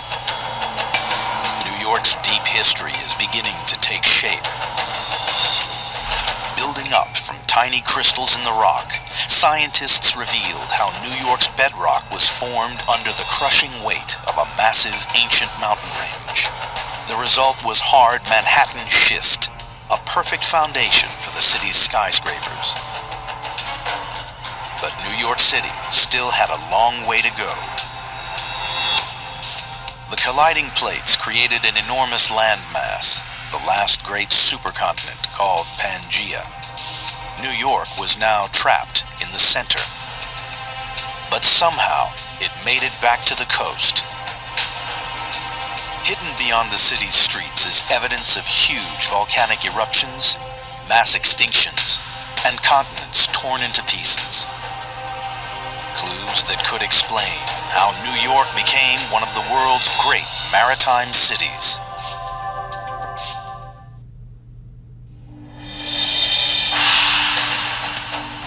Investigators are piecing together how New York City's unique geology was formed.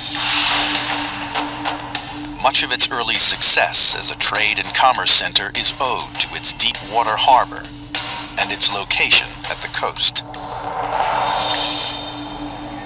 But 450 million years ago, things were different. The area of New York City was landlocked, embedded in the heart of a huge supercontinent. How did it get to the coast? The investigation fast-forwards 250 million years. In a quarry in New Jersey, 25 miles northeast of Manhattan, paleontologist Paul Olson unearths the first of a string of clues that could explain how New York City reached the coast. A giant fossilized footprint. This is the footprint, actually the mud that filled in the footprint, of a 4-footed crocodile relative that was the dominant carnivore during the late Triassic. You can see the toes here have little pads on them, and here's the handprint. And these animals would have been, in this case, about the size of a modest crocodile, but some of them became much, much larger, the size even of a T-Rex. The footprints are from a huge crocodile-like creature called Postosuchus. It first appeared on the Earth around 230 million years ago. Then, some 30 million years later, its footprints suddenly vanished. But Postosuchus wasn't alone.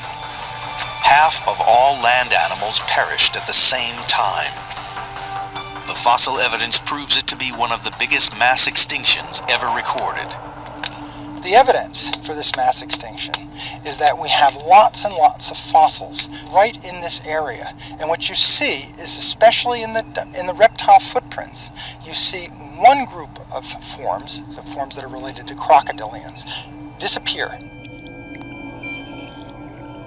Whatever caused the mass extinction must have been a catastrophic event. Olson had a hunch that the mass extinction was somehow related to New York's return to the coast. The ancient area of New York sat on a line of great weakness, the plate boundary where two continents joined to form the supercontinent Pangaea. And it was unstable, prone to earthquakes and volcanoes. Olson's quest to find the evidence for the natural disaster that finished off Postosuchus 200 million years ago. A band of dark rock above the footprints in the New Jersey quarry caught his eye. It was basalt, the smoking gun Olson was looking for. Basalt is a volcanic rock. It forms when hot lava erupts onto the surface and cools. Did the volcanoes that forged this basalt trigger the mass extinction and also rip Pangaea apart? On its own, the evidence at the quarry was unconvincing. The layer of basalt is only a few feet thick. To prove mass lava flows caused this global catastrophe, scientists needed corroborative evidence. High above the Hudson River, geologist Matt Goring follows another lead. He's studying the Palisades, a dramatic geologic feature that hugs the Hudson River, beginning across mid-Manhattan and running into northeast New Jersey. They too are made of basaltic rock, the same rock implicated in the mass extinction of land animals.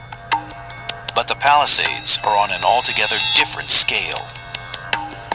The Palisades are a sheet of basaltic magma, about 1,000 feet thick. It's about 40 miles long, so it's a very prominent set of cliffs that run all the way up to the west side of the Hudson River. Here is proof of massive volcanic activity. Hot lava flooded out of ruptures in the Earth's crust and covered ancient North America in a mile-deep sheet. The lava cracked as it cooled. The vertical ruptures formed regular pencil-shaped columns. These distinctive rock formations have been known to geologists since the 19th century. Intriguingly, they appear on both sides of the Atlantic, in North and South America, Europe and Africa. Geologists suspected that their presence pointed to the spot where Africa and Europe separated from America. But that was just an unproven theory. Until the 1950s, when scientists developed a revolutionary technique called paleomagnetism. Now, they could study the magnetic properties of rocks. Many rocks, including basalt, have a distinctive magnetic signature, formed as the rock is born. Tiny crystals inside the rock act like compass needles. When the magma that forms the rock is fluid, the crystals align to the Earth's magnetic field, pointing north. As the rock solidifies, the crystals freeze, forever locked in that fixed magnetic alignment. As continents move and the rocks travel, the crystals end up pointing in a different direction than north. Goring and his team investigate the magnetic signature of the Palisades. To get a sample, they bore into the rock with a water-cooled drill.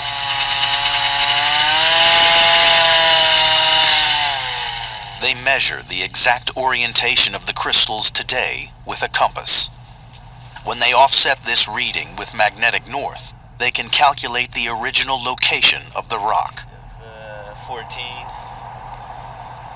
One of the useful things that you can do with this rock is you can take it back in the lab and measure its magnetic orientation. And that magnetic orientation will be when this rock crystallized or solidified 200 million years ago. So this rock would have minerals that would be pointing in some other direction other than north today. When scientists compared the magnetic orientation of the Palisades with the other basalt outcrops around the Atlantic, they discovered they formed at approximately the same latitude. Not only did the rocks have the same age, they were also born at the same location. For example, 200 million years ago, New York and Morocco were neighbors.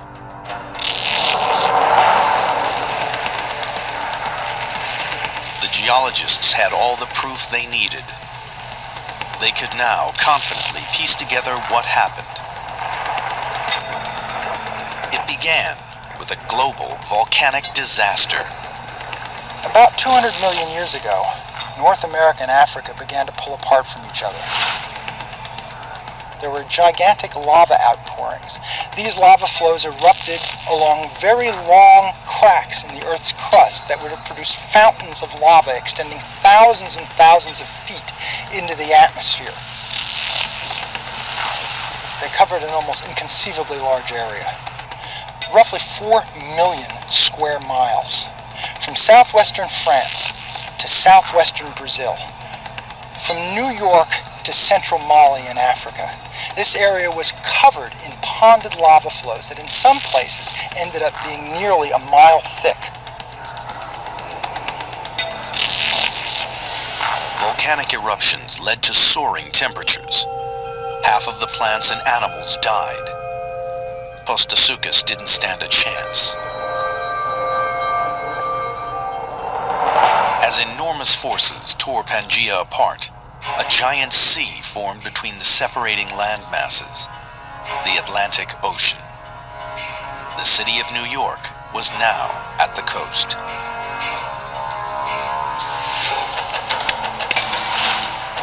$200-million-year-old footprints beneath a layer of basalt and the Palisades towering above the Hudson provide evidence that Pangaea split apart to create the east coast of North America.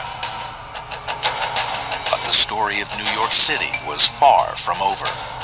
After being built by fire, the region was about to be overcome by another destructive force.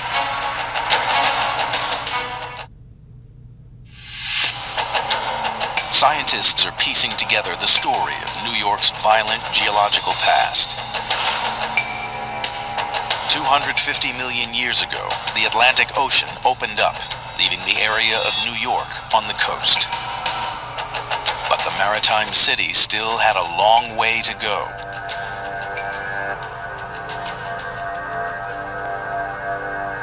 There was no deep Hudson River channel. It was nothing but a small stream. What forces transformed it into the wide river capable of carrying heavy freighters far inland? A clue to how the Hudson Valley was created is the strange boulders that are scattered throughout Manhattan's Central Park. Some of them weigh several tons. But they're strangers to these parts, totally unlike the surrounding rocks. Geologist Charles Megarian investigates where they came from. This boulder is a boulder from the Palisades Sheet on the other side of the Hudson in New Jersey. You can see it's very nicely polished, Compositionally, it's totally different than the surrounding bedrock, which is Manhattan schist. And the Manhattan schist here is very rich in mica. This rock has no light-colored mica in it whatsoever. The Palisade sheet is located to the west and north of us. The Palisades run for 40 miles along the Hudson River. Something immensely powerful must have moved the boulders such a great distance. Megarian knows the answer is ice. Scientists have noticed a similar phenomenon 4,000 miles away in the Swiss Alps. As huge glaciers grind their way across the landscape, they gouge out lumps of rock and carry them along in the base of the ice. These rocks act like sandpaper and carve out deep scratches. When the ice melts, it leaves the boulders behind. Megarian is convinced the same thing happened in Central Park. Ice moved the Palisade boulders and carved out grooves in the bedrock underneath. This bedrock exposure in Central Park shows the profound effects of glaciation in the form of these spectacular glacial grooves that move up the outcrop and show this pattern where glaciers grabbed huge boulders, and those huge boulders acted like tools to produce these scratches. To Megarian, the rocks in Central Park are compelling evidence that New York once was covered in ice. Over millions of years, growing and receding ice has repeatedly turned North America into a frozen wilderness. But the grooves on the rocks in New York don't tell the full story. The destruction caused by the ice points to a gigantic glacial event that would dwarf the future metropolis. To find out the extent of the ice, Megarian traveled to Bear Mountain, some 50 miles north of New York City. Once again, the clue was in the rocks. He found glacial marks similar to those in Central Park. What we're looking at here are chatter marks. Chatter marks are very diagnostic features of glacial erosion. They're produced by boulders embedded in the base of a thick sheet of glacial ice. Those boulders impinged on this bedrock surface, polishing it, smoothing it off, and then plucking pieces of rock off as the glacial ice moved over with the boulders embedded in the base. The gouges in the rocks could mean just one thing. The glacier must have been thousands of feet thick. In this case, although we're standing at an elevation of about 1,280 feet above sea level, the glacial ice sheet covered Bear Mountain as if it weren't even there. Scientists have found identical chatter marks on nearby peaks up to a mile above sea level. It was unmistakable proof. A glacier at least 1 mile thick ground its way across these mountains. Did this same ice sheet also plow through Central Park? Another nearby rock face provided the answer. The feature that we're looking at here are a series of subparallel glacial scratches and grooves. These are produced by the glacial ice sheet dragging boulders across this very durable granite surface. It's kind of polished the surface, and in addition, it's produced these rather subtle, but obvious when the lighting is right, striae or grooves in the bedrock. Now, if we measure the orientation of these,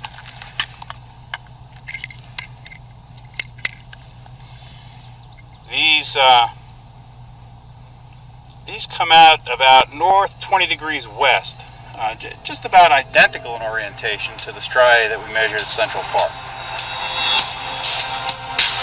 It's significant evidence that the ice sheet that covered Bear Mountain also flowed over the surface of Central Park.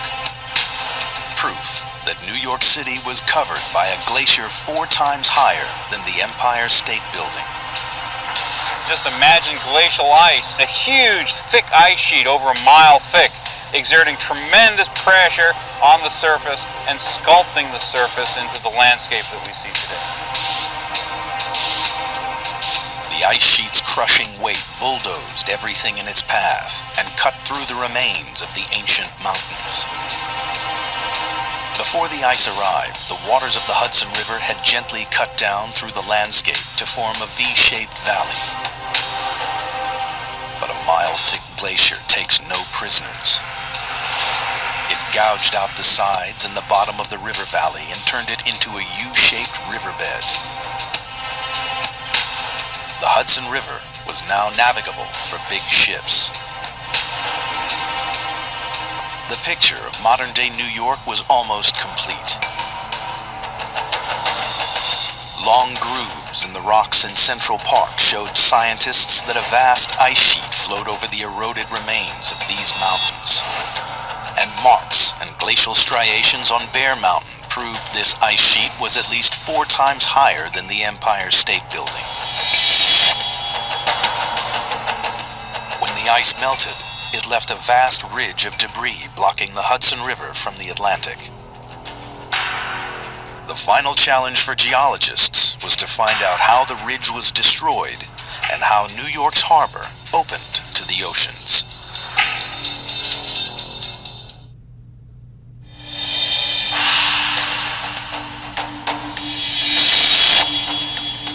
New York today boasts one of the largest natural harbors in the world. But it wasn't always that way. Towards the end of the last ice age, the port's wide entrance was blocked. 16,000 years ago, the melting glaciers left behind a 220-foot-high wall of debris. The ridge stretched from Long Island to Staten Island and forced the Hudson River through a narrow, more westerly course to the ocean. What powerful forces destroyed this rock jam? The prime suspect was a flash flood. But scientists needed evidence to prove that such a flood had happened. In the 1960s, fishermen made an unexpected find at the mouth of the Hudson River. They dredged up a giant mammoth tusk from the depths of the sea floor.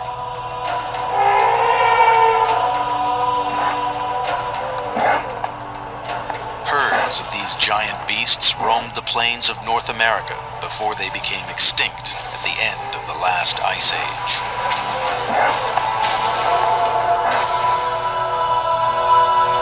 Finding the odd mammoth tusk here and there is not so surprising. But since the initial discovery, scientists have found hundreds more tusks and bones in the mouth of the Hudson River. It was as though a violent torrent swept the mammoths away and dumped their remains off the coast. And there were more clues nearby. Huge boulders resting on the sandy sea floor. Some of them as big as cars. The boulders must have been part of the ancient moraine that once ran between Long Island and Staten Island. Geologist David Franzi knows that only a raging torrent could have shifted them. Based on the size of the boulders that we see here, we know that that flood must have discharged on the order of 1.5 million cubic feet per second. That's 3 times larger than the largest Mississippi River flood ever recorded. And all that water had to come from somewhere. Scientists began looking for the source of this flood.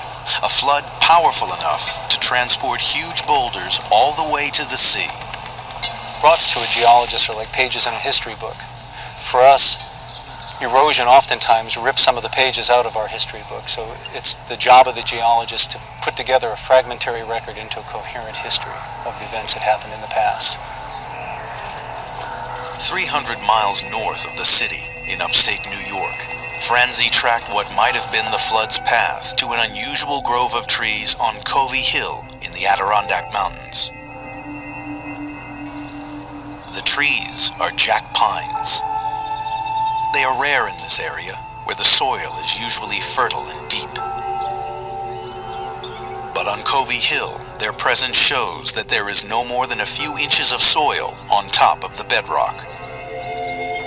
The jack pine is essentially rooted right on the top of the rock surface here. This is a bare sandstone surface, very little mineral soil, and it's subject to prolonged periods of dryness during the summertime. Jack pine's adaptations make it able to survive here where no other tree species can. What happened to the soil? The jack pines continue to grow at the entrance of a long gorge over 300 feet wide. Usually, gorges like this are cut down over thousands of years, but in this case, the missing topsoil points to a sudden flood event. A raging torrent must have ripped away the soil and cut deep into the rock.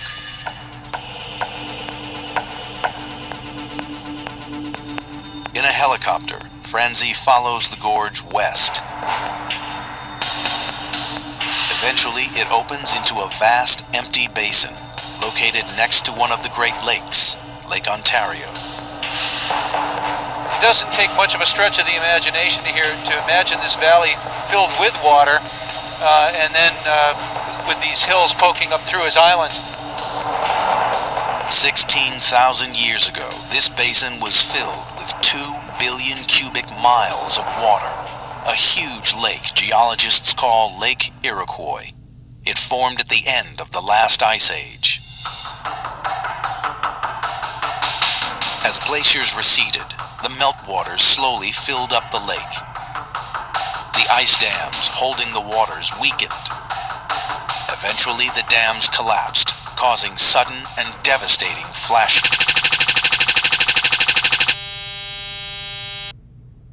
Lake level dropped on the order of 70 feet, and about 160 cubic miles of water were released into the Champlain Valley catastrophically. That flood water would have coursed down the Champlain Valley, through the Hudson Valley, and ultimately out into the Atlantic Ocean. The torrent raced towards New York City, 300 miles to the south, then took the straightest course to the sea. The floodwaters smashed into the ancient moraine, the huge pile of debris blocking the direct exit of the Hudson River.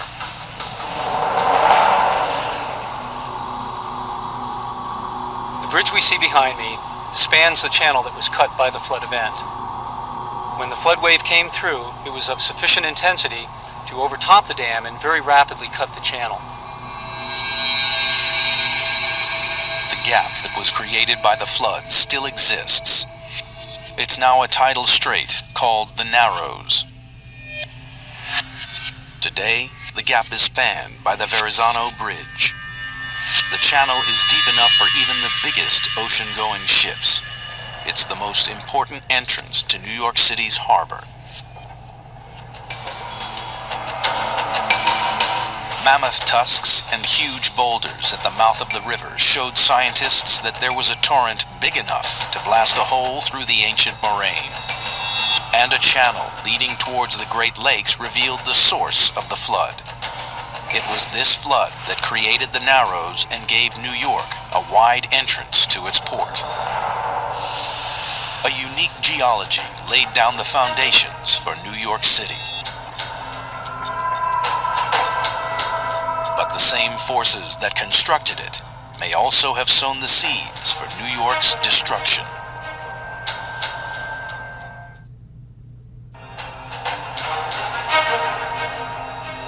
Scientists have pieced together the half-billion-year history of New York City. Huge mountains, volcanic eruptions, and glacial ice shaped the area. But New York's story doesn't end here. The geology that created one of the greatest cities on Earth also has the potential to destroy it. Experts have been studying the potential threat to the city. We're standing here in Lower Manhattan on one of our major thoroughfares, Canal Street. And it's important because in 1821, a Category 2 hurricane raised the water level at the Battery 13 feet in 1 hour. And literally, the Hudson River met the East River, and Canal Street was covered by water, and Manhattan was actually 2 islands for 3 hours until the water receded. York City is vulnerable because of its position on the coast. Long Island stretches northeast at a right angle from the New Jersey shore. New York City is nestled behind the western end of Long Island. Normally, the island protects the city from the sea. But when hurricanes threaten, the opposite is true. Long Island becomes a dangerous liability. Hurricanes racing north along the beaches of the Atlantic coast pile up huge bulges of water in front of them. They're called storm surges. Hitting the right-angled junction at Long Island, the winds funnel the storm surge in through the Narrows, the gap between Long Island and New Jersey. This is the place at the actual apex of the right angle in New York where all the water being pushed by a hurricane would be concentrated. And in the distance is the Verrazano Bridge, and all that water is going to go through the passage we call the Narrows, and is going to be accelerated toward New York City, where it will rise to abnormal heights.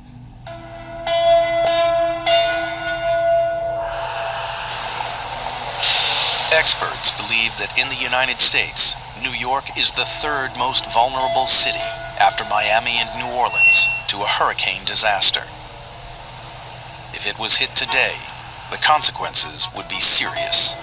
New York City is hit by hurricanes only infrequently, like in 1821 and in 1893 and in 1938. However, the point is that the hurricane that will eventually hit New York City again will be catastrophic.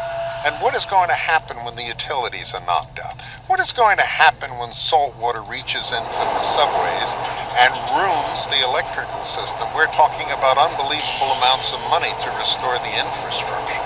We're talking about setbacks and delays in commerce and banking and transportation, a catastrophe that's never been seen. Storm surges are not the only threat to New York's future. Earthquakes are also part of the vast geological forces that shape this area.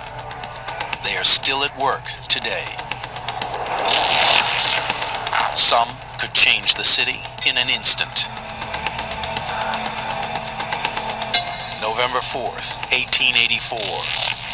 New York City was shaken by an earthquake that lasted 10 seconds. The Brooklyn Bridge swayed and people panicked. The earthquake showed 5.5 on the Richter scale. January 17th, 2001. New York City was struck again. This time, the quake was relatively small, only 2.4, but it struck right under 125th Street. The earthquake in 2001 is the first earthquake that we could confidently locate in Manhattan. That's its claim to fame. It was felt widely.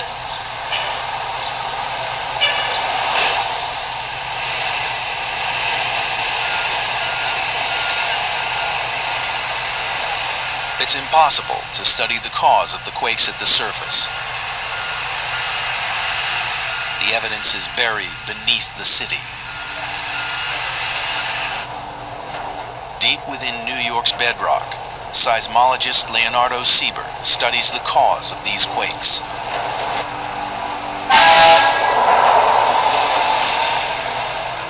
In a subway tunnel 100 feet beneath the bedrock under the East River, there is a ready-made laboratory. Here, Sieber can study the rocks up close and personal.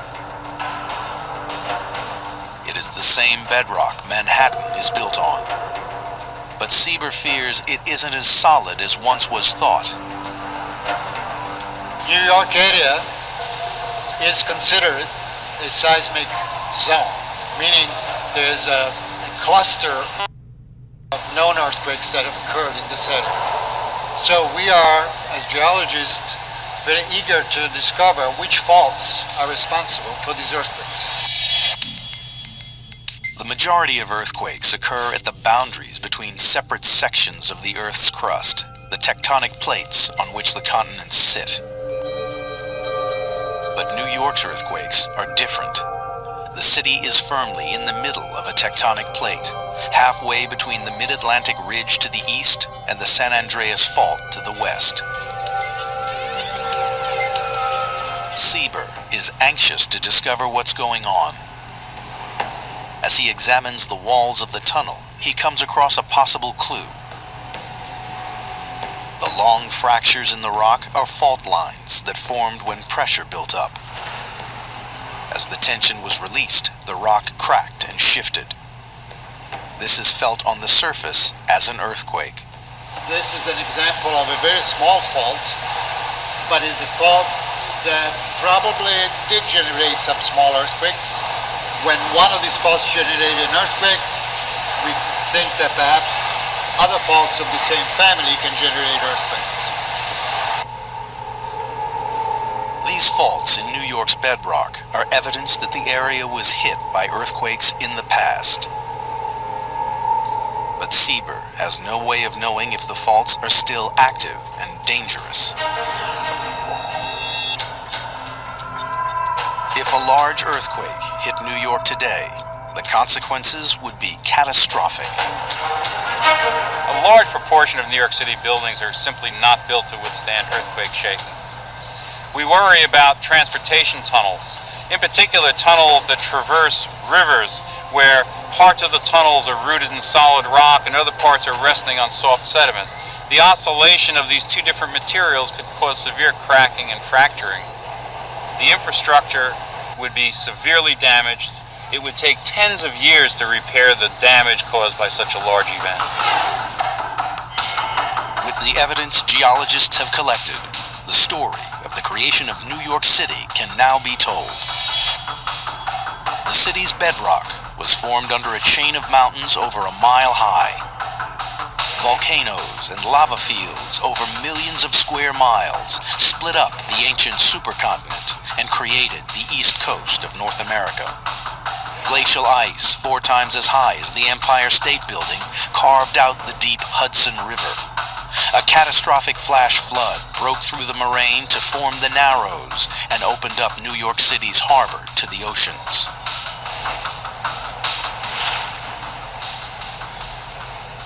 Looking ahead to the distant future, geologists see more challenging times for the city. In 40,000 years, they predict this region will be engulfed by another ice sheet. And in 250 million years, the Atlantic will start to shrink again. Europe and Africa will eventually crash back into the American coast. The fossilized remains of the once great city of New York will become just another layer of rock in a vast new mountain range.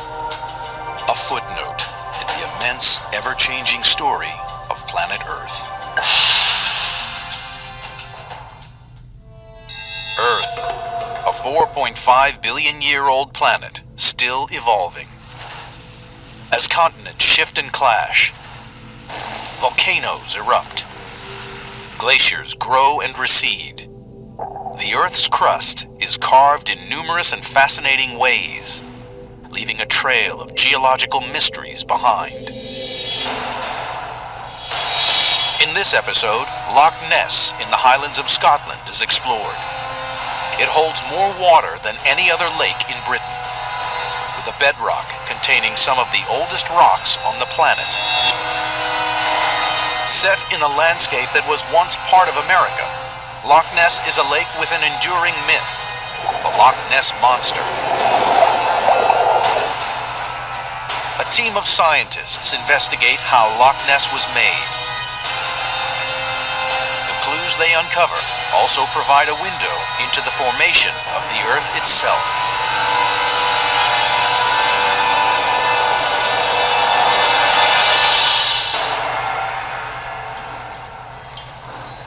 Deep, dark, and full of mystery.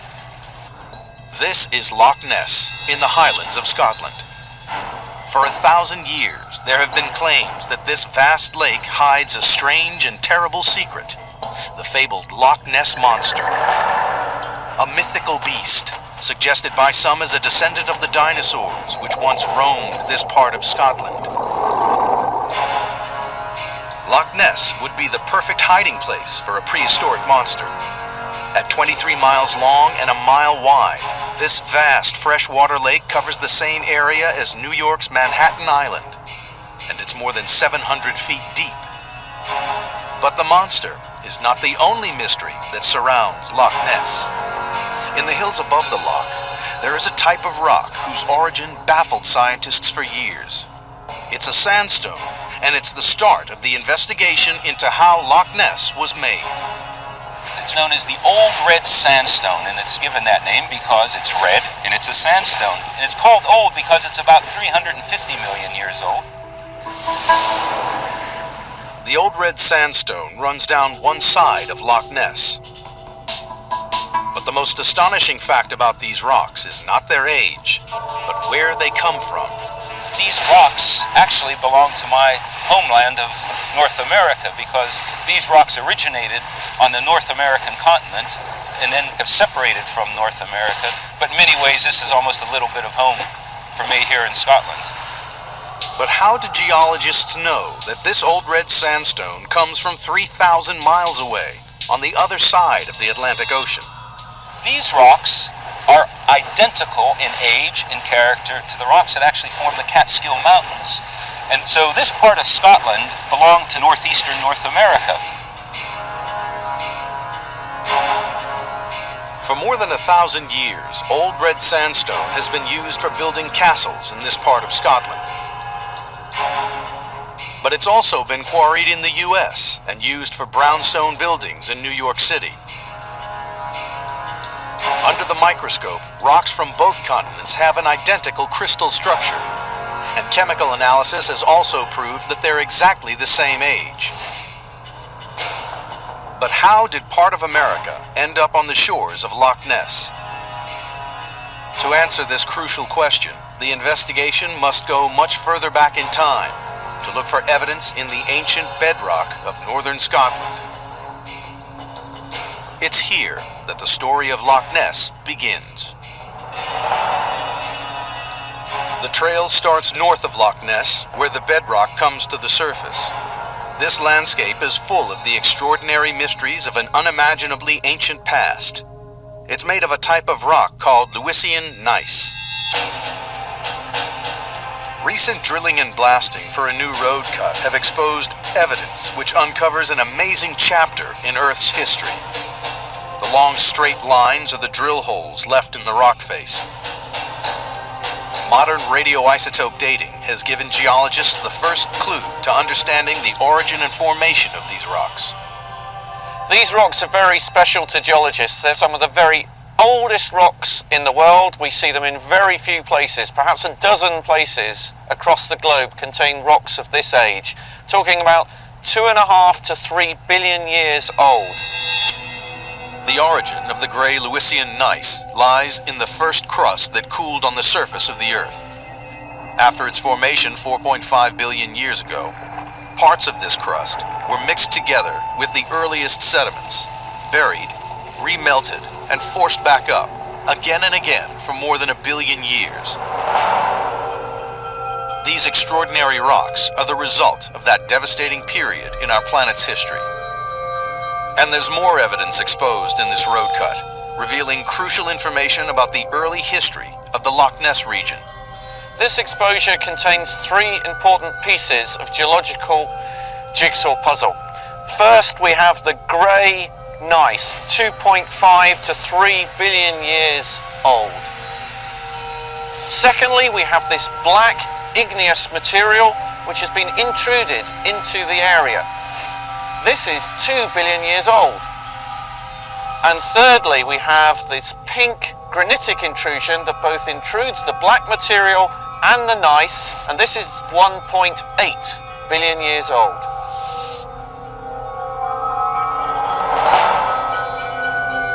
This evidence reveals that after the formation of the Lewisian gneiss, much younger rocks were then melted and mixed into the ancient crust. But this process took an incredible length of time. What we've got here are rocks that record over 1 billion years of Earth history. Now, to put that into perspective, that is almost a quarter of the age of the Earth recorded in this exposure. This is the bedrock of Loch Ness. It carries an extraordinary story of a major part of Earth's history. And there are yet more secrets hidden in these rocks. It looks very much because of the temperatures and pressures that these rocks were under that they've been to depths of perhaps 50 miles beneath the Earth's surface in the past. This suggests that these rocks have been to hell and back 2 or 3 occasions over a billion-year period. Geologists now know that the only force powerful enough to produce this extraordinary mix of rocks is plate tectonics.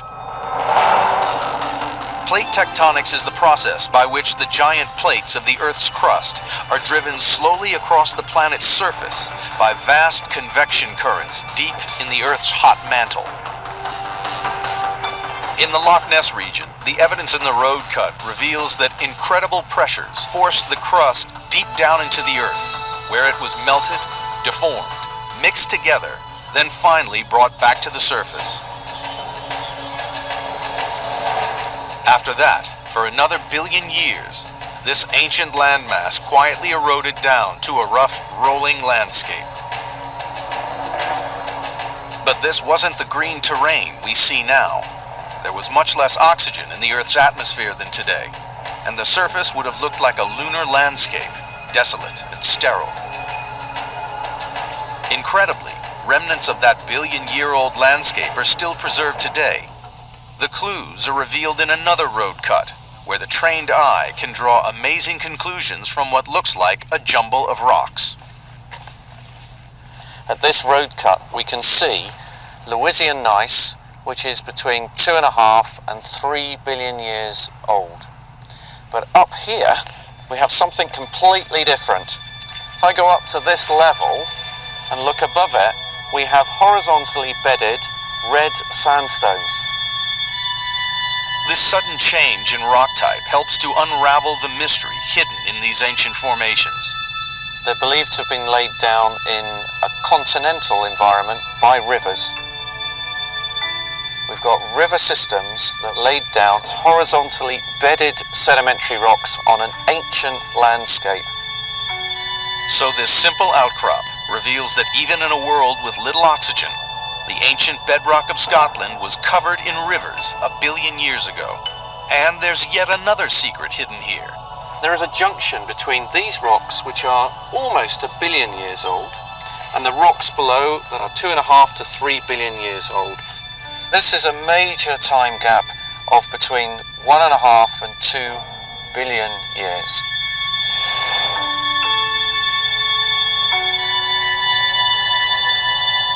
The time gap revealed here is extraordinary.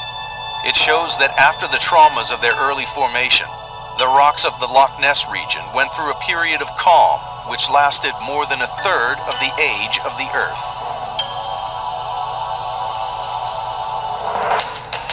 The investigation into how Loch Ness was made has uncovered its first evidence. Identical old red sandstone found on 2 continents proves that Scotland and America were once joined together. Some of the oldest rocks in the world reveal that the bedrock underlying Loch Ness was made during the primeval creation of the Earth's crust. Bedded sandstones lying on the ancient bedrock show that rivers flowed over this landscape a billion years ago during a long period of tranquility. But the calm couldn't last forever. A major continental collision was looming, and with it the union between Scotland and England.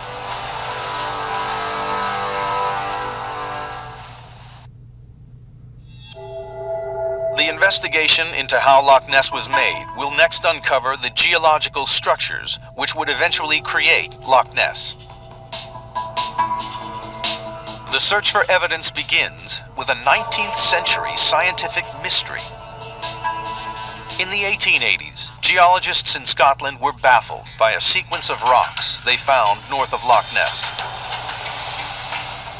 Here in a remote hillside lay the problem. A huge mass of very old Lewisian gneiss was lying on top of much younger rocks. But 19th century geologists had never encountered this before. In their experience, younger rocks always lay on top of older beds. Then, one scientist invented a novel approach to try to solve the puzzle. A survey geologist back in the Victorian age, 125 years ago, mapped this area, and his name was Henry Cadell. He went back to Edinburgh and he worried about what he'd seen in the field and thought, how do I replicate what I've seen? How does this happen? So he built a model and he attempted then to show, using the model, what it was that he saw in the field. Cadell's model was simple. He suspected that some force had squeezed the rocks horizontally to make this upside-down sequence, so he built an apparatus containing layers of sand and clay to test his ideas.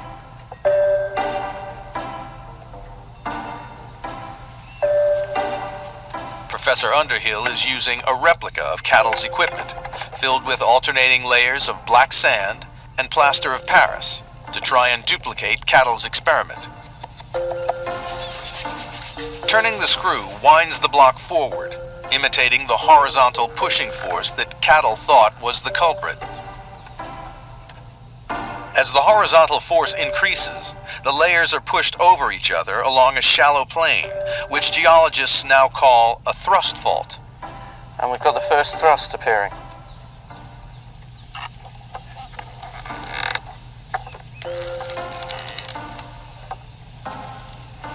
Oh, look at that. Another thrust going in. The experiment showed Cadell exactly how older layers, the ones on the bottom, are pushed over and on top of the younger layers along the plane of the thrust fault. There's some beautiful structures in here. There's a thrust fault running through here which duplicates the white layer. And another one through here, and the final thrust fault, which is at the lowest angle, out here towards the left-hand side. A success in terms of a simple model replicating what we see on the ground. And I can see how Cadell and others, when attempting such things, began to understand what it was that they saw in the field. They could replicate it in a simple, crude model, but replicate it in a very successful manner. Once Cadell and his colleagues understood the principle of thrust faults, the apparently illogical sequence of the rocks they saw in northwest Scotland began to make sense. Well, the slope represents a thrust fault. What we have underneath... Shopify helps you sell at every stage of your business. Like that, let's put it online and see what happens stage. And the site is live. That we opened a store and need a fast checkout stage. Thanks, you're all set. That count it up and ship it around the globe stage. This one's going to Thailand. And that, wait, did we just hit 1 million orders stage? Whatever your stage, businesses that grow with Shopify. Sign up for your $1 a month trial at shopify.com/YouTube audio. Underneath it is a bedded, younger quartzite succession which is pink. Above it, the grey rock, the rubbly grey hillside we see above, is the Louisiana gneiss again.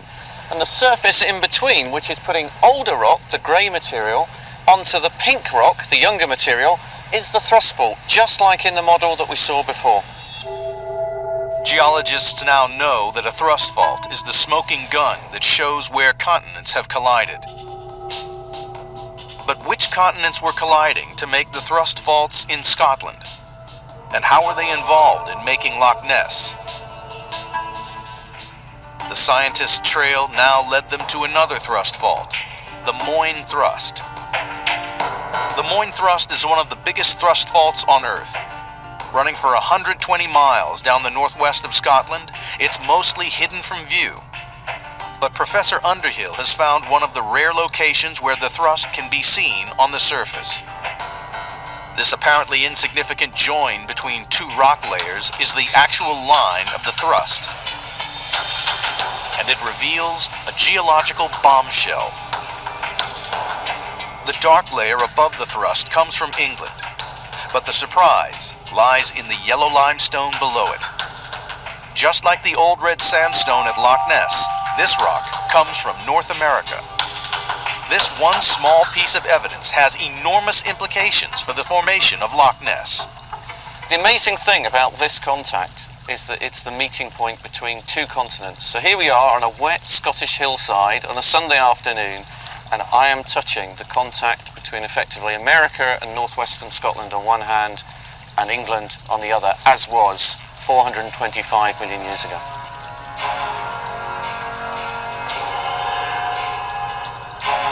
But how did these two ancient continents collide? 450 million years ago, a supercontinent containing North America and Scotland lay deep in the southern hemisphere. At its margin was an ocean wider than the present-day Atlantic. On the other side was England and Europe. But the forces of plate tectonics were slowly pushing the two land masses together. Well, around 450 million years ago, there was a major ocean where we're standing now. It was called the Iapetus Ocean, and it separated America and northwestern Scotland on one hand from effectively southeastern Scotland and England on the other hand. Now, what happened in the 20 million years after that, that ocean closed, and eventually was closed sufficiently that two continents collided into each other. The collision between America and Europe pushed massive layers of rock over each other, forcing upwards a range of mountains higher than the Himalayas are today. Still firmly attached to America, Scotland and England became fused together. But what did this collision have to do with the making of Loch Ness? The loch itself provides the most fundamental evidence. The one thing that's quite striking about Loch Ness is that when you look at it, particularly from this perspective, you can see that it runs straight, almost straight as an arrow. And that straightness goes on for about 20 miles. And as a geologist, that tells me that there has to be a control on this topographic straightness because nature doesn't produce things in straight lines. And so there is a structure here that is controlling the overall shape of Loch Ness itself. This structure is the Great Glen Fault, a major geological fault line formed during the continental collision 425 million years ago. It runs for more than 300 miles right across Scotland, slicing the country in two. Loch Ness exactly follows the line of the Great Glen Fault. The Great Glen Fault is not a thrust fault like the Moyne Thrust, where material has been pushed up over. It's not a normal fault where material drops down vertically. It's lateral motion. The Great Glen Fault is Scotland's version of the San Andreas Fault. It's just 400 million years older. The Great Glen Fault is no longer active, but this giant split in the Earth's crust has been a feature of the Scottish landscape for more than 400 million years. It's the foundation of Loch Ness, and without it, the loch could not exist, nor could the legend of the Loch Ness Monster. The investigation into how Loch Ness was made has uncovered more evidence. The discovery of thrust faults showed geologists what happens when continents collide. Yellow limestone from North America found at the Moyne Thrust proves that America and Scotland crashed into England 450 million years ago. And the shape of Loch Ness reveals the straight line of the underlying Great Glen Fault, formed during that continental collision. After the collision, the forces of plate tectonics drove Scotland south round the surface of the Earth. Now, the investigation must follow its amazing journey.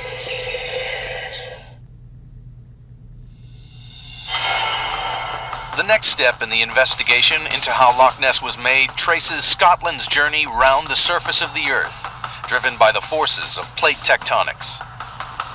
Understanding what the environment was like in the past gives clues to the location of Loch Ness millions of years ago. So the investigation now moves on to the Jurassic period, 165 million years ago. The trail leads to the Isle of Skye, an island off the west coast of Scotland. At Staffin Bay, there is an incredible piece of evidence which sheds light on this period in Scotland's past. Astonishingly, it lay in plain sight but undiscovered until 1994, when an amateur geologist made an extraordinary find. On the flat rocky shoreline of this popular beach, he discovered a fossilized footprint of a giant dinosaur. Dr. Anjana Katwa has come to analyze the details of this remarkable evidence. When you walk across these ledges, it's just an incredible feeling to think that dinosaurs walked on the same ledge that I'm walking on now 165 million years ago. This ledge, we've got this wonderful Megalosaurus footprint. The Megalosaur was a 25-foot high carnivorous dinosaur, quite a formidable predator during Jurassic times. With some individuals standing as tall as a football goalpost, Megalosaurus was a fearsome monster. But how could something as temporary as a footprint be preserved for 165 million years? The footprint is so unique. What's happened is that a dinosaur has travelled over a kind of sticky, gooey mud, and their impressions have been left behind. That mud has dried off and it's hardened, and then over time wind-blown sand has come in and covered that footprint over, and then as further time has developed we get layers of clay and sand building up over that footprint, and that footprint becomes fossilised over time. Now over a few million years erosion occurs and those footprints become exposed for us to see today. Dr. Katwa is making a plaster cast of one of the footprints, so she will be able to examine it more closely. We take the casts in order to have a record of the footprints, so we can take them back to the lab and have a look at them and understand how this creature used to live. As she carefully removes the plaster cast, its shape reveals a 165-million-year-old secret. One thing that really strikes me actually is the deep impression that this front toe is made and how pointed it is. And this tells me that this dinosaur was moving at a fast speed and really pushing down on its front 3 toes. So it might have been chasing some kind of prey.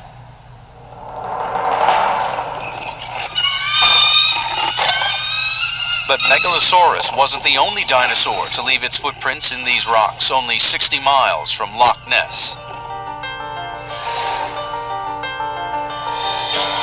This is the smallest dinosaur footprint that anybody has ever found in the world. You can actually see it's about the size of my fingernail. And we think it's a Coelophysis, and it's quite interesting because the small footprint here, which we think is from a hatchling, is embedded in the larger one here that you can see.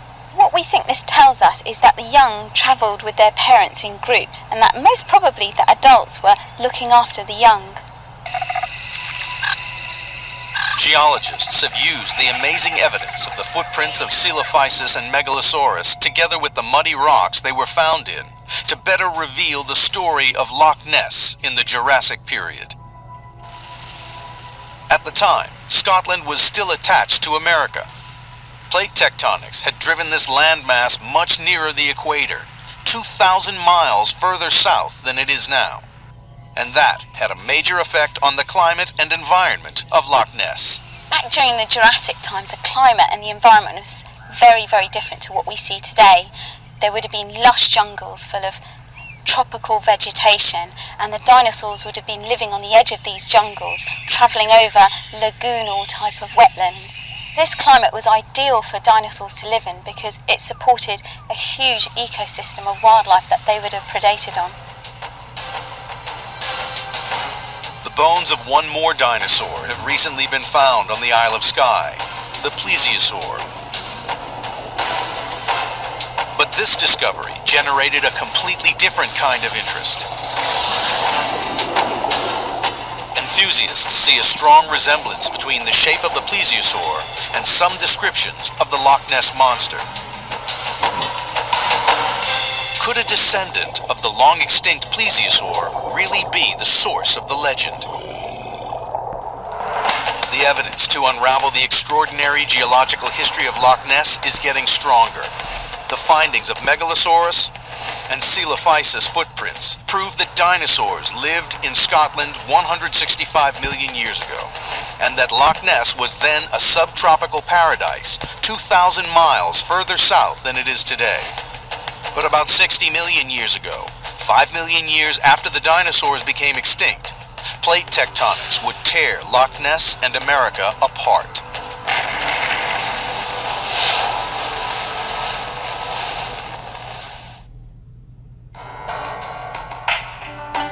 The investigation into how Loch Ness was made now moves forward to a time 60 million years ago.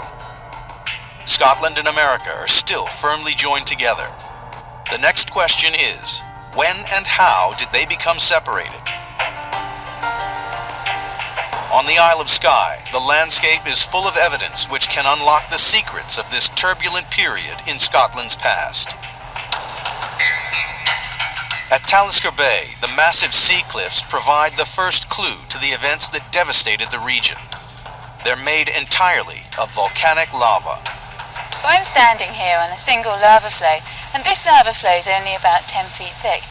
But this whole cliff above me is made up of lava flows, maybe 150 feet or more, and stretching for miles in all directions. Now these lava flows are composed of basalt. That's the same type of rock that is being erupted today from modern volcanoes like Hawaii or Iceland.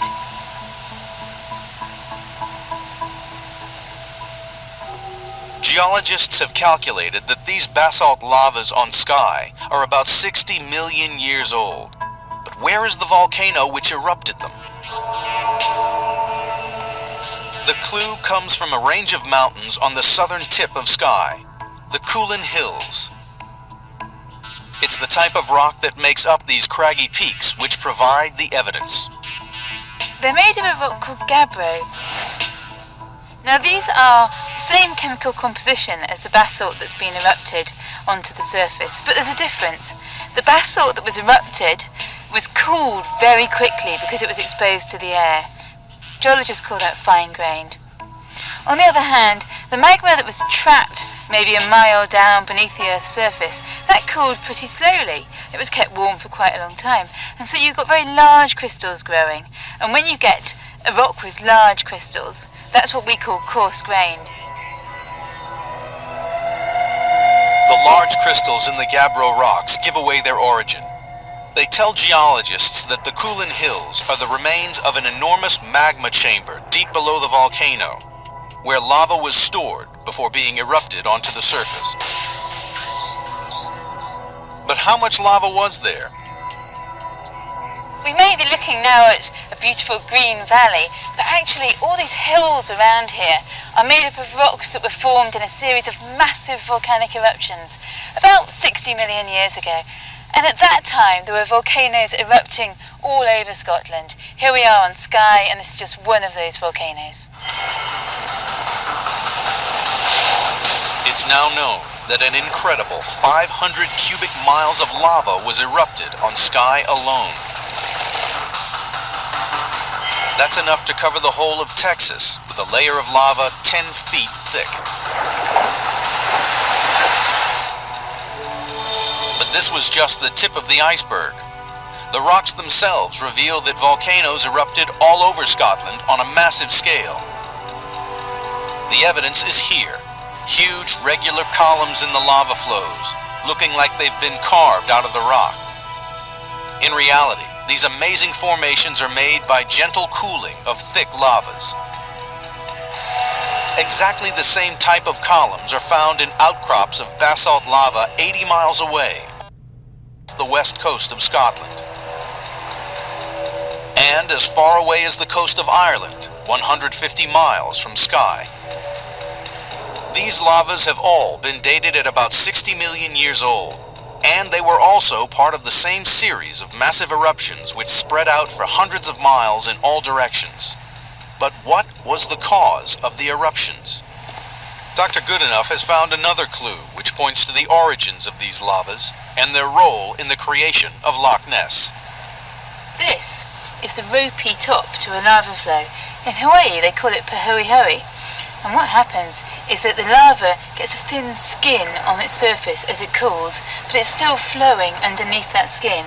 And the thin skin wrinkles and gets pushed forward, giving this ropey texture that we can see here. But it's really quite rare to see them like this in these old lava flows. But it tells us a lot about the type of magma that was erupting from that volcano. Geologists know that this kind of magma comes from deep within the Earth. It usually erupts on the surface when tectonic forces split the Earth's crust apart. Is that what happened here 60 million years ago? At that time, Scotland was still joined to North America, but the two continents were being stretched and thinned due to tectonic forces. And that allowed molten rock, or magma, from deep within the earth to well up and to be erupted from those volcanoes. And eventually, that volcanic activity led to the development of a new ocean between Scotland and North America, the Atlantic Ocean. So the lavas are the trail of evidence which show that the opening up of the Atlantic Ocean began with volcanic eruptions all over Scotland. As magma erupted under the ocean, the seafloor spread out, slowly pushing Scotland and America apart. The birth of the Atlantic Ocean had a direct effect on the making of Loch Ness. As the ocean grew, the huge forces involved reawakened the 400-million-year-old Great Glen Fault. So faults like the Great Glen, these are zones of weakness in Earth's crust, and they're like scars or wounds. They can reopen. And in the case of the Great Glen, it was reactivated when the Atlantic began opening 50 to 60 million years ago. And this is why you see this feature now present in today's landscape, even though the fault itself is 400 million years old. The massive geological movements shattered and weakened the rocks along the fault. Along this line of weakness, a river started cutting down through the shattered rocks, slowly carving out a valley. For the next 55 million years, the landscape of Scotland weathered and eroded. The outlines of the mountains softened, and the coastline began to take on its present shape.